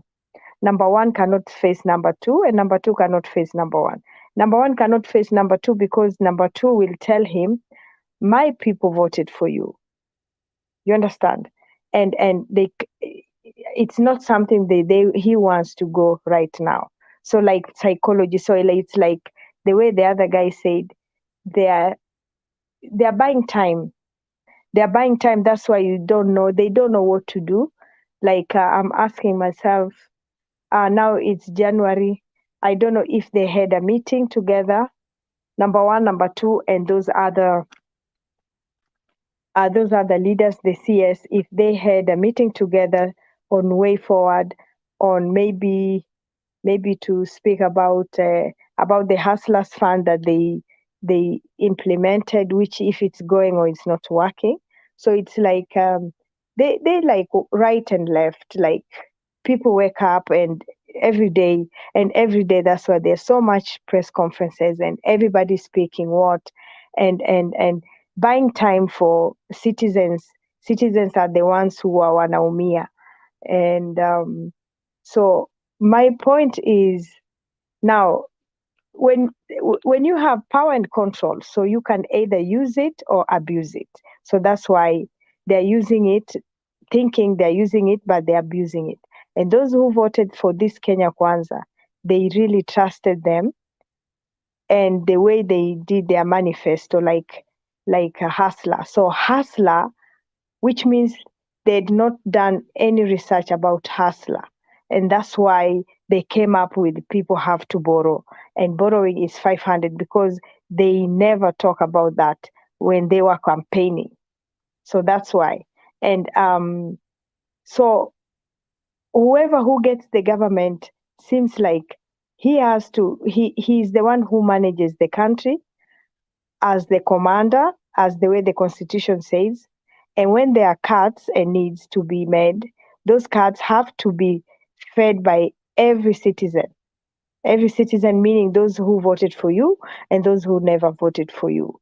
So, but now is a game change. Even those who voted for him, for Kenya Kwanza, are also suffering like those who never voted, those who voted for the other manifesto. So, the way we are all right. We are all right that things are going to happen soon, but I have more. I've never seen young people reacting like this, like before. I mean, before it was never nothing, but right now, at least young people like you are stepping to the plate. And what I'm saying, I wish you are also leaders. I wish some of you are MPs, like Roba, like BJ. If you are MPs, maybe it will have add something. It will have add value. You are the people who will have defended and say, no, stop. We are not going to go this way because our people are suffering, all subsidies are out and there is no replacement. At least you can get out the subsidies, but at least you can put some replacement and for the people to say, okay, this is going to favor us. So it means like people are going to go deeper into their pockets and go deeper into their pockets from where? If you look at the history, what happened with the COVID before, and then lockdowns, some people have not even yet recovered to go to work and maybe say like earning like from January to December. So it's really it's going to be really, it's so sad. It's so sad that Kenya, a country like Kenya, to go down like this. You understand? To go down like this.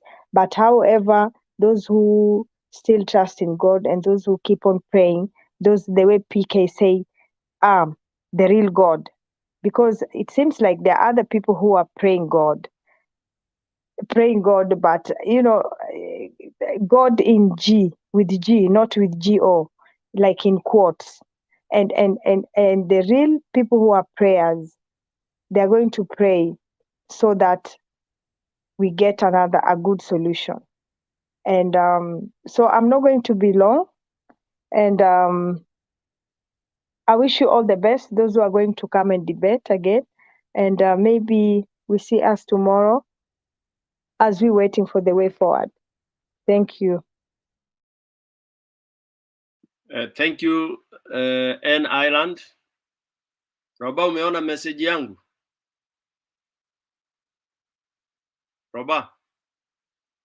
Okay, sawa. Next ni Roda ama ni BJ ama Roda? Who is who? Me, I want to be here because I want to go to sleep. Here is very late. We are Okay. in East. We All call right. it, we are Eastern time. Okay, BJ. I want to say this new year. It have been bad, but for me, I can say good news. My pastor get a road accident last in August in the motorcycle, and it was very, very bad. I'm telling you, if it has been Africa hospital, thank God. Yeah, we have a very good, nice health care. It was life and death. He was in ICU. So our church, we have been crying and so sad, but I can celebrate this new year, even if we have a bad year for our country. Still, I have something to be thankful. But God, He healed our pastor Yane. He's called Yane Broom, and I'm thank God for that. He is alive, but he will stay in a wheelchair all his life because he cannot walk, because that accident was life and death. I'm telling you, it was, if it has been Africa, oh my God. Thank God here we have a very good health care. Thank God for that. Yeah, so that's a really blessing from heaven. So as I say, we continue, we pray for our country, and not many, I have told my church, we pray for our country. We have problem with the politicians, and me, I love to pray a lot. I'm a prayer warrior. I pray for the spiritual warfare because that is right now I focus to pray for whole world, peace, love, unity, and pray for Africa, especially the nation of Ghana and Nigeria. Nigeria, they are going to have elections, and I pray that they have a new president, because God can restore that country. They had a president was very bad, and Nigeria people, they are very happy they are going to have a new president. So I pray very well as well in Kenya. I pray for Congo. I pray for Zanzibar. I pray for whole Africa, that God must do something in Africa. We cannot live this kind of evil manner of tribalism and hatred, and to have one community manipulating another community. And tribe is everywhere. It's not only Kenya. Even in nation of Ethiopia, they have 200 tribes. In Nigeria, whole Africa. Not only Kenya, we have a tribal. That's something people we need to understand. So most of the country, people, they already think that people from Western country they hate Africa. There is a lot of people from West Africa, from Western. Like my best friend, she go very much missionary in the country of Senegal, and she helped the children who are sleeping outside. She was telling me today what is very bad in Senegal, how she go to door to help puberty children, and many children they sleep with the men because they can have food in the table. So she go there, very villages. There's a lot many people. Western, they have a very good heart. They have a humanity. So that woman, I used to tell her her life in our country. So I said, if I come to that country, I will not, I was telling her like the way people from Western, they come to our country, they want to be these classic places.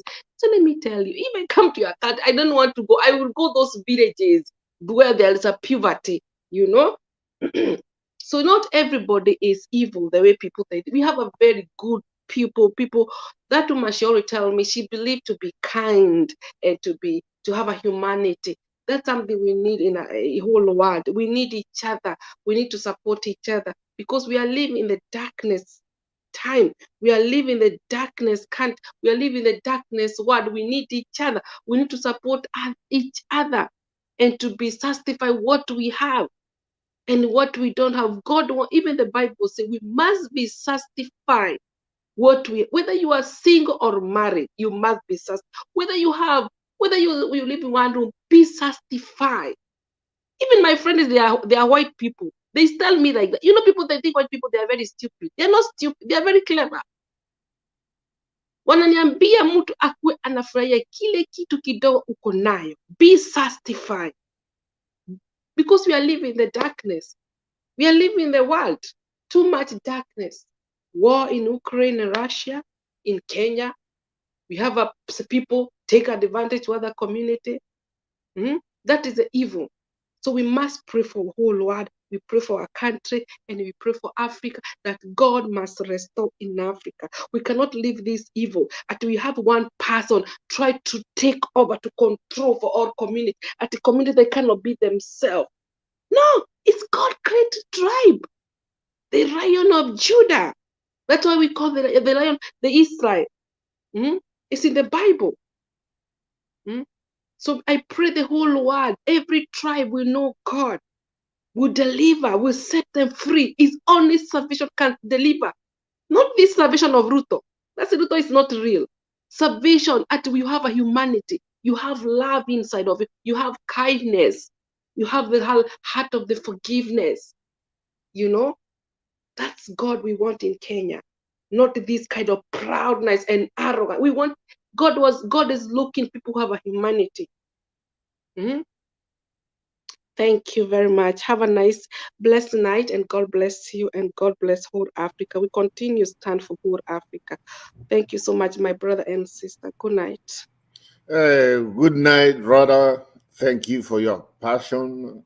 Thank you for your kind words.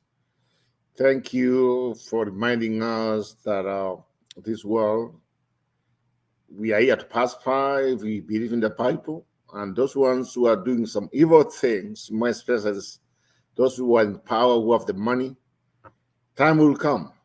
Judgment will come. We don't make judgment to anybody, but if you do bad things, you do bad things. Like you have reminded us, Nigeria, they want to have some elections. We hope they will have good elections.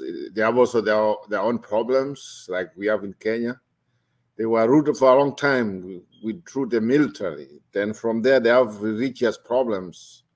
So we wish them all the best. So Big J, man. So for those ones who don't know, Big J, we are neighbors. We come from, we are neighbors here, we border. So Narok and the Kisi there. So Big J, it looks like we are the only two people left here. Stone BK was on to do something, come back. What's going on? Just talk. You're free now. You can talk, man. Thank you, Robert. Sasa, unajua, of course we have to pray, but at times, only prayers cannot work. We need also to action plus prayers. Yes. So I think, and the Robert, I wanted to say, we will be so stupid if we are thinking about 2027 election at itakuwa mzuri. Exactly. We will be so stupid, and I will condemn myself, because if Ruto stole this election, and he actually, well, of course, he was not the president, and he stole election. Now he's the president. He has parliament, he has judiciary, he has police. Do you think that election 2027 will be anything? No. So I want to, and I'm always talking about this. Nasema hakuna haja mtu afiki. Ule mtu anafikiria election ya 2027 ni mjinga. Na ujinga tuache. Tuache ujinga na ufala na vitu zote. Let us not think about 2027 election. At first we have to fix the 20 years election fraud. 20 years election fraud. 2007, 2013, 2017, 2022. If we fix those 20 years fraud election, then definitely we can go right. So hakuna haja mtu akuja hapa atudanganya hata kama ni Azimio nani yani ati 2027. Why do we talk about 2027? He's talking like we just had the election, and they are talking about 2027. And as if Sisi, you want to tell us 2027. Who cares? First of all, they don't know, nobody knows they will be there in 2027. But what you just said is true. We have to rekebishe. We have to adjust. If there are some things we went wrong, we have, right now it's the time to fix it. Can you imagine, Roba? Saizi, like my MP ni Sunguli. Right now, Sunguli Arirudi. Sunguli he was MP. Moi is a powerful man. Okay, and aliposhindwa is a broke man. Actually, he was a pronounced bankrupt. But he's back to parliament. Do I expect a broke man like Sunguli to stand by his words and save Kenyans? Can we? There is nothing. We are not expecting anything there. Stony became. We are not waiting. Ule mtu alisema ati let us atisijue impeachment. Impeachment what? Why do you have to impeach somebody who is nothing? The parliament. Kina Sunguli ndio unaongojea ati.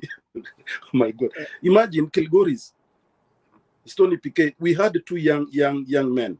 Kuna kijana anaitwa Weibo, very young lawyer, and there is another guy mwalimu anaitwa Sabaya, very brilliant young guys. Lakini Sabaya was the best. Ati watu wanaenda kurudisha Sunguli from the wardrobe, kumtoa vumbi, wakamtoa vumbi ya KANU yote wakamrudisha. I was very shocked. The game is that Sunguli yule jamaa alikuwa nilikuwa nasikia ikiwa watoto Sunguli sio nini. Sunguli actually is the brother to huyu, unaona huyu nani Kalonzo alifanya running mate. Is the brother. Okay. Is a brother. Sunguli was an MP. Sunguli was a minister for alikuwa ni minister for internal security wa Moi. Interior. Yeah. Very powerful man. The evil that Sunguli did. Kwanza kuna kijana mwingine wa rika yangu anaitwa Joel Tasur. Ngaja hata yeye ni mkora, juzi alikuja akaibia watu pesa mingi. But at that time alimfanyia na Tasur many things. Anamtoa watoto wake wanafukuzwa shule. Imagine an MP anaenda sasa, kama tumekosana na Stony PK, naenda naonge headmaster, watoto wa Stony PK wanatolewa shule, wanafukuzwa. You know, he did almost everything to destroy that young man. So that is a kind of leaders that yako Azimio. Don't forget yako Azimio. So that is the kind of leaders we have, and we expect in parliament that is surely hii Kenya yetu haki ya Mungu imeenda kwa mafia huku. Big Chi, wacha nikuulize, you talk of parliament. There's something I don't understand. I think somebody brought it up. I don't know, was Stone PK. Kuna hii wanasema pesa ya wasee ambao Ruto alichukua. This was not a parliament.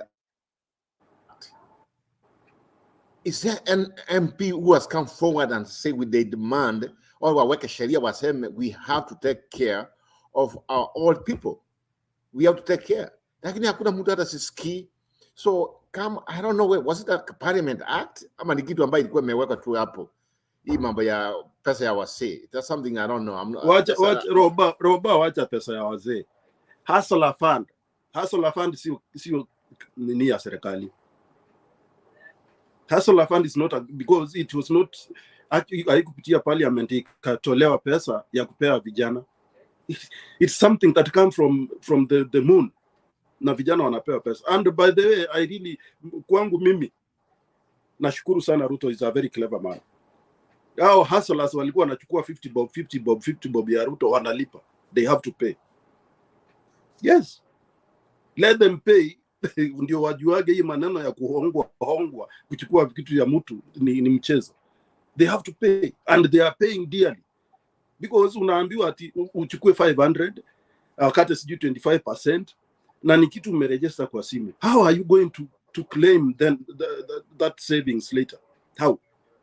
Because NSSF, we know that NSSF they have all your details. Lakini hii ya mobile saving and loans ambaye wangeachia ensure ifanye na those enterprises which are doing that, they could have just watengeneze sheria ili watu but sasa wao walikuja wakawa I call them Shylock government ya UDA. So now the boys and girls wanajiita hustlers, walikuwa wanapewa 50 100, wale wamepewa mingi ni 100, walikuwa nafikiria ni ya bure. Now they are paying, and now the parliament is not questioning that, because they are waiting because Ruto promised them CDF. That's actually the reason. He promised them that atarudisha CDF because they want to control CDF. That's why you see they are quiet. They are not talking about it. Lakini hiyo CTF the code ilisema is illegal. Then so sasa hiyo code, the same code itaenda sasa. Unajua, that's why I'm confused. The code declared. Don't get confused, Roba. Why are you getting confused? These things are clear. I thought we are a democracy. I thought we are a democracy. No. Don't be confused. These things are clear. They are very, very clear. That Madam Hot Air, she doesn't care. Because that's Madam Hot Air code yake nilituambia CTF is illegal. Sasa the same code sasa isem chochote. If this guys just go then. You see, that's why maybe they advised him wafanye a constitutional amendment in parliament. That's why wali wanataka kufanya hizo amendment so that it will be in the constitution. You see, unaona sasa ukora ile Ruto alifanya. Sasa ndiye alikuwa anajaribu kupitia backdoor kutumia nini kuamend constitution ndio iwekwe kwa constitution so it will be legal. So CTF sio pesa wanaenda kupeana, they are want to grab. That's the bottom line. Let me tell Roba, unajua wewe ni mzee. I don't know how old you are. I'm 53. I just turned 53. Yes. Roba, we have been in this game for long. And we know 49 things. It's 49, bro. See, we tumeona hii game, unajua ni game ya KANU. Something ya KANU sasa ndio migrate imekuja UDA. So wacha nikwambie, the MP for Kilgoris alikuwa Konjela. Ulijua nani alikuwa chairman wa CDF? Son-in-law.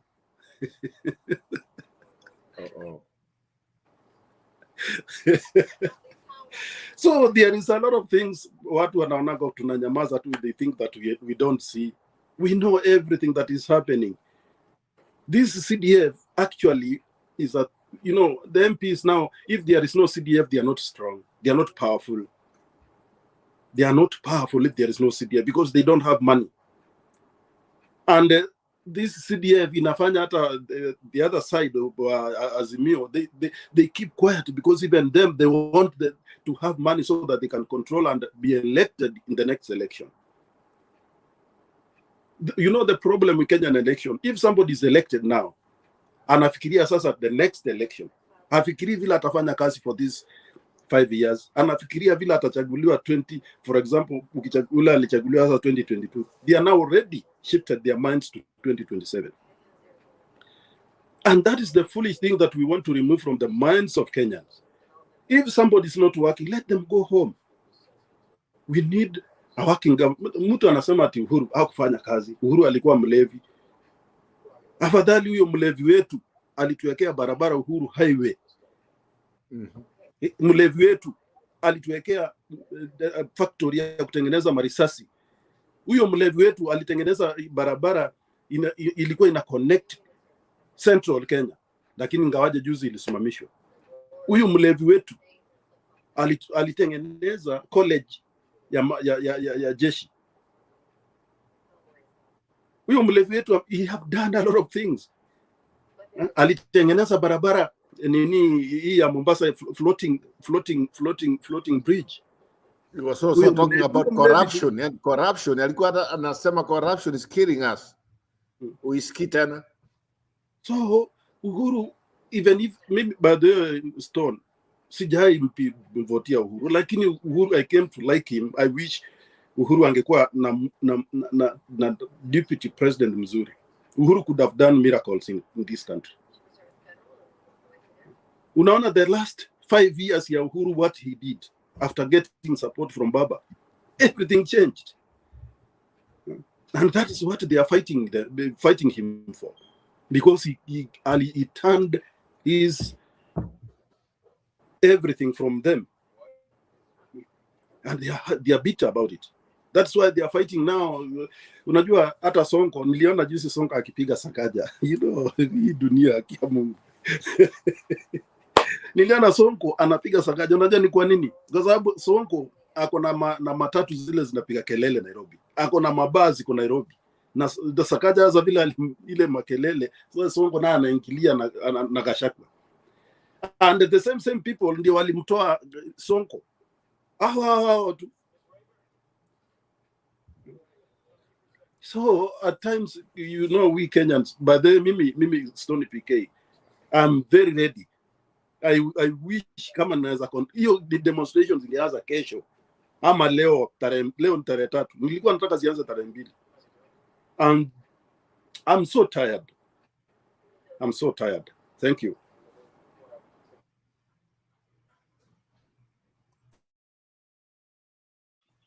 Roba, you are the chair, bado hujarudisha. Yeah, mimi nakurudishia bwana, hata mimi niko karibu kwa I'm going to work. So the one thing I think PJ amesema, and I want to make a follow up. Hii mambo ya Nairobi. Yeah. So what I don't understand is these guys are from Central, yeah? Then now they want to be Nairobi. So why can't they get the Senate of Nairobi to say something about it? Instead, you come from another county. Now you are just like expressing, saying, warning them. What it tells me, there's something there they are not saying. Oh, wanakuambia, unajua nini? Nairobi ni ya kwetu. Our people are there. Now, because of that, we have numbers. We can do what we want. If that's the case, then we are all dead, man. If that's the case, wakiendelea kufanya vitu hivyo. So Stone PK, waja niachie hapo, waja nifanye kitu hapa, then I'll be back in a few minutes. Sawa Roba. Mary anataka kusema kitu. Karibu.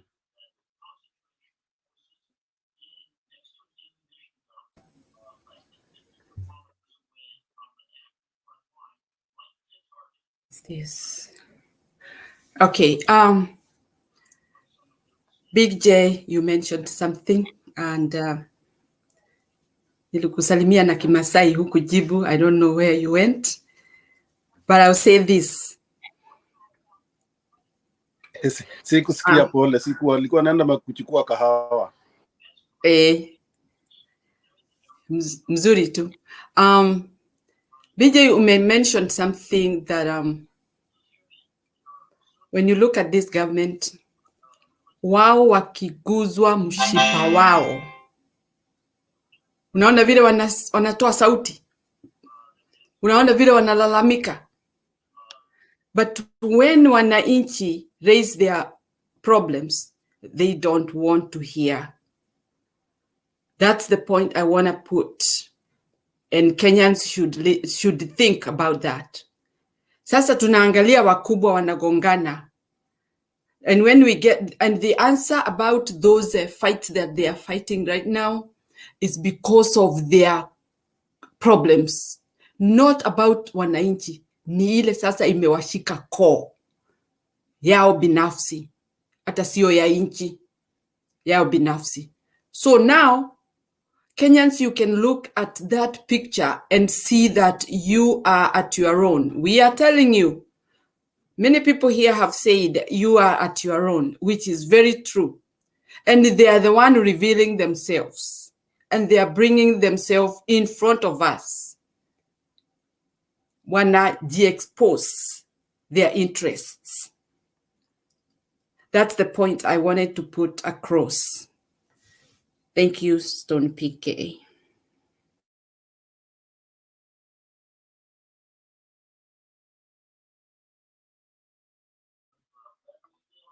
Okay, thank you Mary. Kuna kitu ningependa kuongezea namna Big J amesema. Ningependa kuongezea kwamba umaskini alala. BJ, hebu ongea nichukue hii simu agent.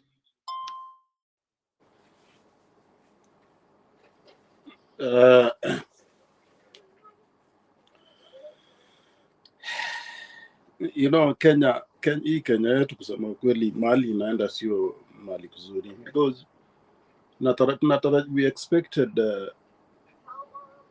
things to change.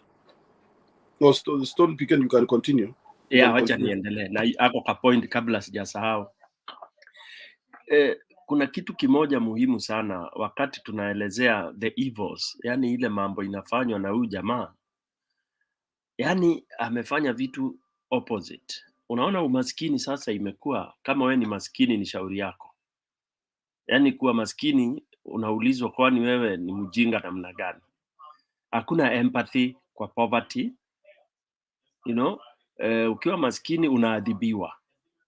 Unaambiwa wewe ndio hukujipanga. Hivyo ndio vile wanatumia hiyo lugha sasa. Ukienda kuombaomba hukujipanga. Kumbe pale kuombaomba ile walikuwa wanaichukua wanasympathize na watu wakiwapatia hii pesa, unasikia BJ amesema. Hii wanalipa sasa. Na hiyo ni devil worshippers, that's how they work. Hakuna ndururu inaendanga bure. Utailipa tu. Na wananchi wa Kenya wataamini, in fact watakuja kufuata kujua. Hivyo alikuwa anasema mtajua hamjui. Ndio imefika sasa. Na hawana huruma na mtu yeyote. Number 2, sijui kama ni Roba alikuwa anauliza ati anasema tuko democracy.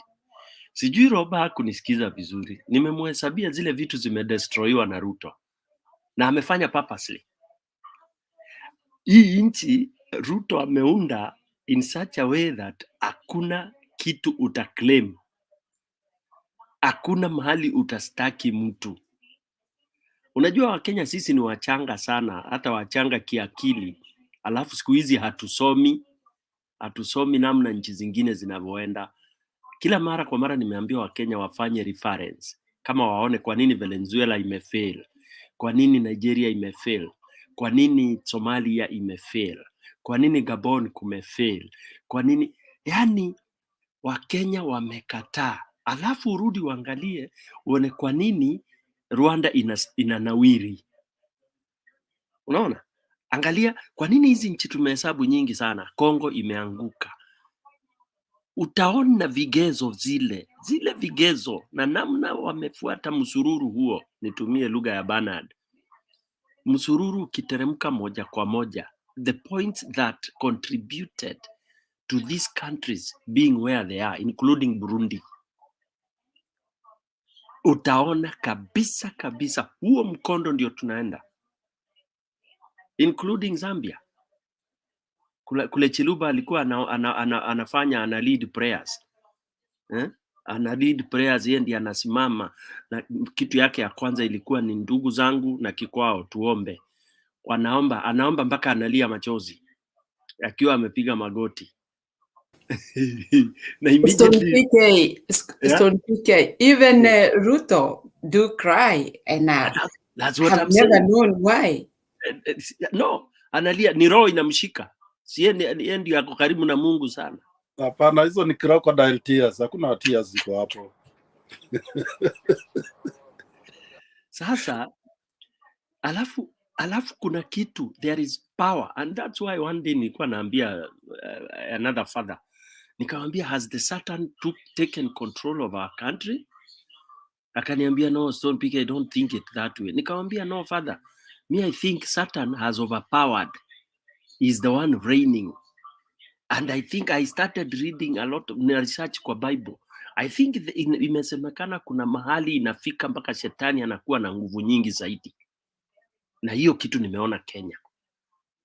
Sasa hivi ukiwa hivyo ndio unanawiri. So who is reigning? Saa hii mwananchi wa kawaida hata ukimwambia Ruto, hii maneno tunaongea hapa kwa TV, ukienda mtaani kuna watu wanakuambia patia Ruto time. Then you wonder. Alafu nauliza mtu swali moja, yani imekuwa hizi vitu zote, hii tabu imeingia tu Ruto alipoapishwa tarehe, sijui ilikuwa tarehe 15. Ndio hii kitama iliharagana kabisa, kwa Kikuyu tunazamanga draft kuharagana. Yani that change over like this ikafanya hii country na tabu nyingi zile hatukuwa tunasikia tukiwa na uhuru. You know, because the government was supposed to have a transition, a stable transition. And this is the transition that Azimio was planning. It was not a radical revolution. It was not a revolution. It was transition. Transition na nani alikuwa anasema vizuri, Raila, ni kuziba mianya ya corruption, number 1. Ndio nini? Hela ingie. And we saw that. Kibaki did it. Aliingia immediately akafanya ile surgery. Unajua vile unapeleka mtu amevunjika mguu hospitali, au kati mtu wa accident, you don't just amputate. Una operate, unarudisha hizo bones, alafu anaanza kulimp akiheal. That is what was supposed to happen to our country, because we were not bleeding, we were not bankrupt. Tulikuwa na deni ndio, lakini wizi ulikuwa wa hali ya juu. So number 1 was kufunga hiyo mianya ambapo watu walikuwa wanaiba nayo, and within 100 days ni hela. Akina Gachagua warudishe hiyo pesa, wote wangeenda kotini, because it's money they have stolen and they have it. That money is there. So number 1 should have been to recall that money. Unapewa ile monoratum, Unaambiwa, can you in this period of time, we give you 1 year, ulete hela na ulete ikiwa nyingi. So we seize, we freeze everything that you have because it's stolen. Inakuja kwa serikali. Tanzania walifanya hivyo siku moja. Walitoa hata ukiwa una nyumba ulijenga na ijulikani vipi, ikachukuliwa ikatwaliwa. Serikali wanatoa, then they sell it, and that is money that would not have pesa ya wazee ingekosa, pesa ya linda mama ingekosa, and all that. So basically this government walipojipatia hiyo usukani, waliona ewala sasa ndio kukamua. And the first thing you do ukipewa kiosk, if you inherit a kiosk or a duka, mwizi mara ya kwanza huwa ni kufunga. Unasema umefunga kioski siku 3 ati una take stock, kumbe unakula ile stock iko ndani. That is what Ruto did. Walifunga wakafreeze hii ndio pesa isitoke, wajirudishie hela yao. There is no explanation they can give to us. Ati Uhuru tu Ruto aliapishwa hivi pesa yote ya wazee imeenda, linda mama imeenda. Yani hata na Wakenya wananunua hiyo. In fact, Kenyans don't need to be incited to go to the streets. That's what I've been saying. Wakenya wanatakiwa watoke hata ni jana, hata ni juzi. Wasiseme ati kiongozi aliletwa na Mungu. Hakuna Mungu ameleta kiongozi anaitwa Ruto. There is no God that has done that.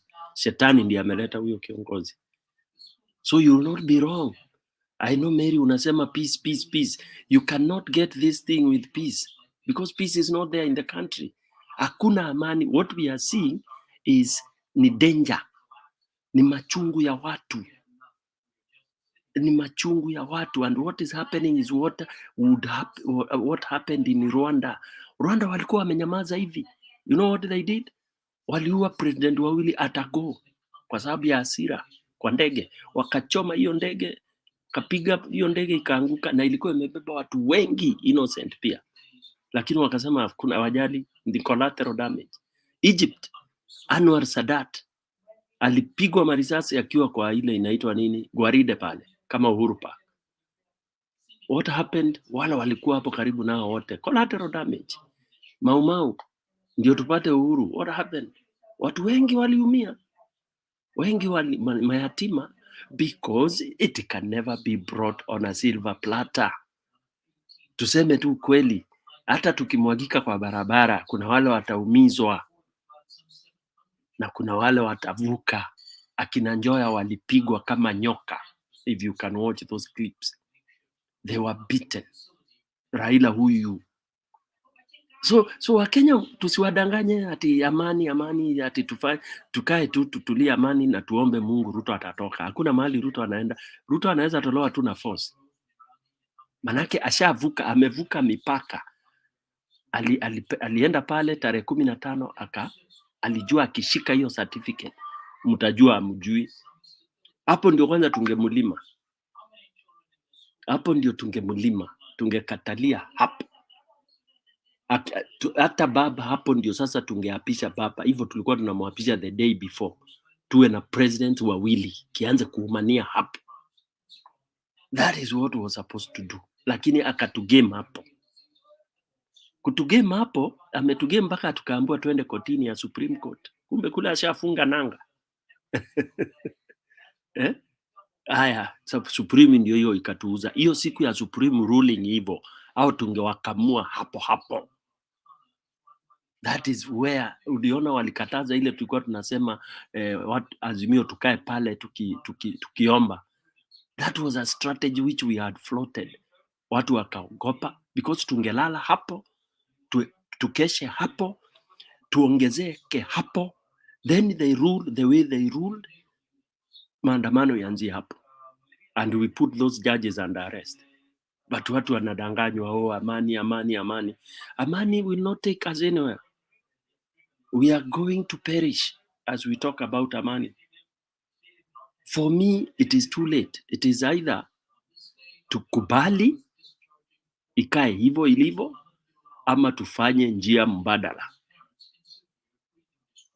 Two things. We either accept or we just do what we have to do, because huyu mtu habanduki kwa njia ati ya nini. Unaona ujeuri hiyo? This is one man who doesn't believe in corruption, doesn't believe in stealing. I mean, he doesn't know vocabulary hizo haziishi kwake. Alafu tuna expect ati asaidie wananchi. Tutajua hatujui. And that's why now I'm becoming a darling of Gachagua'S. I think Gachagua'S should be supported. Ndio tuende hiyo radical way. Yes. Alafu tutamwambia bwana, tukishachukua tumwambie hiyo maneno ya bangi yaende slow. We can straighten him. But he has that force. He has that radicalism. Because now we need to go radical. That is what I think. Software, software, Ruto atatupanda tu kutupanda hapa, akitugawanya, Waluya wakae hivyo, akae nao, kidogo atupe Wakikuyu wawekwe kando. Moi aliweka Wakikuyu kando 24 years. Sijui kwa nini tunasahau hiyo jina. 24 years Moi aliweka the tribe that thinks they are big. The tribe that thinks is big. 24 years mpaka wakaanza kutunga nyimbo za redemption. Sijui kama Big J unajua Kikuyu. Hizo nyimbo zilikuwa zinapigwa every bar, kwa kila bar, kwa kila wakisema nyumba ya Mombi tuko wengi sana hatuwezi pandwa na Warumbo. Those of you who can remember those songs. They were lamenting, kusiaga meno, kahawa kwisha, wakangoa kahawa. It was designed. Mahindi ikakuwa na bei kubwa kuliko kahawa. Yeah? Economically they went to their knees. Walikuwa wanaenda kubeg, wakisema nyayo. They begged. If there is any tribe that was kanyangwad properly, it was Mulima. Mulima kila mahali ilikuwa ni potholes. Barabara zote zilikuwa kwisha, ungejua kama zilikuwa za lami, ingawa ilikuja ikakuwa Kenya mzima. And that time what was happening to the roads in some of the parts of Baringo, ilikuwa ni mbuzi tu analala. That is season 2 coming. Season 2 headquarters itakuwa ni Sugoi. Huko ndio mtakuwa mkienda kuomba mahindi. Mkienda huko mnapewa mahindi ya GMO. Go begging. Because that is the module. That is how they do it. Let me pause there. Tuko watatu, mtu yeyote anaweza changia. Story became, unajua, before I've been always trying to be a good boy. But the circumstances, how the country is being run, I think hata mtu kipofu anaona tu. Kipofu lana macho kabisa, they can see. Because number one, juzi Ruto in his New Year speech alisema ati kukat. Alipoacha pesa ya wazee na wamama, serikali imesave a lot of money. That's what he said. So I tried to look into ati wamesave a lot of taxes. So I think he used the taxes. Ndio. Sasa nikashindwa, how is this possible? Wale watu Uhuru walishika walikuwa wameved taxes. Wezi walikataa kulipa taxes kina amewapatia kazi. Kesi zao zimekuwa drop na amewapatia kazi. You know, Kenyan people are the most funny people. They pretend to be good people. They pretend to be very wavumilivu. Lakini hii kuvumilia, tunavumilia, it's too much. Because eti uongoje punda ime pembe. Punda, when a donkey is going to grow horns, it's impossible. It's impossible. This is a disorganized government. Ujui CS fulani anafanya katika ofisi department fulani. Unapata mtu wa mining anaenda kusema hakuna swimming. Unapata mtu ako trade anaenda anasema unajua nini Kenya itafanya siji World Cup. I mean, they are just Wakikuyu wanaita mdhohodhi ama mnaitaga aje. It's very funny, very disorganized people. And we allowed them, and we expected it. Hata wakipatiwa miaka 100, they will not do anything. The country will go down and down and down to drain. And I support you, big Stony PK. Hii mimi demonstration ilikuwa na ingeanza jana tarehe 2. Tarehe 1 watu wapumzike, tarehe 2 ianze. We did a mistake from the beginning, the way you said. Unakumbuka Ruto wakati aliapishwa, ile kitu alikimbilia ya kwanza ni nini? Alikimbilia kisu. Sword. Alikimbilia sword. Alikimbilia sword. Kwanza hiyo sword ni ya kuchapa Wakikuyu, because Wakikuyu alikuwa ameongea kuhusu Wakikuyu. He said kabila zingine hamna shida na Wakikuyu. Mimi sisi Wakale ndio tuko na shida na Wakikuyu. Alafu tena juzi unajua kitu ilimfanya is now completely sijui hata na nini, because wakati wa election ya Ella, MPs wa Central wakashikana pamoja wakamchagua Kanini Kega. That is the time that sasa nini ilianza kabisa, fujo ilianza huko ndani. Ingawaja hatuoni, lakini there is a big fight in between. And we are praying that they fight more. But we know we need to stand and start saying no in the street. And not only in Nairobi, because I said it yesterday. We don't have to start only in Nairobi. We have to do it where we have in all our areas. In all we start and do it and non-stop until we remove, because these people we cannot do them, we cannot remove them in the elections. Hiyo msibutu ule anaongojea election ya 2027 ni mujinga, and I said it now and I will say it again. Ni mujinga na ujinga tupeleke siji wapi.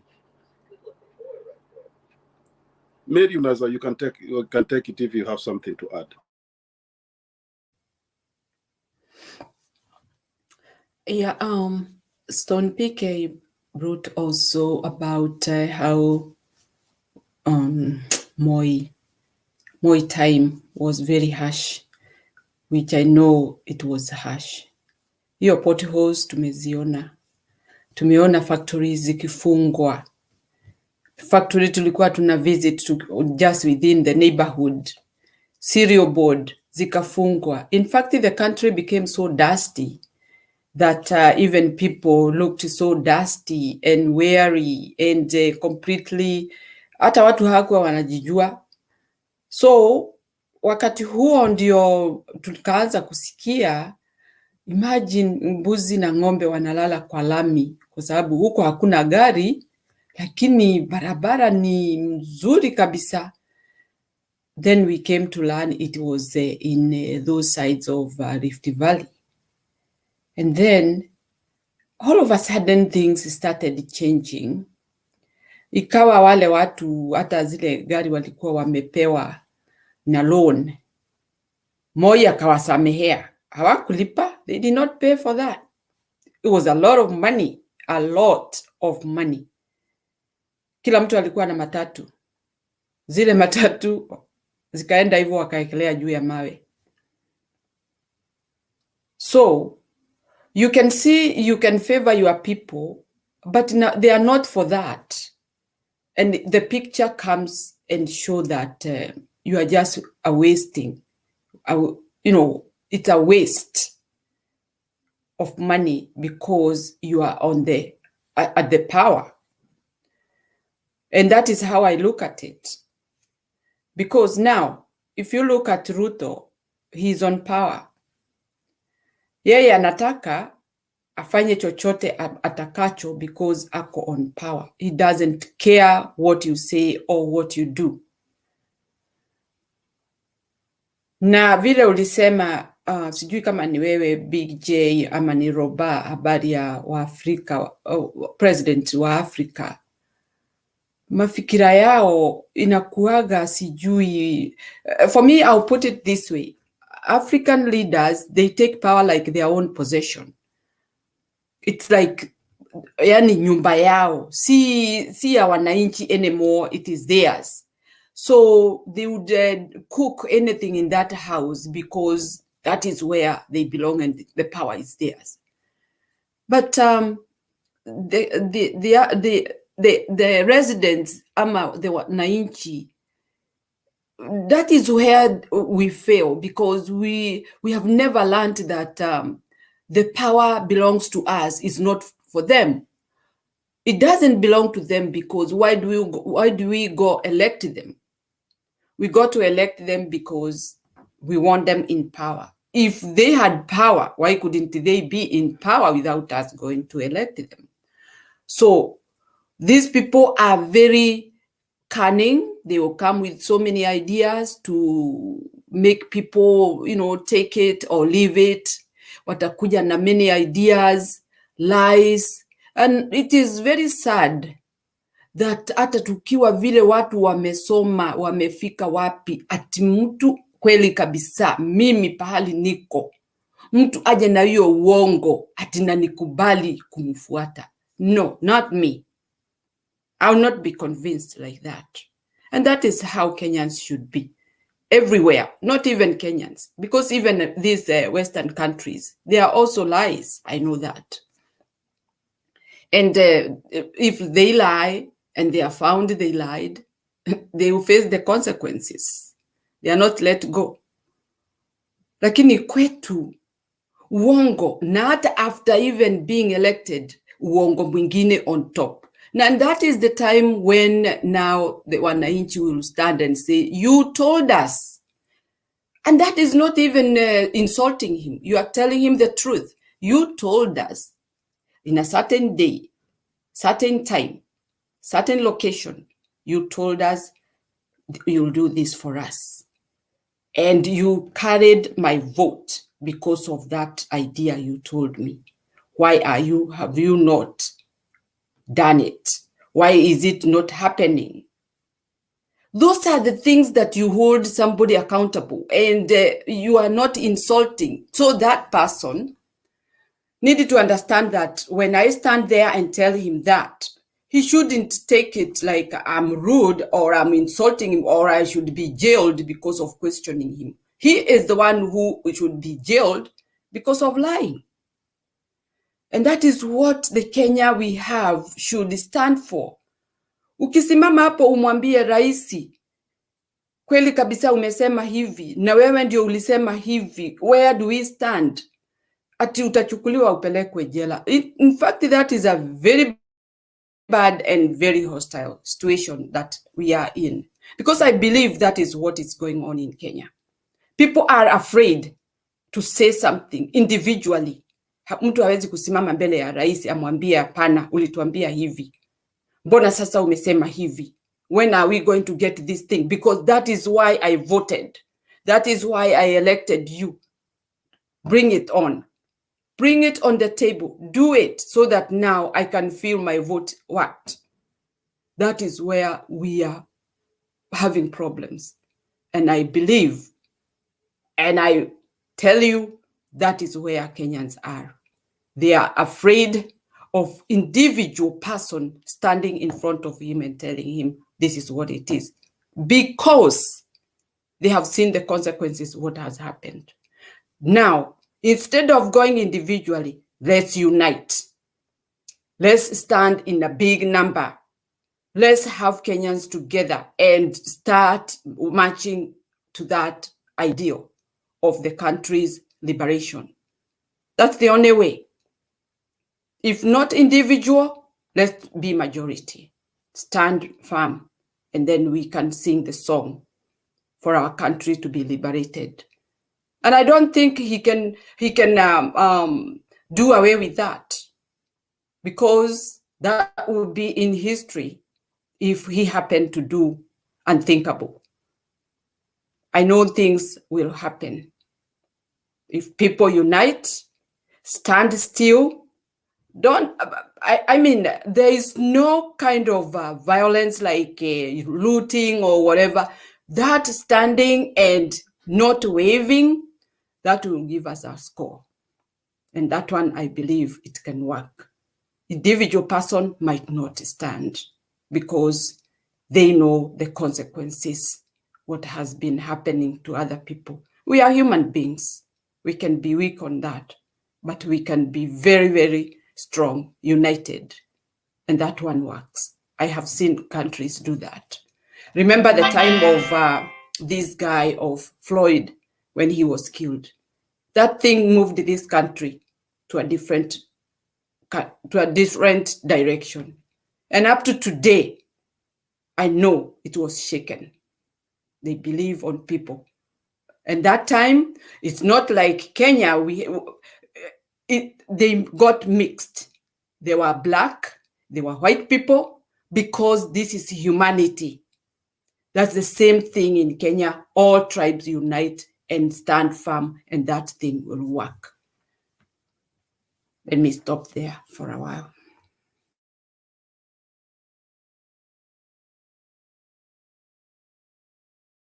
I want us to watch a clip, but I'm waiting for clearance.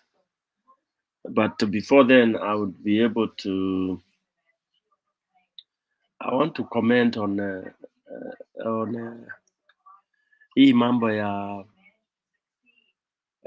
wananchi kuwa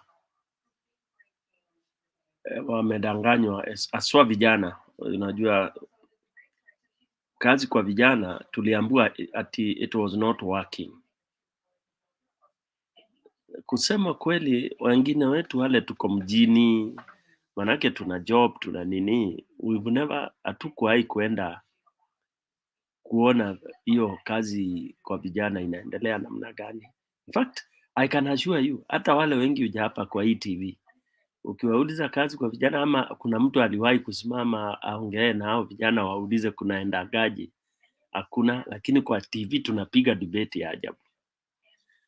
Wengi wetu tu wale wako interested na hiyo mambo ya siasa, labda ndio unakuta tu unaangalia mtaani vile kunaenda nini. Wengine wetu ulikuwa unakuja kuambiwa pesa yetu hii wiki haijaingia, maanake walikuwa wanatumiwa hela saa ingine kwa M-Pesa na kwingine walikuwa wanaenda kuchukua kwa through nini, wale ambao walikuwa wamechaguliwa kama viongozi. Those are some of the areas which were supposed to be strengthened, namna ya kupokea hiyo hela. Sasa ukijua hela inavuja, Stone Pike amepewa aende apeleke pesa kwa mtaa yake, kwa mfano, ama wodi yangu, ama tuseme kaunti yangu. Ukiona hiyo hela haifikii wale, kile unachokufanya ni kustreamline. Maanake siku hizi kufanya digitization ni very easy. Kwanza hivi kama hii style ya M-Pesa, siku hizi unalipa mtu hata through M-Pesa na anapata hela yake. Haunidi kuwa na mediator ati ule atafanya nini. You negotiate with the Safaricom and then you are able to distribute hii hela through nini. Kwa nake vijana wote wana simu. Hata kama ana simu ile ndogo kabisa ya kabambe, atapokea hiyo hela. Kwa hivyo ungesema ati hiyo hela makatelo wanakula. Hiyo ilikuwa tu ni kizingizio. Kile wangefanya ni kucorrect ili makatelo wasile.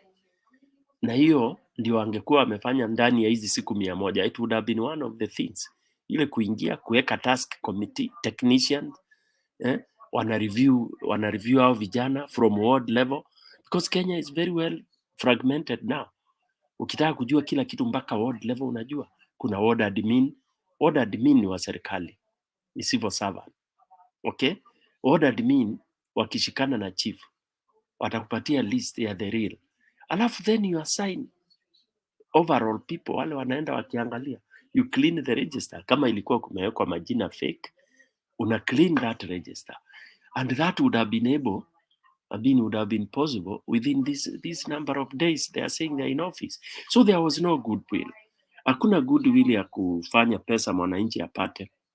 Okay, Linda Mama unasema ilikuwa inapotea. Inapoteaje? Na hospitali zilikuwa zinapata hiyo hela, na mama akijifungua anapata zile vifaa anatakiwa apate na anaenda nyumbani.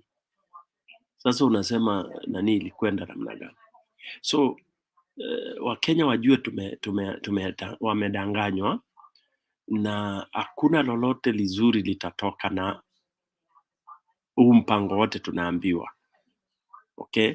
Kwa hivyo vile tu nilisema, chaguo ni either tukubali ama tukatae. Ukiangalia hii mambo ya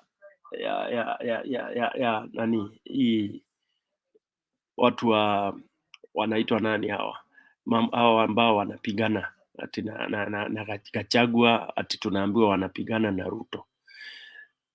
Bado hiyo mimi pia naichukua ni kama I'm picking it with a pinch of salt because number one, Gachagua already watu wa mlima wanasema ni kingpin ni kingpin yao. Sasa ndio nikajiuliza, kingpin, kwani kingpin anakuanga anawekagwa namna gani? Ni mimi leo niamke nianze kujiita kingpin wa huko mbele, ama ni kwa sababu ako na ofisi ya DP ndio sasa you become automatic kingpin? Really? This is where we go wrong. You don't, yani you are the top leader doesn't have to be your political kingpin. Yes. Kwanza wajue, Gachagua was not elected by anybody. They rigged themselves in. Okay, even if they say Ruto was elected, he was elected kwa mabawa ya nani? Ya president. Because we don't elect deputy president. So you can't say that Gachagua commands Central. I don't think he does. I wish he would contest himself, peke yake asimame hapo ndio ajue.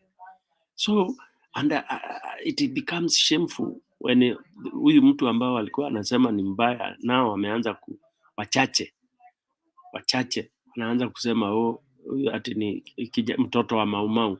Kwanza hiyo phrase kusema ni mtoto wa Maumau inamaanisha nini? Yeye peke yake tu ndio mtoto wa Maumau? We have many. Maumau ni nini? Maumau watu walitoka kwa families za Maumau. And what does it mean? Just because your father was in the army, for example, you are a soldier? How can we be this stupid? Ati sasa mimi babangu alikuwa daktari. Sasa Stone PK, I'm also a doctor. Naenda nikisema mimi ni mtoto wa daktari. That makes me understand magonjwa na kila kitu. Upuzi ule. So Kenyans, don't be fooled. Don't be fooled. Mimi ni mtoto wa pastor. We have seen watoto wa pastor wamekuwa mashetani. So let's not be fooled with those very cheap analogies. Yeah? Cheap analogies. I am happy tumesikia huyu alikuwa cast. Mwanda anazunguka kama Nebuchadnezzar. Yeah? And we hope that cast imuandame mpaka atoke wazimu. Yeah? Because hawafaidishi Kenya. Because I'm imagining if by bad luck anything happens to Nabii, then of course you can imagine the chaos that will befall this country when Gachagua atakimbilia hiyo sword na akiamugu Kenya bwana, tusijui tutafanya nini bwana. Big J, mimi naangalia mbele naona giza bro. Mimi naangalia mbele naona giza. Ile giza niliona na niliambia watu siku za campaign. Niliambia watu hapa iko ukora inataka kufanywa. People wakasema Stone PK niliitwa alarmist kwa hii channel hii Mutembei. Nikasema mimi ni alarmist, nina imagine hizi vitu lakini sasa unajua ukiwa umekomaa kidogo na umepitia hizi vitu vile umeambia Roba. Unajua ukipita kama sasa umejua njia ya kwenda, tuseme unatoka Nairobi unaenda Meru na umekuwa ukipiga hiyo route ya Embu nini, unajua zile kona za huko Nithi Bridge kuliko mtu mgeni. Unaona, unajua hii kona siwezi piga na 60 hii mpaka niende mpaka 20, lakini mjamaa mgeni anakuja ameichota na 80 unamuonea River Nithi ndani kabla aone ni kona ashaingia ndani. That is what most Kenyans are doing. Hawajui, hawaoni mahali tumeelekezwa kichinjio. kama vile ng'ombe wale tulikuwa tunapeleka kwa mnanda, unakumbuka vile ng'ombe ukishaweka ule mmoja ingie kwa ile hapo, basi wengine wataingia wakiteleza ndani ya maji. Sasa sisi wa Kenya hapo ndio tumewekwa na tumeingizwa kabisa, na sasa tunapelekwa speed tuingie ndani. We all get impoverized. You can't talk because you can't talk ukiwa na njaa. You weaken the enemy by denying the enemy food. Sasa wa Kenya kwanza sasa itakuwa njaa, hakuna food sufficiency, alafu turudi tuletoe hizi chakula za poison, unakuwa na magonjwa baada ya miaka 3 because sasa nasikia ziko hali ya juu sana, huwezi kula miaka 3 na uishi. The 3rd year unaanza kuwa mgonjwa. Okay? High blood pressure kwanza hizo ndio zinakuja. Kuta vijana wa 25, 26 years wameshikwa na high blood pressure na diabetes. Huyo kijana ataenda hata kupiga kelele mahali. Hata akipigwa na chupa ya maji chini. Sasa bwana Big J una lolote bwana? Mimi nikizungumza nasikia hasira inanipanda tu. Najua kuna maneno mingi hapo nasikia wanaongea. It doesn't make any sense. Gachagua kama anasemanga yeye ni mtoto wa Mau. Kuna Wakikuyu wale walipigania Mau tunawajua. Of course kuna many Kenyans, lakini I'm talking about the Kikuyus because that is where Gachagua is leaning on the Kikuyu side. There is many Kikuyus who fought for independence of Kenya. Watoto wa Mau sasa wenyewe. If he is really in the son of Mau, what does he amefanya nini? Amefanyia nini wazee wa Mau, mama, mabibi za Mau wale waliuawa? They are living in poverty. So even when he says that mtoto wa Mau, then definitely it makes us feel bad because he's doing nothing. Yes, ni siku gani ashaipiga because he was MP. Ashaipigania watu wa Mau upatiwe pesa fulani. Hata kama unajua like when you fight for something, it doesn't matter whether that is successful or not. So long as inaonekana kwamba you are trying to work for it. Did he do anything to try and help those Mau people, ladies, Mau, old men? Many of them, they don't even have a home. They don't have a home. Secondly, wanasemanga, hypocrisy is something so bad. Wanasema hiyo ukisikia watoto wa Mau, hiyo sio dynasty. Because walisema uhuru ni dynasty. Hiyo ni dynasty, Stony PK. Secondly, wanasemanga they hawataki history. They don't want to hear something to do with history. They don't want to know Kenya ilianzia wapi ama ilitoka wapi.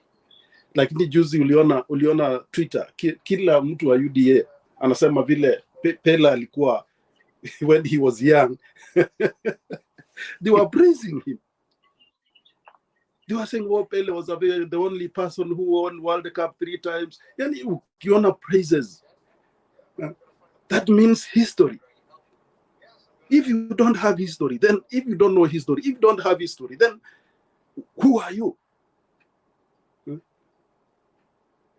Because hata hii maisha katika maisha ya kawaida tunayoishi, unajua testimony inakuwaga ni kitu kile kimetendeka. Testimony kakanisa. So I believe that these guys, they don't even know actually what is Christianity. Because when, for example, if I talk about a testimony is something that happened to me.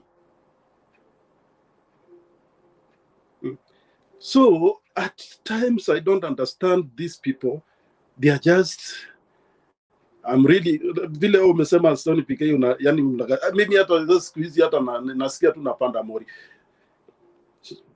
Stony PK people, wale watu walikuwa wadogo wakati wa KANU, I wish they were there. Watu walikuwa wanaajiriwa GSU, army, police. Mtu hajui hata Kiswahili hajui, anaongea Kikale.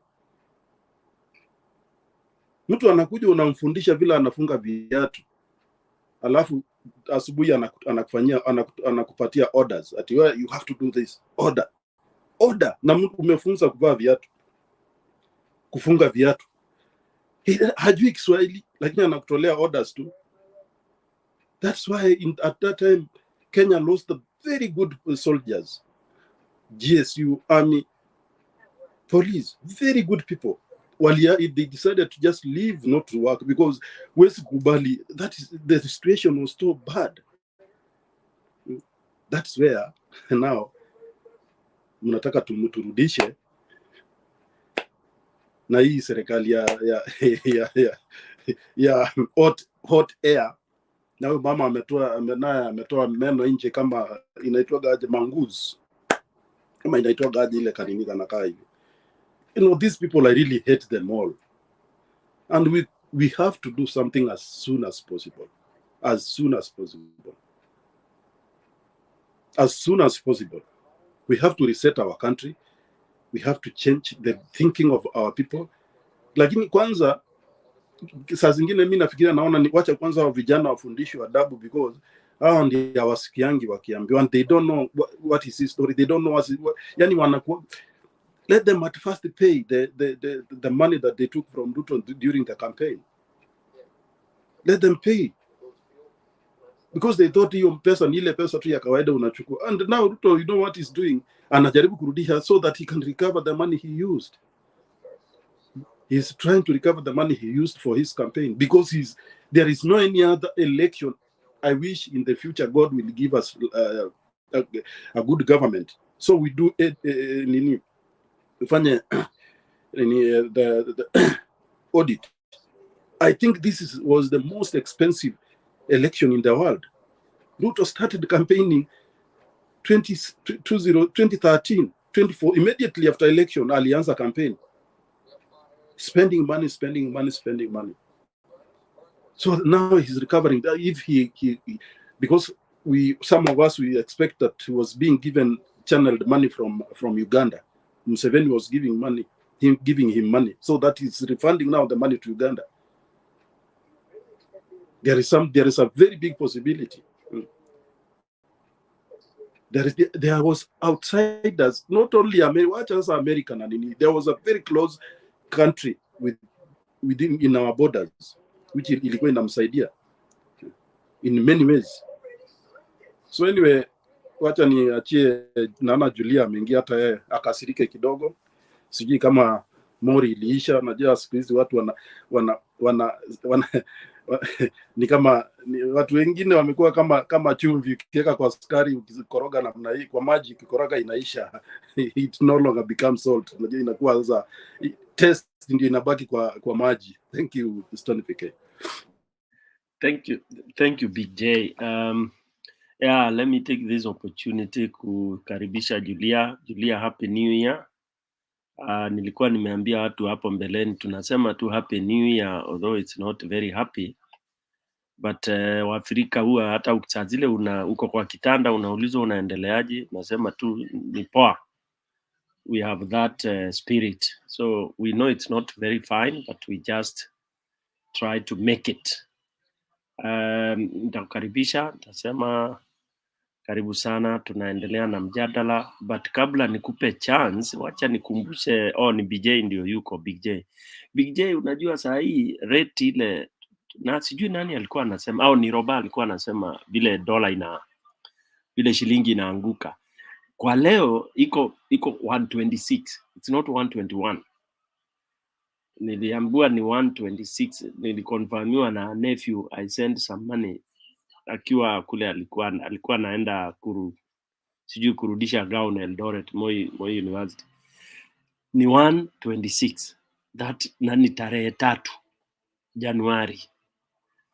Hii kitu inaendelea. Sasa hiyo ni indicator hatari sana. Na tena kitu ya kuudhi ni kwamba kuna makampuni zimesita. Hazijadeclare zinatoka Kenya, lakini washafunga hela yao. Ni kama wewe mahali una finance mtu ama mfanywa kazi wako fulani pale nyumbani, ukaona ameanza kufanya mambo ya ujinga, unaanza kumuweka kwa rada. Kama ulikuwa unampatia benefits, unazikata polepole. Kenya already kuna investors ambao already they have decided I don't want to list them because I mean, we need, wacha tuangalie tu kwanza. There are those that are already moving away, and they are moving away to some of our neighboring countries. I've been saying here that Kenya is not a darling. Hakuna mtu unaweza kuwa jirani ati ni darling yako. Kuna kuanga kawivu fulani. Si ati nchi za East Africa zinafurahigi vile Kenya ndio tunakuanga ni kama big brothers, mambo yetu ilikuwa inanyooka nini. They were not happy. Ni ile tu unaona brother yako ni mkubwa, hakuna kile unaweza fanya, unanyamaza tu, lakini unawish ungezaliwa mbele yake. Unawish hiyo Mercedes yako nayo ingekuwa ni yako. There is that human feeling, and that's why I tell Kenyans, since we are not a darling with all these people, they will be happy when we collapse. And that's why some of them are financing thugs, because hao ndio watapata nini. Mtu asikwambia ati nchi kama Uganda ati it can't survive without Kenya. Upuzi mtupu, ndugu yangu BJ. Uganda already tayari wameunda redi inaenda Tanzania. Okay? Akina nani wengine? Rwanda watajipanga. Unaona? So mtu asiseme hapa ati Kenya, these countries can only survive with Kenya. Ni uongo mtupu. There are countries that can survive without this country Kenya. South Sudan wamejipanga already. Yeah? Na wamethreaten. So na sisi ni nini tunakuza? Hata madini hatuna. We have no minerals. Our country, our economy is one of the most vulnerable economies in East Africa. We are not food sufficient. Hiyo ni tosha. Hiyo ni moja ya kutupeleka on our knees. When you are not able to feed your family, that's it. Utasema wewe ni tajiri gani? Sasa sisi ni tajiri gani ikiwa tuna deficiency ya chakula kiasi hicho? Tunanunua mpaka mayai kutoka nchi jirani.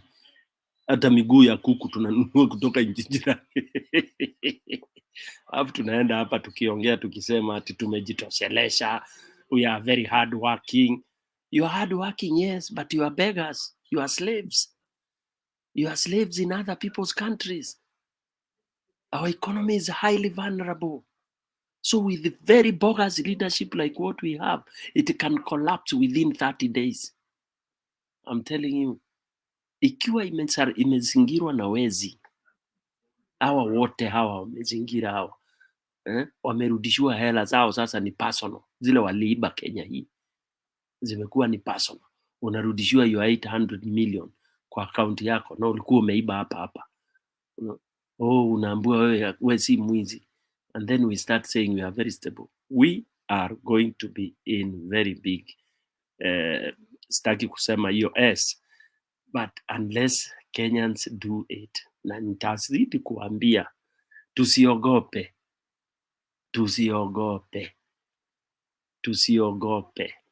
Lazima mahali pamechinjiwa ng'ombe utakosa damu kidogo pale. Okay? Huwezi kupata nyama bila damu kidogo, kukupata kwa mkono, kwa nguo. Okay?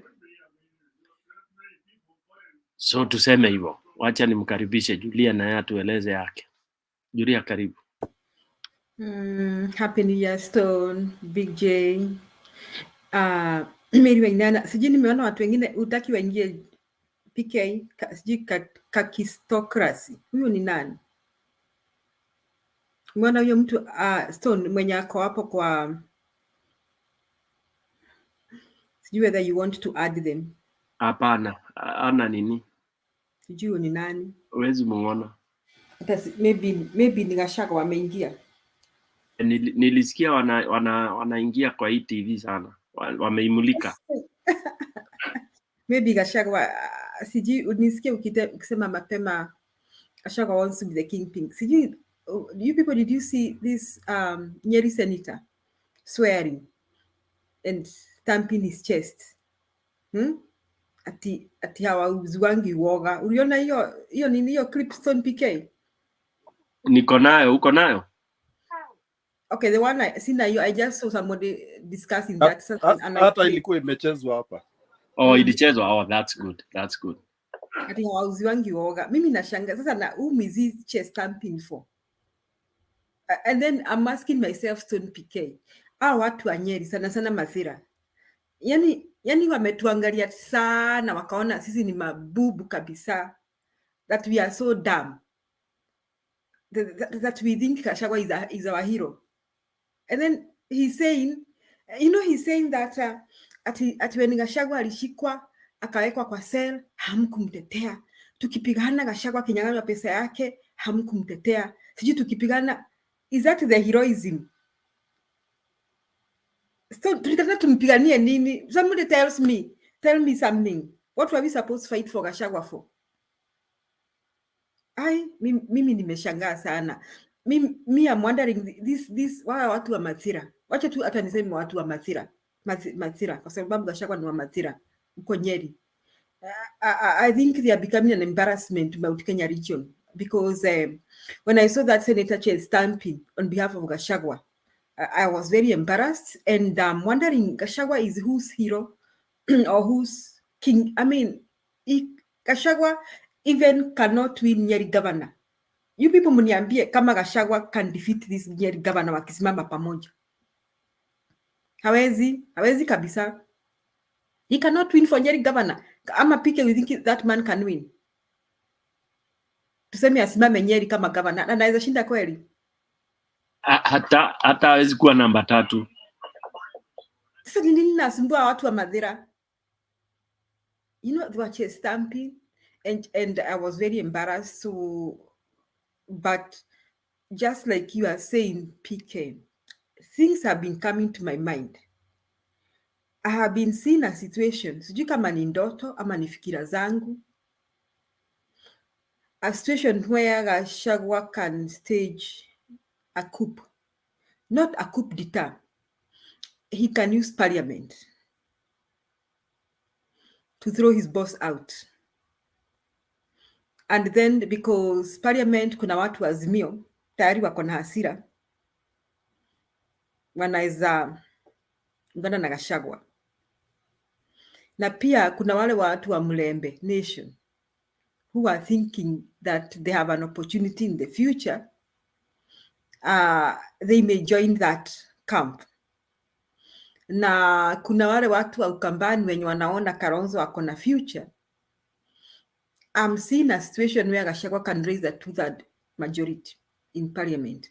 And that 2/3 would be a disguise kind of a thing. Si ati wenye watamunga mkono ndio wanamunga mkono. Nia yao itakuwa, it will be people with a common agenda to throw one person out. So in the event, Gachagua may find himself somewhere. But I'm also asking myself, which one is worse? Unajua Wakikuyu wanasema ati umetoka kwa Washong'e hadi kwa Muthunga. Which one is worse? From Ruto to Gachagua, or from Gachagua to Ruto? Where would Kenyans want to be? Because both of them are birds of the same feather. Okay, kwanza Gachagua is dumb, but I think if Gachagua succeeded in such a thing, I think it's also easy to throw him out.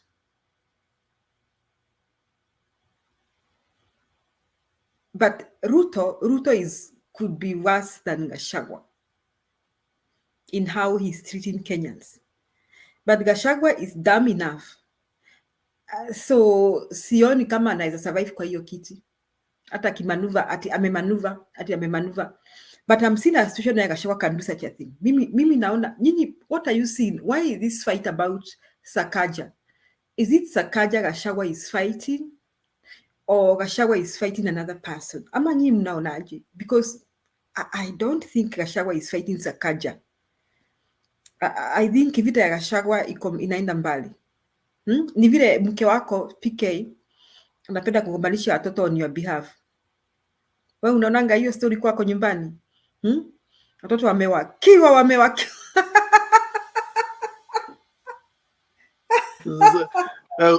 Wewe Julia, wacha kuinsight Stone PK. Unajua kumbe mimi ndio target. Unaona Big J, unaona mtu kwanza Wakikuyu, mama Wakikuyu ni wabao wanasema ni Diana thoguo. Sasa I'm telling my son, Diana thoguo. At least mimi si kama baba yako na baba yake yako hapo. Yani I'm directing to my son, but I'm insulting the father, you see? Ati mimi si kama baba yako. hiyo pesa unataka, mimi si kama baba yako. The father is there and is hearing everything, so mean the attack is to the father. So me, I think Gachagua'S wars are not directed to that Sakaja. Sakaja just happened to be the grass that must suffer, and they are directed to somebody else who is his boss. Because I think in the recent past, his boss has been behaving like akona ma preferences. Ni kama ile story ya Matiang'i. Unaona? Unaona story ya Matiang'i na Uhuru. Matiang'i became so powerful, right? But why Matiang'i became so powerful? It is because I think Uhuru found it easy to work with Matiang'i. Yani unaona kama wewe uko na jamaa ukimuita anasema yes sir. Ukimwambia jump anakuuliza how high do you want me to jump? So Matiang'i I think was this kind of a guy, a phone call person. Matiang'i kimbia Turkana. Anapanda ndege anakimbia. Matiang'i mtihani ya watoto imefanyika nini? Matiang'i will appear with briefcase na results za mtihani. So Matiang'i was handy to Uhuru. And as he was handy, he didn't disrespect. Okay, Matiang'i knew that he was very important to Uhuru's government, but he did not disrespect Uhuru. Unaona kuna yule jamaa amekufanyia kazi sana PK, anaweza kudharau saa zingine. Akuonyeshange ati hiyo ng'ombe yako haingetoa maziwa zingelikuwa ni yeye. But Matiang'i didn't do that. On the other side, what was Ruto doing? Tangatangari. And saying nasty things about his boss. Now, ulichopanda utavuna, kwa maana malipo ni hapa hapa duniani tu. And Ruto even knows the Bible that do not be deceived. Whatever you sow is what you reap. He sowed that seed of disrespect and deceit when he was deputy president. Hiyo begu alipanda na basi mavuno ndio hii inakuja. Because Gachagua is going to behave exactly like him or worse than him. What is Gachagua doing walking around mobilizing people for what? He's supposed to be working as a deputy president. Can you imagine, mulisikia ile statement ya yule governor wa Nyeri akisema ati sisi hatujaolewa na mtu? Yani Big J walikuwa naambia Ruto, sisi tutire mukaguo. Unaona mukaguo in Kikuyu is I'm not B, you are BITCH. So that you and then you know, okay, your wife, you respect your wife. But when they use the BITCH, they mean another one now. When you know, men are weird, some men, not all, they respect their wives. Lakini kuna wale wengine wako huko wenye hawaheshimu. They use them the way they want, you know. So that governor was trying to tell Ruto that we are not like those other ones that you use wherever, you know, that you use us as you feel like. Alafu baadaye Nyeri governor akachukua safari akaenda, there was some Thanksgiving Rift Valley. Look at this, that he was representing Gachagua. Gachagua amepanda bei hadi kwamba ako na representative. Ati hiyo mkutano ya rais mimi siendi. Enda unisimamie now. Let them know you are there on my behalf. Na Nyeri governor akaenda akasema kwamba that sisi tunataka kuambia watu we are ruling up to 2042. He was telling the Kalenjins right in your heart and in your heads, muandike kabisa kana kwamba sisi ndio tunachukua after you people, musikuwe mkifikiria any other thing. He was the messenger. So Sakaja is being just reminded by Gachagua kwamba wewe sio kitu, wewe na boss yako, if your boss thinks that you are anything, we are here. So why is Gachagua doing this? He's trying to assert himself and he's trying to prepare. And I'm telling you, Gachagua can stage a coup in parliament. And if Gachagua is reasoning, I can tell him what to do. Gachagua, you go enter parliament. Saizi kuna wale watu wa Azimio. Wanagojea tu ufanye one small thing like that, one small motion like that. Lakini I want to tell Gachagua, unaona watu wa udaku wako western Kenya, they are not genuine. They are really hoping something would happen, some miracle hapa na wapate kama Wetangula, Mudavadi, something weird happens, na Wetangula ajipate unaona, according to the constitution, if the president, something happens to the president or is impeached, the deputy president takes over, right? Now question, nataka munijibu na muangalie kwa katiba. What about if the deputy president is impeached?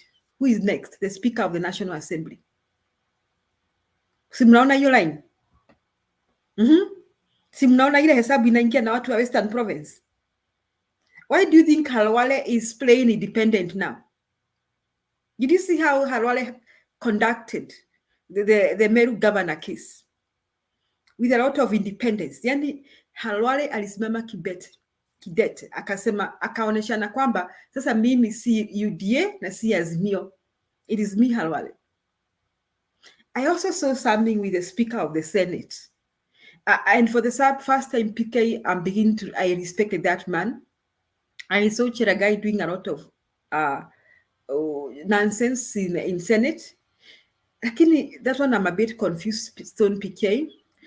On one side, sometimes I don't trust these people. I can imagine that Cheragai was acting on his behalf of his boss, kuonyeshana kwamba kuna independence, or Cheragai was genuinely on the side of his boss, and they wanted to kick out that woman from Meru. Lakini, the way the speaker handled that matter, and Halwale, I think there's a pot boiling in Western Province. So all these people, because they are all hypocrites, whether in Azimio or in UDA, if Gachagua can dare just pick some few members of parliament to a Mount Kenya region, wapeleke motion ya vote of non-confidence to parliament, hiyo vote pike inaweza enda through, nakwambia. Kwa sababu kuna watu ni vile wewe kama pike pengine uko na maadui wengi, hata wewe wanachekanga nao na uwajui ni maadui wako. It is also like they are like hungry hyenas in parliament, and they would wait for any opportunity to throw Ruto out. So Gachagua is trying to assert himself, and I think I'm enjoying this drama. And I agree with Alex. Gachagua is a blessing in disguise. In fact, I'm beginning to think next time nikisikia Gachagua akiongea, hata mimi nitakuwa nikimencourage akanyangia tu hapo. Hata Gachagua kama ananisikia, wafuasi wake kama mnanisikia, mkanyangie tu hapo, mpeleke hiyo motion parliament. We throw Ruto out. You'll be president for a few months, and then we'll think whether to throw you out. And this drama will be very nice in this country. So I don't know what happens if we throw Gachagua out. For how long? Somebody help me find out from the constitution. For how long, even those who are on the chat, for how long would the speaker be president? Because what happens if the speaker takes over? Does he become president as he organizes an election, or what happens? Okay, I know for Gachagua, if Gachagua becomes president, he becomes president for the rest of the term. But if Gachagua is thrown out again, so people really would hate me for imagine all these things. I'm sure you dear people really hate me now, especially those ones from Rift region. But lakini watu wa Mount Kenya, I think today they don't hate me so much, because mukichoka na hii serikali, watu wa Mount Kenya, nyinyi mnaona Gachagua is your hero. Mwambie au MP wenyu apeleke motion parliament, hiyo motion itaenda through, because I'm sure even Wetangula will not fight it. Because Wetangula will see power coming. And me, I would rather have Wetangula than have these two people. Because I need to find out what happens if Wetangula is the president. Otherwise, that is what I was analyzing Gachagua for. I am thinking this is a very interesting thing, loading. Then I was listening to some people. I mean, I think somebody was talking earlier. He was talking about what has happened to the education sector. Hivi kwamba sijui kama nyinyi watu mko na watu mnalipia school fees Kenya. Nasikia school fees imeongezeka sana. Lakini he was saying that hata Ruto restructure higher education loan board. Sasa wanafunzi hawawezi pata, sijui kama hawatapata loans, or what is going to happen. Like many of our youngsters are going to miss on higher education. And then he's restructuring funding your university students. Unajua, since the days of Matiang, anybody with a C+ was being funded by the government. Sasa nikana kwamba hawa watoto watapata hiyo funding. I don't know how far that is going.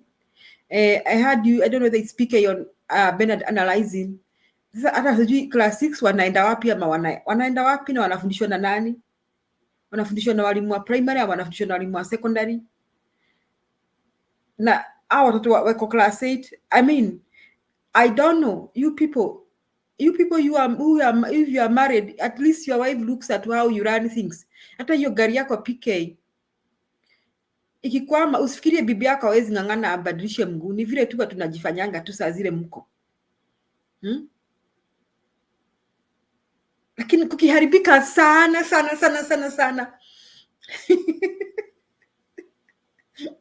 I would have to change that tire. Juu hatukwangi blind hivyo. At least macho yetu inaangalianga tu vile kunaendanga. And when you are not there, we take your role. Tunasema, mlisikia baba yenu alisema hivi. Mimi sitaki kurudia, sisi itakuwa nikirudianga vile baba yenu alisema. Si mimi natakwanga nikiimba wimbo hapa. I mean, what I'm trying to say, Ruto should have learned from Uhuru how to run a government. Now, let me say this.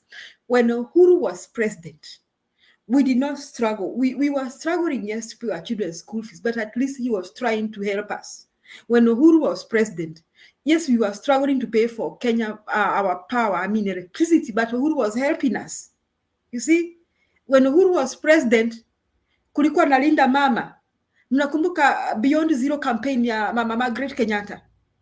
My sister used to tell me that if you want to have a baby, you just walk the hospital pregnant and have your baby and go home.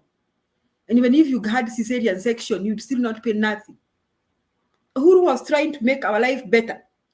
And our age people, at least, walikuwa wanangojea kitu. Wanangojea, hata kama ni 2,000, wanaenda wanafanya shopping kidogo. And when Uhuru was... Julia. Yes. Wacha tukatie kidogo. Hata Mama Recha anaombea maji na chafu inakuwa safi, wa mama wanakunywa. Ai, Mama Recha needs deliverance. Kuna siku nilikuwa namtetea, like nikaona kama kwamba yeye she's in a prison, but the other day when I learned like she would be the one pushing her little girl to go into politics, nikaacha kumtetea. So when Uhuru was president, Uhuru, wherever you are, wewe ulituambia ati miezi 3 tutakukumbuka. Hata miezi 3 haikuisha. Right now we don't know how we are going to take our children to school this month. Uhuru, wherever you are, nyanya zetu pesa yao Julia, wacha tena nikunini. By then na sahi Uhuru is my neighbor. Boma yake iko hapa. Hata alihama. Yani Narok. Uhuru anaishi Narok sahi. Uhuru's home is in Narok. My neighbor. I don't blame you. Hata mimi nilisema nitahama. Niliambia Chaka nitafutie shamba uko Pwani. Ama niende kwa Wajaluo. I'm beginning to think so. Or maybe I should call myself Achieng or Akinyi. What does the name Akinyi mean? So those of you on the comment section, I'm looking for a Luo name. Because Uhuru, wherever you are, we are going worse than the things you said. Hata fadhali ungepeana hii kiti. Hapo tu ndio unakulaumu tu Uhuru, ungepeana hii kiti. I wouldn't have blamed you kama ungekatalia hii kiti. Hata Uhuru akafadhali kiwa, if we were not going to have baba, then we should be having just Uhuru there. At least kungekuwa na linda mama. Nyanya zetu walikuwa wanapata pesa ya wazee. School fees ingekuwa ina stress is about to stress us now. And Uhuru built for us roads. Now, I saw Ruto jana akitoa speech akijustify at hizi subsidies ati nimetoa juu ya 1, 2, 3. Umetoa na Wakenya wanateseka. Ati he's talking about the science of the economy. What is the science of economy? Kuna science na economics na kukujiana waje wapi? The science of economics? Nasema science, you people hata kama ni kizungu hatujui, science na economics zinaingiliana wapi? The economics talks about basic needs. The basic needs are food, shelter, and clothing. Alafu tunaenda universal education, universal basic education. Sasa hata kama unafanya science na economics, Bwana Ruto, where are our basic needs as Kenyans? So fellow Kenyans, Uhuru alisema ametupatia miezi 3. Hata miezi 3 haiko imeisha before tukaanza kuteseka. Sasa mniambie nyinyi wenye mnipigia UDA kura, nyinyi watu wengine mko Mount Kenya, wengine, because I just learned the other day that many of Mount Kenya people voted for Baba, na mwingine mko mkoa Bonde la Ufa, lakini sio nyote, wengine tu. Na wauliza, hiyo ndio serikali mliyotaka? PKSG amesema tukasirike tufanye nini, lakini leo mimi nimetoa mwelekeo kwa Bwana Gachagua. Bwana Gachagua, penye huko unaweza tusaidia kutoa hii serikali. Tupeleka hoja kwa bunge, wacha kuzibona na Sakaja. Sakaja is just another small rat. Leave him alone. Peleka hoja kwa bunge. Vote of no confidence against your boss. And this vote will go through like hot cake. Asante Bwana PK, wacha nifikishe hapo.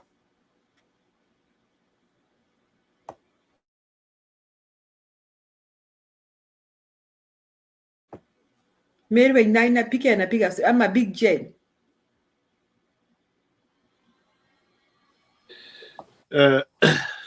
Julia, you have spoken about vita Gachagua na Sakaja.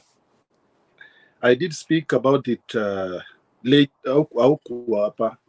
and even last week I spoke about it. Vita ya Gachagua na Sakaja, it's in direct war between Mudavadi and Gachagua. Why? Because if you remember, after earlier elections, see the central MPs ganged up. Gachagua ali wakagang up when they elected anaitwa nani, Kanini Kega. Then from there you can see immediately after that earlier elections, things did not, I mean, there was some hurry to, Ruto was rushing to Western. He was always going to Western and trying to use Mudavadi for uniting the Luyas, Nini, blah, blah, blah. So that one made Gachagua to feel, I don't know, he feel isolated, or he feel that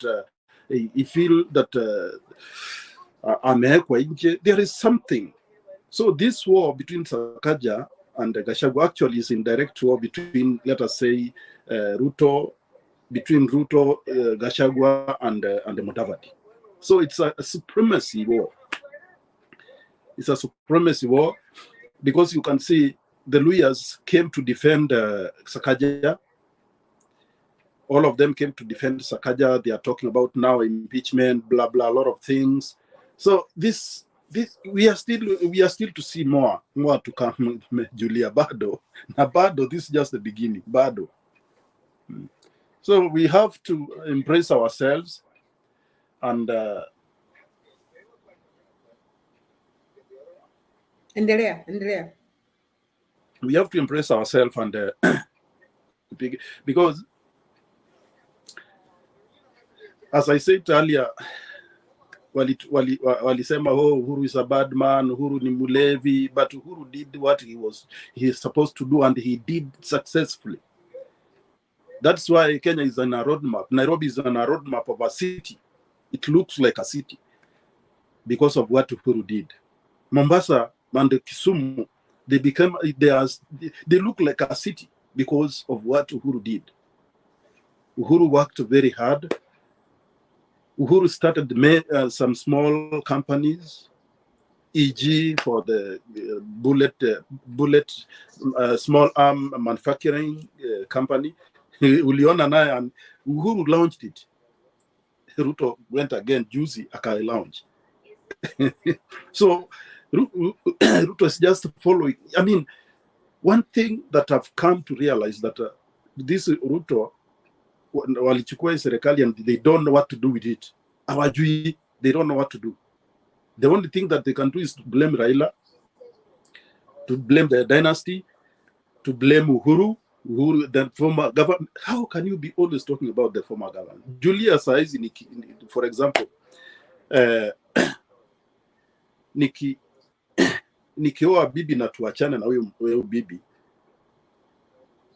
I cannot be talking about ule tuliachana naye because now I have a new wife or a new. So I have to think to be focused on huyu lady ambaye niko naye nimeoa juzi. I take care of her so that the same mistake will not happen. Then if there was a mistake ilifanya tukaachana na yule. But if a man is always talking about the past, talking about ile divorce, divorce. Sasa huyo ni mwanamume wa aina gani? There are some things that men always a man should always remain a man. Yeah? Mambo kama hiyo kidogo hiyo, kumbuka maneno vile mliachana nini. It doesn't make any sense. I mean, it does not add any value or any credit to what you are doing. So as a man, you have to continue looking forward and trying to do the best without looking back. Because if you look back, then definitely you are not a leader. Thank you. Stony PK. Yeah, Big J. Sasa uniambie, unakumbuka before these people became president, before uchaguzi, Ruto went akakuja US na Mudavadi, na Gachagua began saying kuambia Mudavadi kwamba ajue yeye running mate atatoka Mount Kenya region. You remember him saying that? Kwa hivyo hiyo vita ilitoka mbali, and I'm also seeing Ruto trying to bring up the Meru people, akina Kindiki. Na pia nyinyi mnakumbuka history ya running mate that Gachagua forced himself there. Alimwambia ni mimi, it's either me or nothing. It's either me or else, you know. Ni kama Ruto aliambiwa either mimi ama or else. Sasa Gachagua literally forced himself on Ruto. So how long is this marriage going to stay? Mniambia hii ndoa inakaa muda gani? PK, tuambie maneno ya hii ndoa ya Bwana Ruto na Gachagua. Itadumu for how long?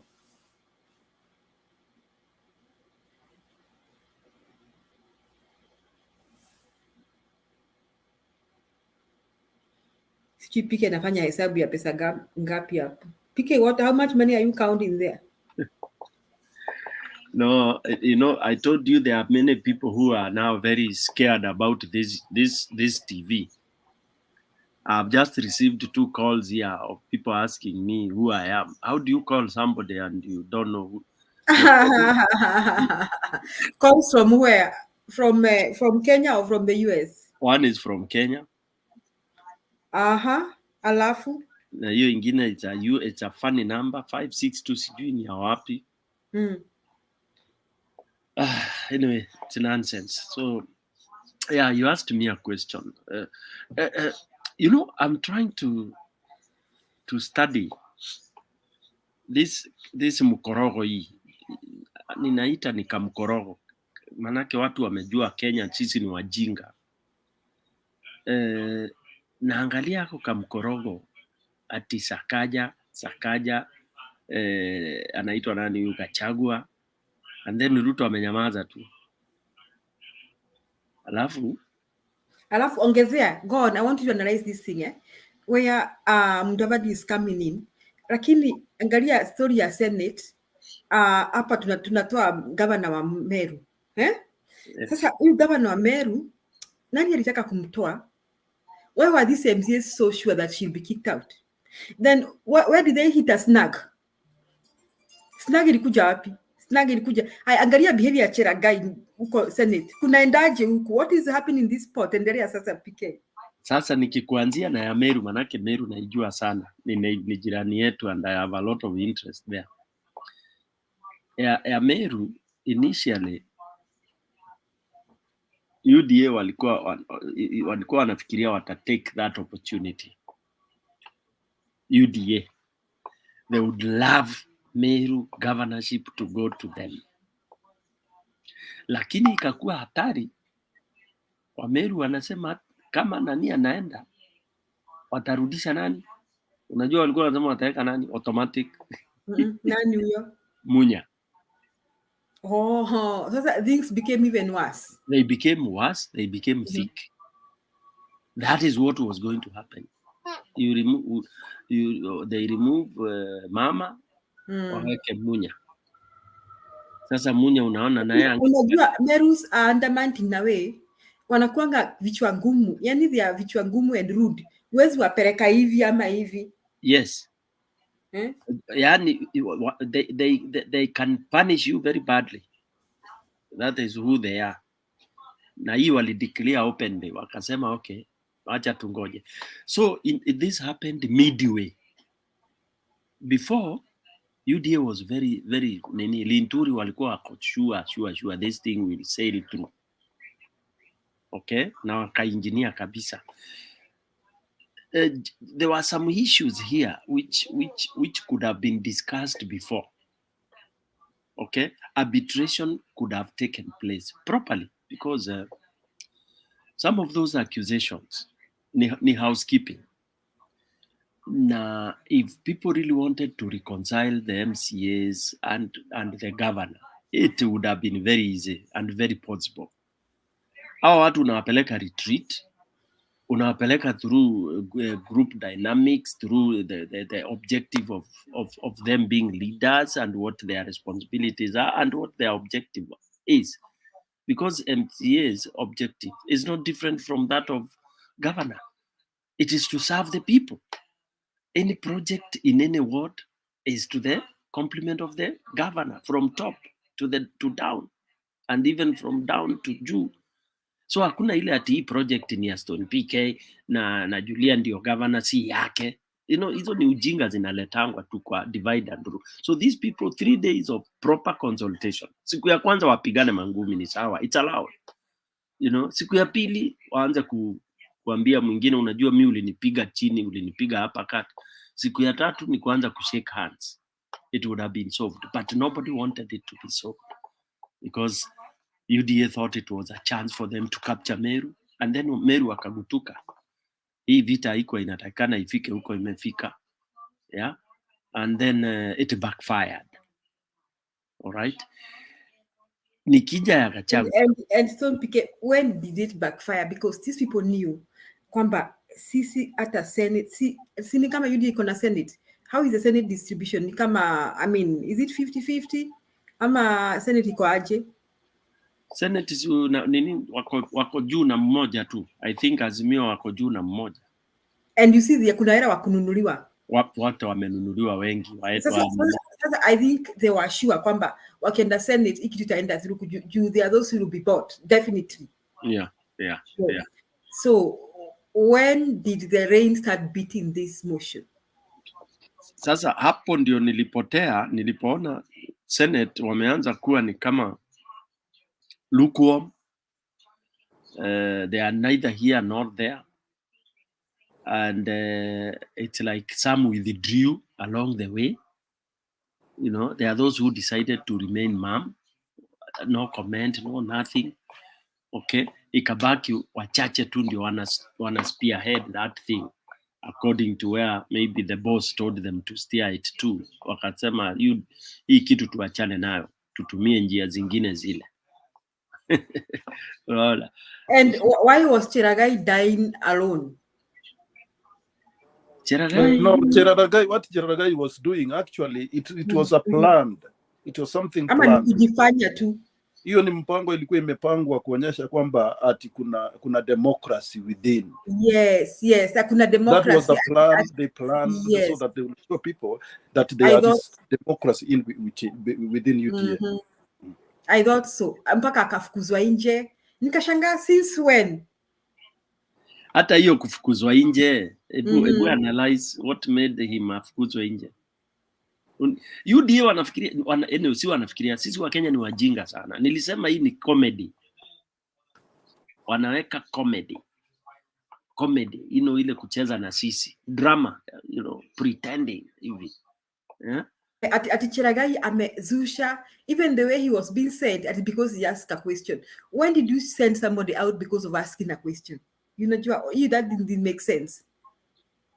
You see that? That was acted. Drama was not in Hollywood, but in Kenyan Senate. Only a senator will be sent out when he's not controllable. If the speaker cannot control him, then he will definitely send him. That is a standing orders. of the of parliament, of Senate, any parliament. If that person is not controllable, he cannot listen, hear the voice of a speaker, then definitely he will be thrown out. But asking a question, that's irrelevant. Yeah, that thing for Meru would have been very costly. It would have been really costly had it gone the way whoever wanted it to go. Because now, if you look at the deputy governor of Kaweria, he was very active initially. Then all of a sudden he went cold. Na Kenya tunajua mtu akienda cold, mambo inakuanga ni mawili. Either umelambishwa asali, na ukishalamba asali si inaonekana kwa midomo, so you have to keep quiet. Ama umekuwa threatened, life threatening. So it's either of the two. Why he went mump, and what was he waiting for? Alikuwa anangoja akuwe ndio governor? Yes, alikuwa anangoja akuwe governor, lakini si legally wangemtoa. Of course. Si ndio nasema ingekuwa complicated. Ama wangemumaliza tu, usikie amekuwa kama Paul Gisheru. Labda. But that's why ilikuja ikakuwa collateral, nini itakuwa complicated. The route was going to be very expensive. Okay? Because UDA really wants Meru. Why? For the next 24 years. Yes. They need Meru badly. Ruto anaona mbali. Alisema kwa clip, kwanza ni kushika power. Shike uongozi. Then atadeal na mlima. And he's going to deal with it. This you can take to, there is no bank to take in Kenya anymore. But you can be sure he's going to really do all. And he's that ruthless. Before, in my submission, I said, this Ruto will be 20. We did what? 24 with Moi? We atafanya mara 4 ya hiyo. 24 times 4 is what? Yani, the gravity of the force and revenge and punishment is going to meet on the so-called enemies. It will be so heavy that Kenya will not, ama regions easily ame target, zitakuwa zinashake hivi, ni kama wamepigwa na nyundo. And he has done that. That's how you do it. You cut. Unafanya watu wakuwe njaa kabisa. You will impoverize people. Poverty has been, it's now legal. It's a weapon. Is using poverty. Alafu wapatie chakula ya dawa. Itakuwa ni kama mahali, najua mahali chakula ikiwa inaenda mahali upendi, inapelekwa mbegu aina hii. Unakumbuka sabotage ya mbegu hizi zilikuwa zinapeanwa na serikali za kupanda. Can you imagine if you have 2 crop failures? What happens to that community? You are receptive to anything that is zikiitwa donation. That's how you do it. He's so scientific about it. Na Wakenya watajua. Hapa dawa ni kung'oa Ruto kwa nguvu. That is the only medical. I mean, the only solution. So hebu malizia maneno ya Ruto ameona game yao ina backfire. Hapo ime backfire. Ameachana na Gachagua sasa. Sasa ameingia kwa Nairobi na Gachagua. Remember the comment he made about Gachagua those early days?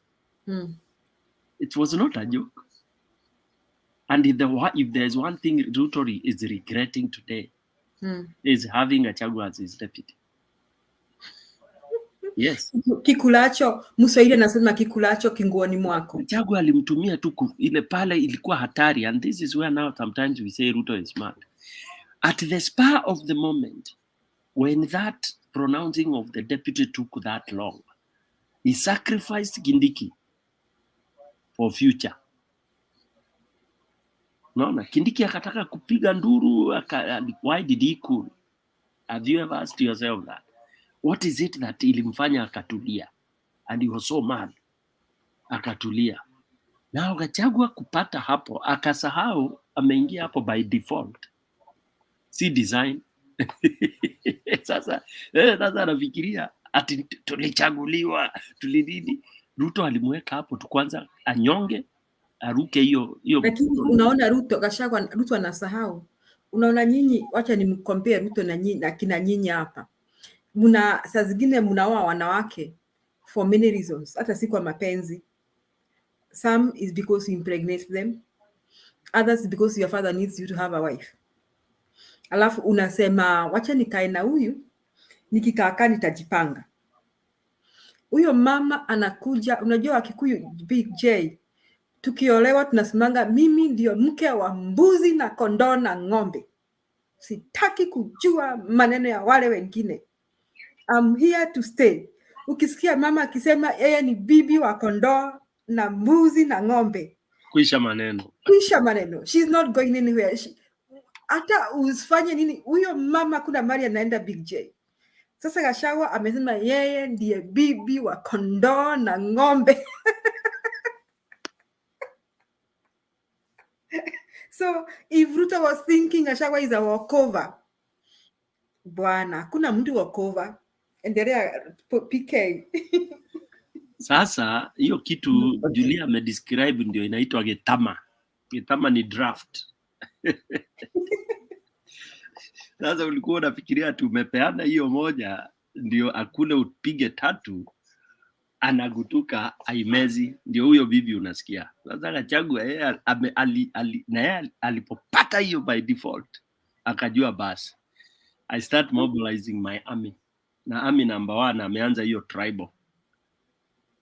Ndio unaona sasa meeting zake hata sasa zingine zinakuwa ni za Kikuyu to whip emotions. Okay? But my fear is he might overwhip the emotions. Akifanya wa Kikuyu ama mlima iwe very charged, itakuwa ndio inaingia tena kwenye kichinjio ya Ruto. Because Ruto will isolate mlima properly. What will mlima do alone? So where will Ruto go? Western province? Western kabisa, huko wao wanachukuliwa ni kama bendera. Okay, so do you think he will succeed in taking over Baba's Western influence? Sasa Western, you know, if he gets even half of it, and remember, once he gets that, Ruto ategemei votes. Hiyo tu ni ile kukala. Okay, yes, that is the point. Hiyo tu ni ile kukala. Yeah. Kwa hivyo kumaanisha penye moshi pana moto. Yes. Sasa Wakenya wakiona hiyo moshi imetoka Mlima Kenya imeenda kule mkoa wa Magharibi, basi tuanze kujipanga kwamba hakuna uchaguzi unaendwa. And you know, I'm sorry, I don't want to know whether I'm misquoting the Bible. Lakini kuna pahali Bible inasema the kingdom of God suffers violence and the violent take it by force. Sasa if we take that attitude, to quote your verse, because that verse refers to something else. But if we take that attitude, that kwamba huyu jamaa hategemei kura zenyu ama vile atimwende kwa uchaguzi muhesabu kura, anapaka hii picha anaoneshana kana kwamba akona influence, basi sisi tufanye nini? Hata sisi tumsimamishe. He won't gonna do this again. So okay, now we know, PK, we know that there are no votes that are counted in this country. So are you sitting there thinking that tutasimama hapa tugoje utuambie hivyo tena 2027? Endelea PK, what are you thinking we shall do? Wacha niingilie kati kidogo. Mama Mary amesema nyamaza, pia sinyamaze sana alale. Ni Julia, mimi nilisema hapa mtu asiniambie kuhusu election ya 2027. Please. We don't have to think about 2027 election. Kama I support Stone PK. Either we ship out ama tuingie kwa meli. That's the only two options we have. We support Ruto or we ship out. And shipping out, there is no election.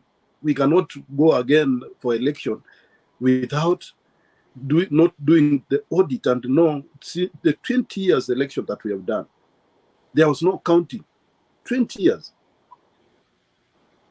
Kura haijahesabiwa. So why are we repeating the same thing again and again and again and again and again? We don't have to, Julia. Tutakuwa wajinga wa mwisho if we think about 2027 election.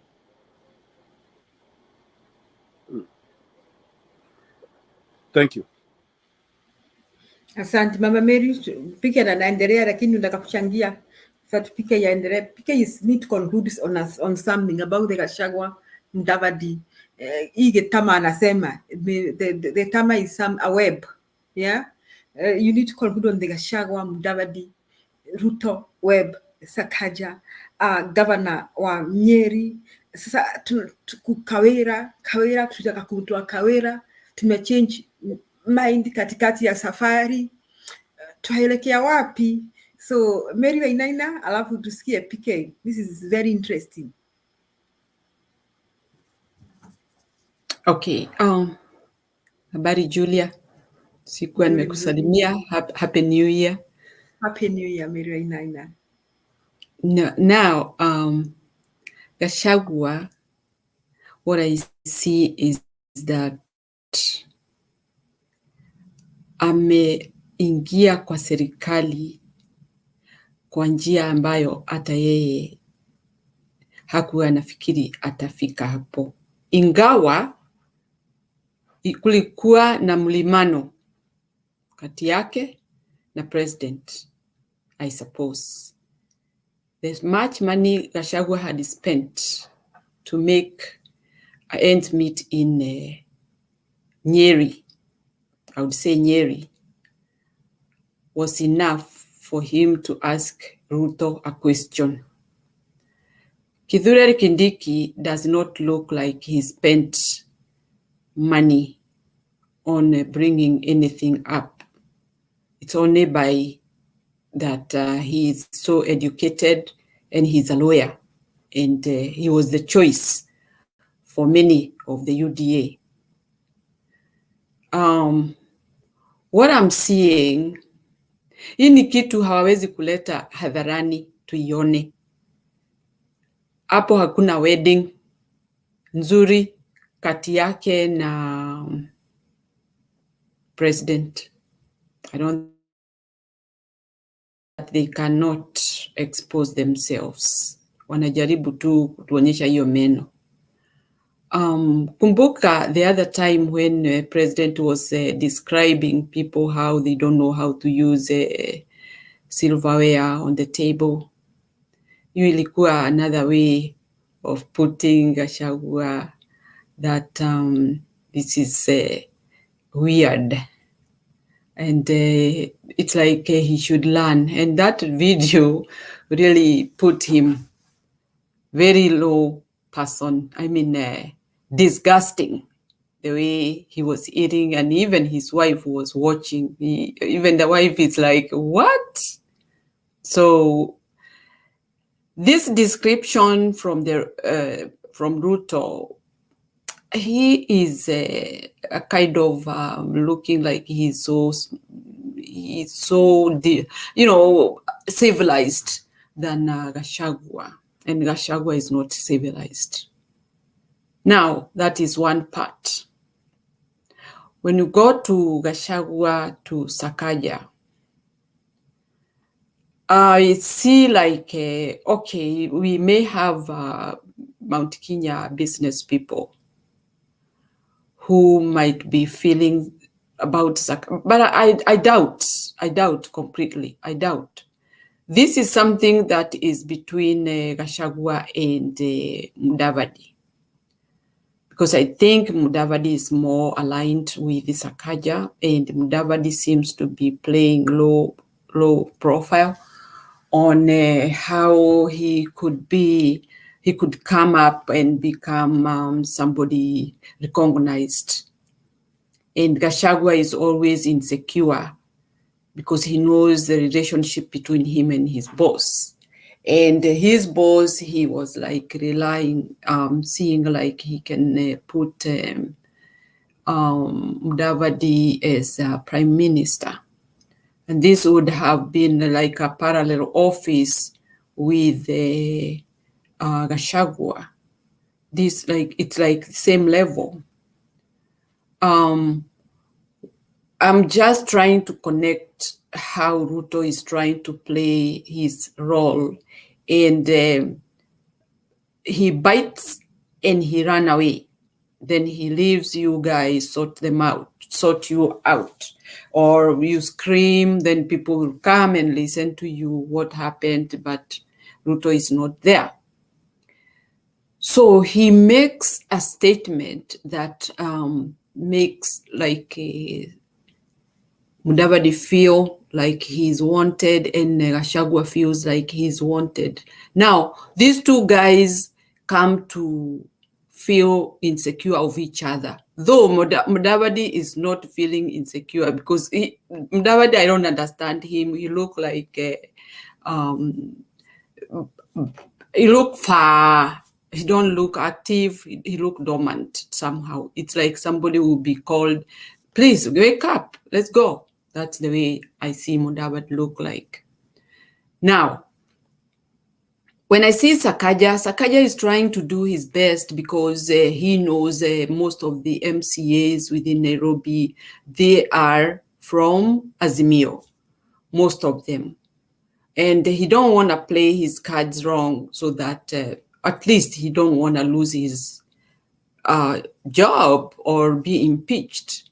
But there is a hyena here who doesn't keep quiet. That is Gachagua.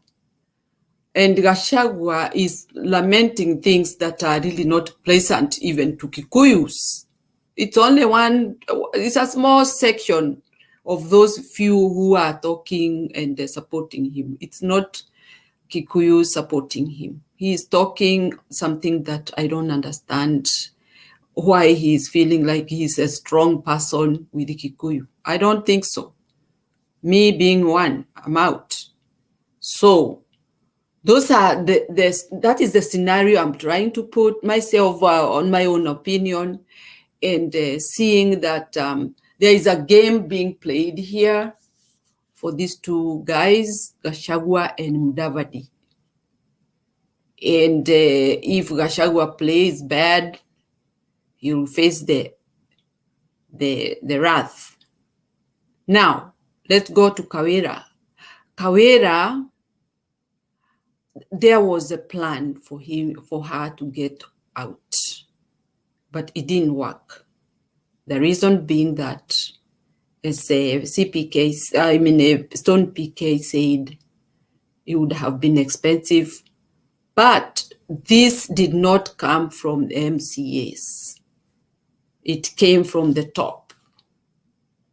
But you see, Ruto will never, and I said this again and again, either corruption or people being killed, or people being dislocated, or these people who move, who are displaced, you'll never see his pose. Why? He play his cards well. Huyo ni mtu anapita kwa mabega ya watu, nyinyi makanyagio yenu ndio itaonekana pali imepita. That is how he play his cards. So Kawira, as independent as she was, I think even those people in the top wondered, because I think they have never had independent. So they had it that time, and they wondered how she got there. But when they look back, they see the magnitude of the people who voted for her. There she is, and they want to get her out. And the people were already waiting to see what will happen. Now, maybe they looked and saw that if Kawira is removed, even those MCAs that belong to UDA, if it happens that the county is dissolved, and they go back to the ballot, no one will come back. The people of Meru will decide something different. Or if they implant somebody there that people of Meru never elected, I know Meru people will be fierce and they will not accept that. And I love that unity of Meru people. What they decide, they have decided and they'll keep it. I love that because let the right thing happen. That is what I feel about. And I congratulate Khalwale. I don't know whether he acted through his mind, in his heart, he was really in it, or he was, I don't know. But I am happy the way he talked. He really pleased me so much. And I saw that if Kenya people can stand with the right thing and decide to do the right thing, in fact, it's very, very smart that Khalwale did. I really congratulate him for that. I was happy for him the way he did it. I hope he did it from his heart, not anything that was fishy or something that was from anywhere. So in conclusion, I'll say Gachagua and Ruto, I see their friendship is just outside when we see them. But I think when they are together, there is a commotion in there. I don't believe they have got harmony just because we see them smiling. Because even when you see Ruto smiling and you relate him with the dirty criminal things he has committed, you wonder where they get these smiles. So that is my take, and that is what I think. Yeah, Wakorinu wanajuana kwa viremba na those who, I mean, Judas betrayed Jesus, and you reap what you sow. Ruto sowed this betrayal when he was deputy president. So it is time to reap. The same, what he sowed, he's going to reap it from Gachagua. Naona kuna some bloggers spreading messages around that alluming impeachment for Gachagua. So I'll not be surprised sasa nikisikia kana kwamba kuna watu wamepeleka mjadala bungeni kwamba Gachagua atolewe. Pia najua Gachagua naye atajipanga na watu wake. And I'm telling you, those two motions will sell like hotcake in parliament, because on one side kuna Mlembe Nation that thinks it is their chance to become something. Na kuna pile wale wazimio wanaazimio wenye bado wamekwama kwa azimio. They may want to take that opportunity. So Bwana Big J, what do you have to say? Naona pika ametutoroka. Sijui kama tutaendelea sana matakuja kufunga show. Big J, what do you think?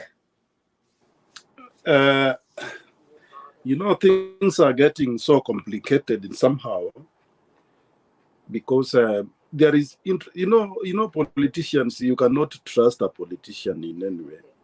You trust them at your own peril, because these people, what they speak and what they think is opposite. They think opposite, and they talk opposite, and they think opposite. They don't speak what they, and it might happen even because Julia. Let us talk about Nairobi gubernatorial race. Azimio has a Kikuyu, right? And UDA had a Luya. And all the Luyas of Azimio, the biggest number of Azimio supporters, actually, the big number voted for a Kikuyu governor to win a governor seat. But again, another Azimio big number voted to Sakaja. That's why he won. And there was nobody nobody went to court to say that there was something wrong. Everybody was happy, Azimio were happy, so if you try to look at that, it's little bit very inakaa ngumu tu kiasi kinashinda. It's confusing, but again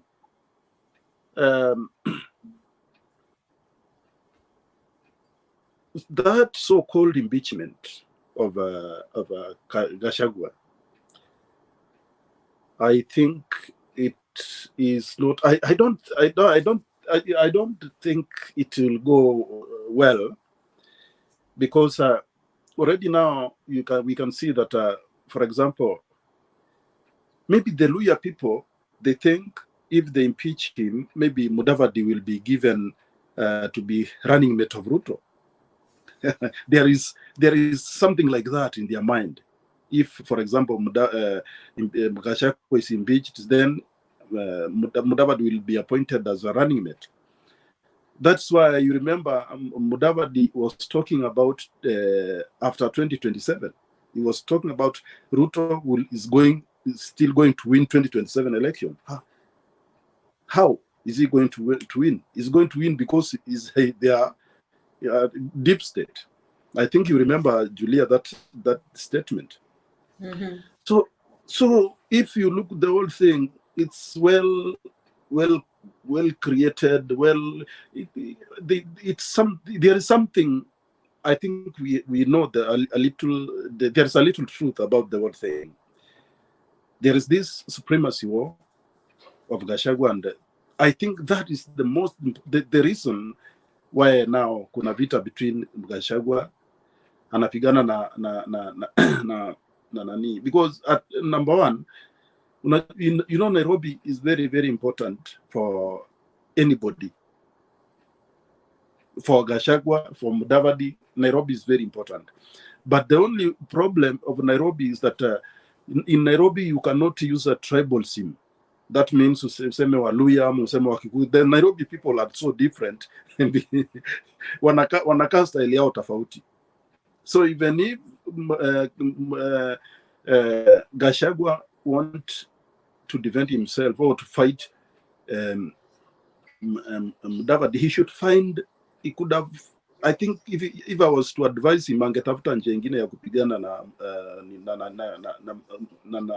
na Sakaja kuliko using that tribal sim, whatever.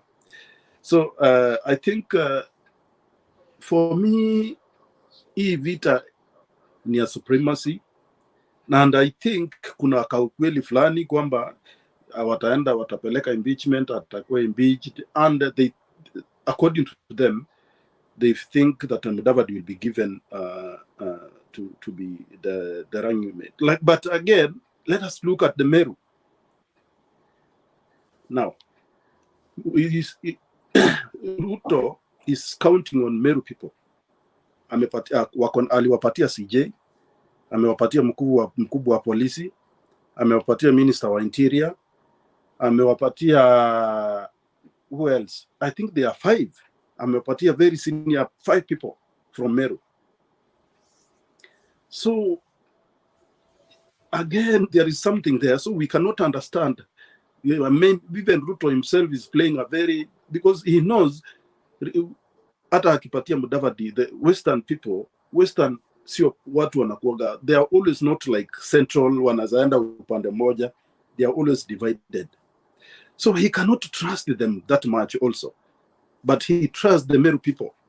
He's trying to bring the Meru people closer than the Luyas. But he's using the Luyas. That is my take. Oh yeah, I think he's using the Luyas. I don't think anaweza nyang'anya Gachagua apatie Mudavadi. I think anaweza weka Kindiki. And Ruto has learned by himself kwamba you cannot work with an ambitious running mate. And Mudavadi is proving to be ambitious now. He wasn't before. But so I don't think Ruto can give Mudavadi. Lakini pia kana kwamba Meru peke yao si Mount Kenya. If you just pick Meru, na Embu iko peke yao, na I mean the numbers are in Central. the numbers usually are in Central, are in Kiambu, Muranga, Nyeri, Nyandarua. That's where the numbers are. So he can't risk losing those numbers. Lakini he can take advantage because Gachagua is not so popular in Muranga and Kiambu. Sidhani Gachagua wanapelekana vizuri na kina Ishungwa na kina Ndindi Nyoro. I don't think they like him. I mean, okay, me, I'm sorry to say this. I think it's very hard to like Gachagua. Sijui maybe anamwonaje.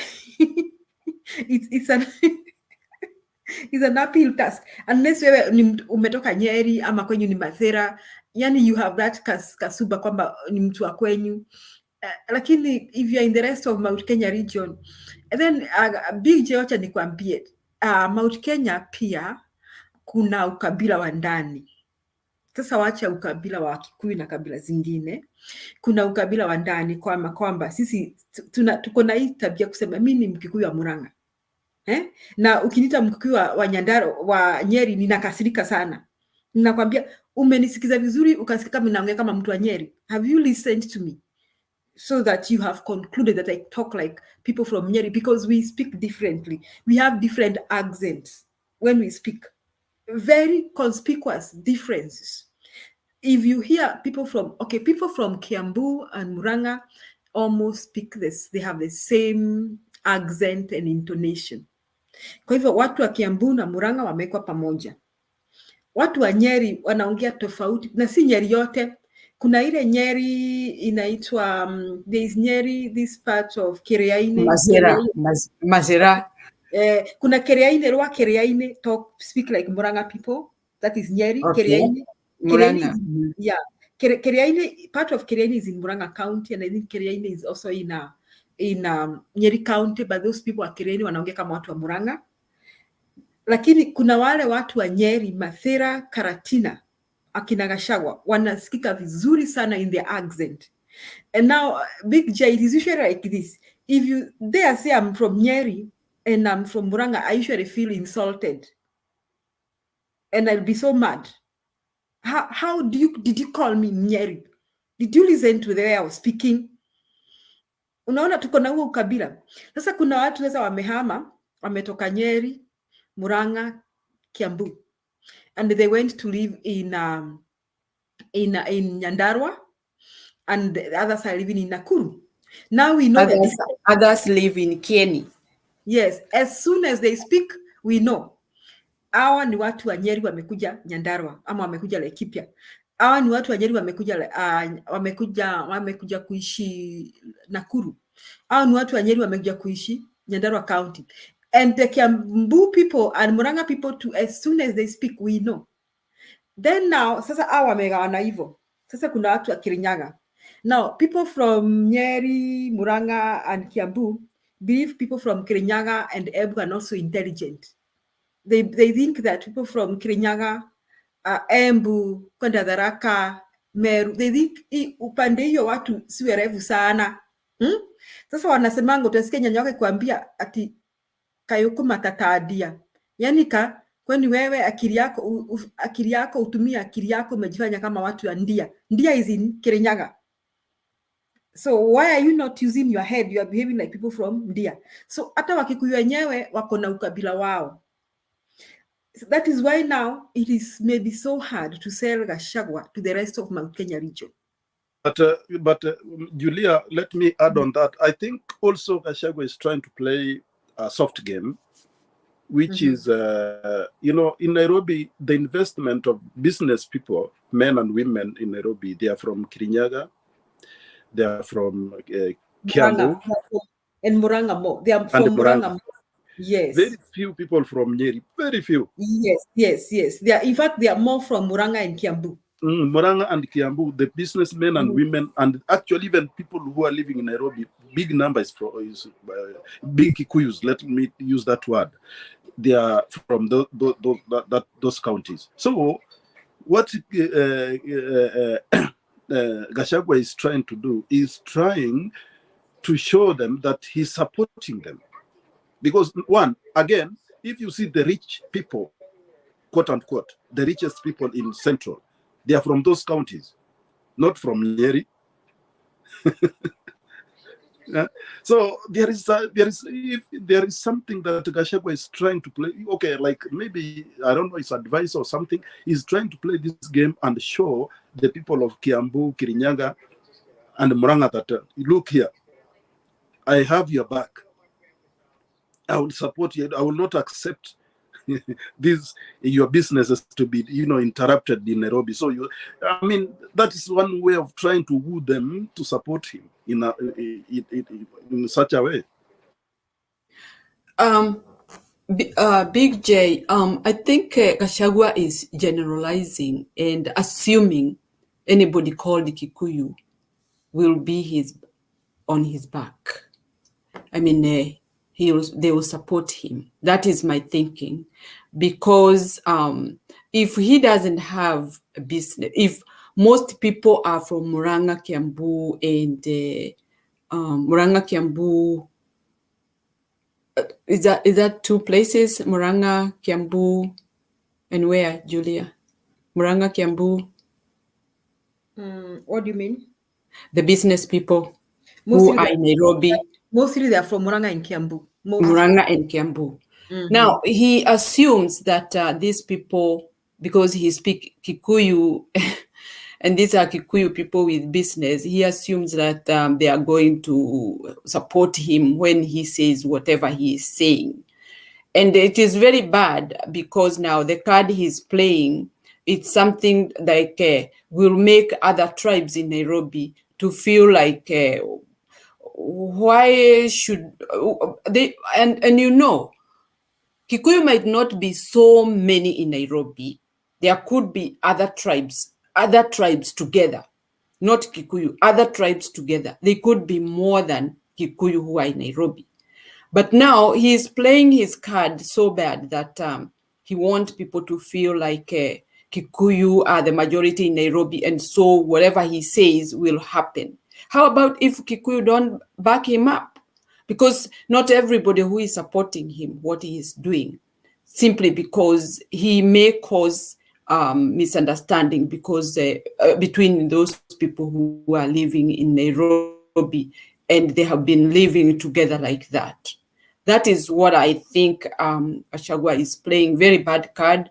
And even if he's supporting those people with business, I think Kikuyus who have business there, they have been there, they know how to work out their way. They can also organize themselves and approach Sakaja if he's doing wrong. But Gachagua is trying to make himself like the way he wants to be a kingpin who have not been chosen by anybody, by Kikuyu anywhere. But I'm surprised he got support from somebody like Wamushomba. I don't know whether it's Wamushomba or who. But just like we are agreeing here, it may be so hard. Even people from Kirinyaga, Kirinyaga, however, think people from Murang'a and Kiambu may think Kirinyaga people are not sharp. They are very productive. Kirinyaga people are very productive and very independent. In fact, Kirinyaga is a very productive place, Big J. Kirinyaga, ukikiwa Kirinyaga Big J, sio lazima uwe umesoma sana. Watu wa Kirinyaga wenye hata wafika class 8 wako na nyumba semi permanent, wako na colored TV, na wanapeleka watoto wao academy. I'm telling you, they don't need to have gone to school in Kirinyaga County. The place is very productive. So unajua watu wa Murang'a na Kiambu wanajitanga kwamba they are sharp. Ati walirambwa macho na chui. Wanasema ati walirambwa macho na chui. Sasa macho yao ikafunguka kwa sababu macho yao ilirambwa na chui, ikafunguka mapema kuliko wale wengine sababu they have occupied Nairobi and the others. But I'm telling you, ilirambwa na paka. Au na paka ati walirambwa na macho yao ilirambwa na paka. Wakachanuka kuliko wa Kikuyu wa Kirinyaga, Embu, Murang'a, I mean Nyeri and Meru and Tharaka-Nithi. But those places, I think even Meru is very productive. I don't know about Tharaka-Nithi, but Meru and Kirinyaga are very productive. So those people are very independent economically. In fact, how watu Big J wamejitosheresha. Kama unataka, have you ever drove through Kericho? The only other part you can see as beautiful as Kericho is Kirinyaga County. Drive through Kenyatta County na utashangaa kama uko Kenya. Utashangaa kana kama uko Kenya. The land is beautiful. They have good houses. They have good schools. I mean, they have everything they need. And they don't think they need to go to school so much to be comfortable. Sasa Gachagua, it will be so hard to sell him to the rest of Mount Kenya region. Especially nikiona ile attitude ya yule Senator Wanyeri, the way he was talking. And alafu hii kitu ya kujiita sisi ni watoto wa Maumau. Who do they think they are? Sisi ni watoto wa Maumau. I mean, Big J, Maumau tunawajua. So hii story inatoka kwa kina Gachagua, sisi ni watoto wa Maumau. It is usually Mary inaenda na Big J, and I find it so annoying and so annoying. I find that statement so annoying. But I think we should wait and see as the drama unfolds. Let's see what Gachagua will do. Let's see what he'll do about Sakanya. Na amenyamaza. Umesikia Gachagua aliongea juzi. Did he talk during the new year? Nani alisikia Gachagua akiongea? Anybody who had his speech? Mimi umesikia speech ya Gachagua? Hajaongea. I don't even like to hear. So I'm sorry. Me Mali, sometime where I get that information, because I don't watch KTN. I mean any TV station that I will see Ruto. Because I use YouTube, I don't watch it. The only place that most of the time I get some information about them ni Twitter, because Twitter many people post, so I just go through it. But I cannot sit down I'm watching Gachagua or Ruto speech. How? I mean, kwani nimekosa kitu ya kufanya, si nikunywe kahawa niende nitembee? I cannot. I cannot. I tried to force myself because there was somebody who was telling us, even if somebody is your enemy, listen to what they say. In fact, they cannot say even 2 words when I'm watching. I just close it and I go. I have tried and it can't work. I feel so offended, very. Sasa if a president anasimama anasema ati kwa national TV anasema ati we have saved a lot of taxpayers' money by scrubbing subsidies kazi kwa wazee. How can you say you have saved money? And actually the money, the government, any government all over the world supports their people. Kila serikali inajaribu kusupport watu wapate chakula na so when are they going to return to the people? When? The only nothing Big J. Hawarudi kwa watu. So the only way that watarudisha kwa watu ni hizo subsidies za chakula, za mafuta, ndio bei ipungue. Juzi wakati COVID ilianza hapa mahali niko, pesa ilipeanwa. Kila mtu alikuwa anapewa 100,000. Mimi sina nationality, sina hata double nationality, niko tu na permanent residence. So nilipatiwa 1,100 na mimi sio mwenyeji, because I'm paying taxes here. Mahali niko nafanya kazi, tax inakatwa kila mwisho wa mwezi. So that's the only time America they gave out at first Trump alipeana 70K, 700. Then Biden came and gave 1,400, that is 140,000, and 140,000 again. And he was giving all taxpayers. Alafu anakuandikia barua, my fellow American, during this time of distress, I would like to express my concern. Amesign hizo barua zote. Ametumia kila mtu.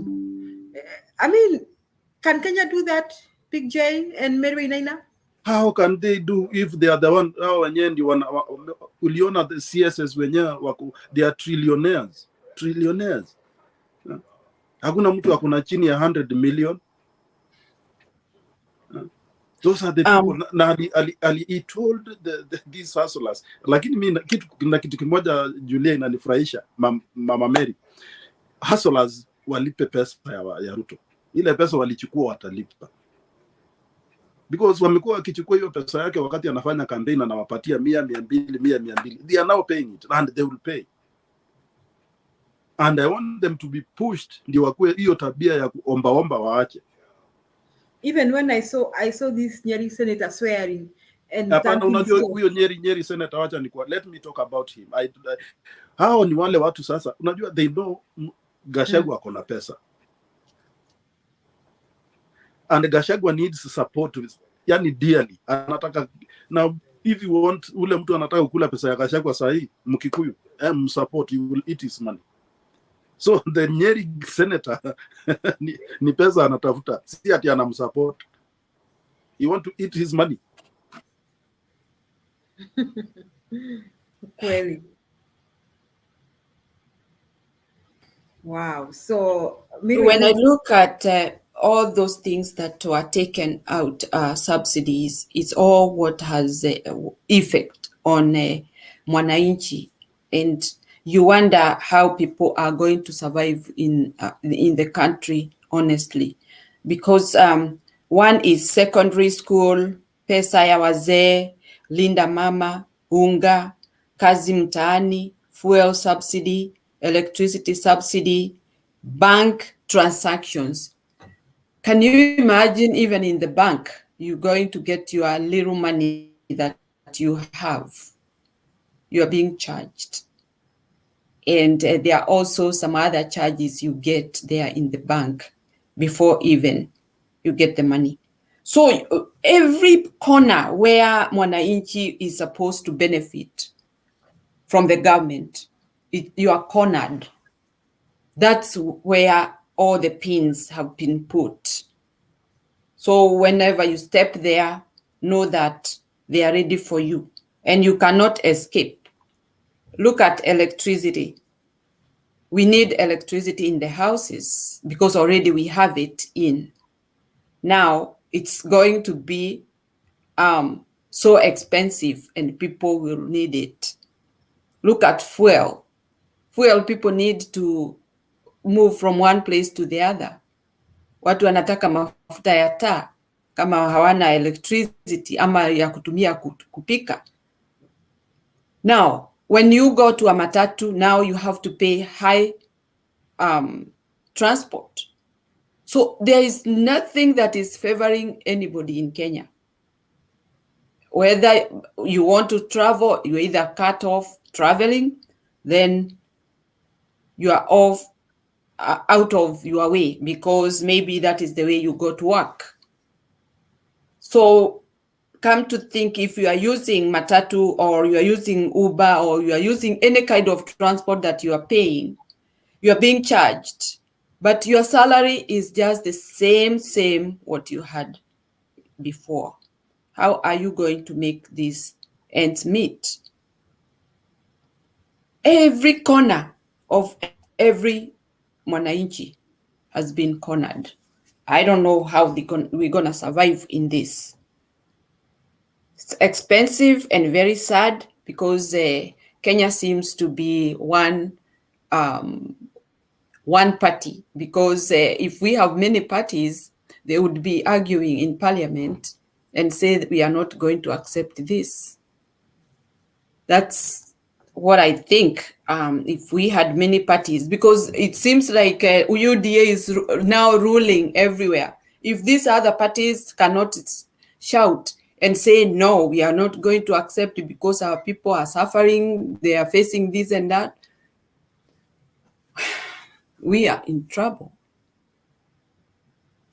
Wow, we are in trouble. Lakini malipo hapa ni hapa duniani tu.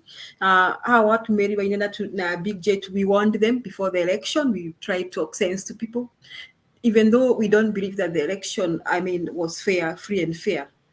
Lakini I think let us wait and see the drama of Gachagua, Sakaja, Mudavadi, Ruto unfolding. I think it will be fun to watch that. So I think maybe naona hata Big J ni kama amechoka. I think tutatoa maoni yetu ya mwisho. Tufunge, tuseme kesho pia ni siku. Sasa sijui nianze na Big J, tutoe maoni yako ya mwisho.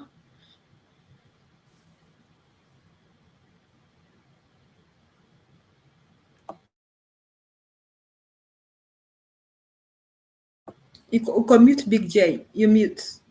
Oh, sorry, thank you. Nataka kuambia Wakenya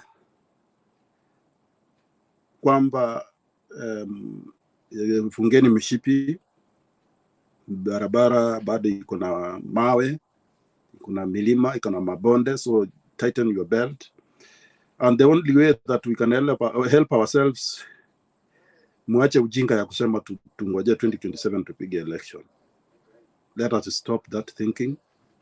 Let us remove this government from office. I wish we could have started even yesterday, second, to pumzike to first, second to answer. That's the only thing that we can help ourselves in. Thank you so much. Asante bwana Big J. Mary Wainaina.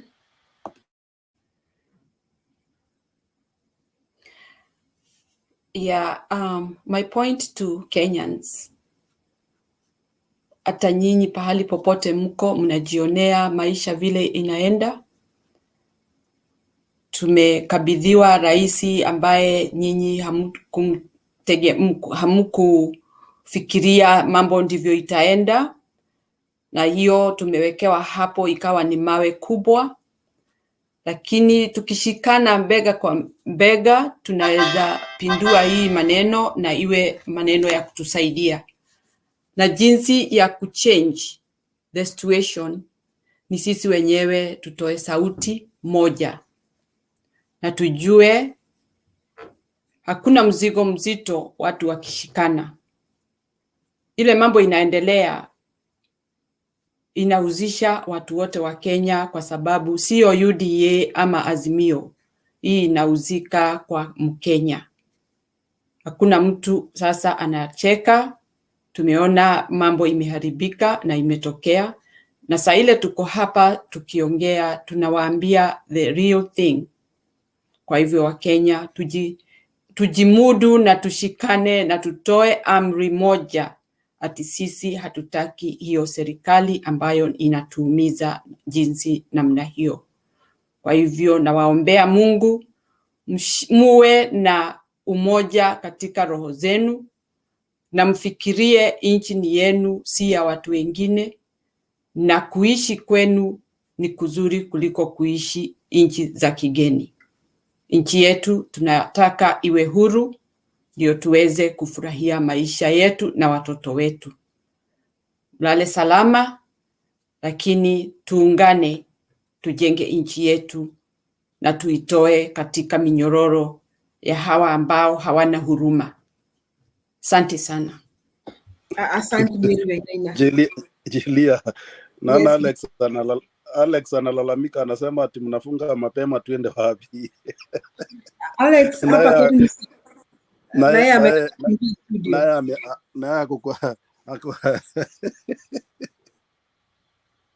na amekataa kuingia studio, na sisi tunashikilia hapa, na yeye anajiburudisha tu hapo pengine na kanywaji akituangalia. Bwana Alex, samahani. Chenye kina mwanzo pia kina mwisho. Hivi leo tumeshukuru kwamba tumekuwa pamoja, tumejadiliana. Tumeona vile nchi yetu yaelekezwa na hii serikali ya Kenya kwisha. Nataka kuita Kenya kwisha kwa sababu kila kitu kimekwisha. Pesa ya wazee imekwisha, ile subsidy ya masomo, ya chakula, ya petroleum products imetolewa, ya Kenya Power and Lighting Company subsidy hakuna. Maisha imekuwa hali ya ngumu baada ya nyinyi kukaribisha hii serikali ya Kenya kwisha. Lakini baba alisema anatupatia mwelekeo, bwana Big J. Kwa hivyo tugoje baba atupatie mwelekeo, na baba akitupatia mwelekeo akisema kwamba ruka juu, wewe unaruka unamuuliza how far baba, kwa sababu something must be done. Tumetoka mbali. Wakenya walipigania nchi wakati wa mkoloni, wakapata independence. Wakenya wakapigania maneno ya multipartyism, wakapata multiparty. Tukapigania maneno ya constitution 2010, tukapata constitution 2010. We can say that this far the Lord has brought us, but we are going places, so we cannot give up. I mean, aluta continua, the struggle continues. Ningetaka kuwajulia hali watu kadhaa kama Alex Media, Brian Richard, Esther Kabiro, Pogon, Geoffrey Ruto, Golden Port Ministry, Martin Mwema, Happy New Year. Na wengi Mary Inena, kuna George Onyulo, Karen Nyango. Nilikuwa na neno moja la kusema. Jana tuliambiwa ati kila kitu ni less. If you saw that video. So you can see our Kenya, everything is less. Yes, everything's less. Pen Nyagaka na kuomba sasa usitetee serikali ya Kenya kwisha, imeona vile inapeleka Kenya kwisha. So I thank the family of Mutembei. Thank you so much for being with us tonight. We look forward to another nice show tomorrow. We continue speaking issues that concerns our country and speaking our views and how we think our mother country, Kenya, should be directed. We care about Kenya, we care about people, we care about the economy of Kenya, and so we cannot sit and do nothing about it. We must speak, we must air our views, we must say that we don't want our country going to this direction. Nashukuru sana Bwana Big J na Mary Wainaina, naomba na takia heri mkiingia mwaka mpya. Mungu awe nanyi, aendelee kutembea nanyi, na pia Mutembei family mkiingia mwaka mpya, na waombea baraka za Mungu, na Mungu awe nanyi na familia zenyu. Asante sana, tunane kesho majaliwa Mungu. Good night, good morning. Asante.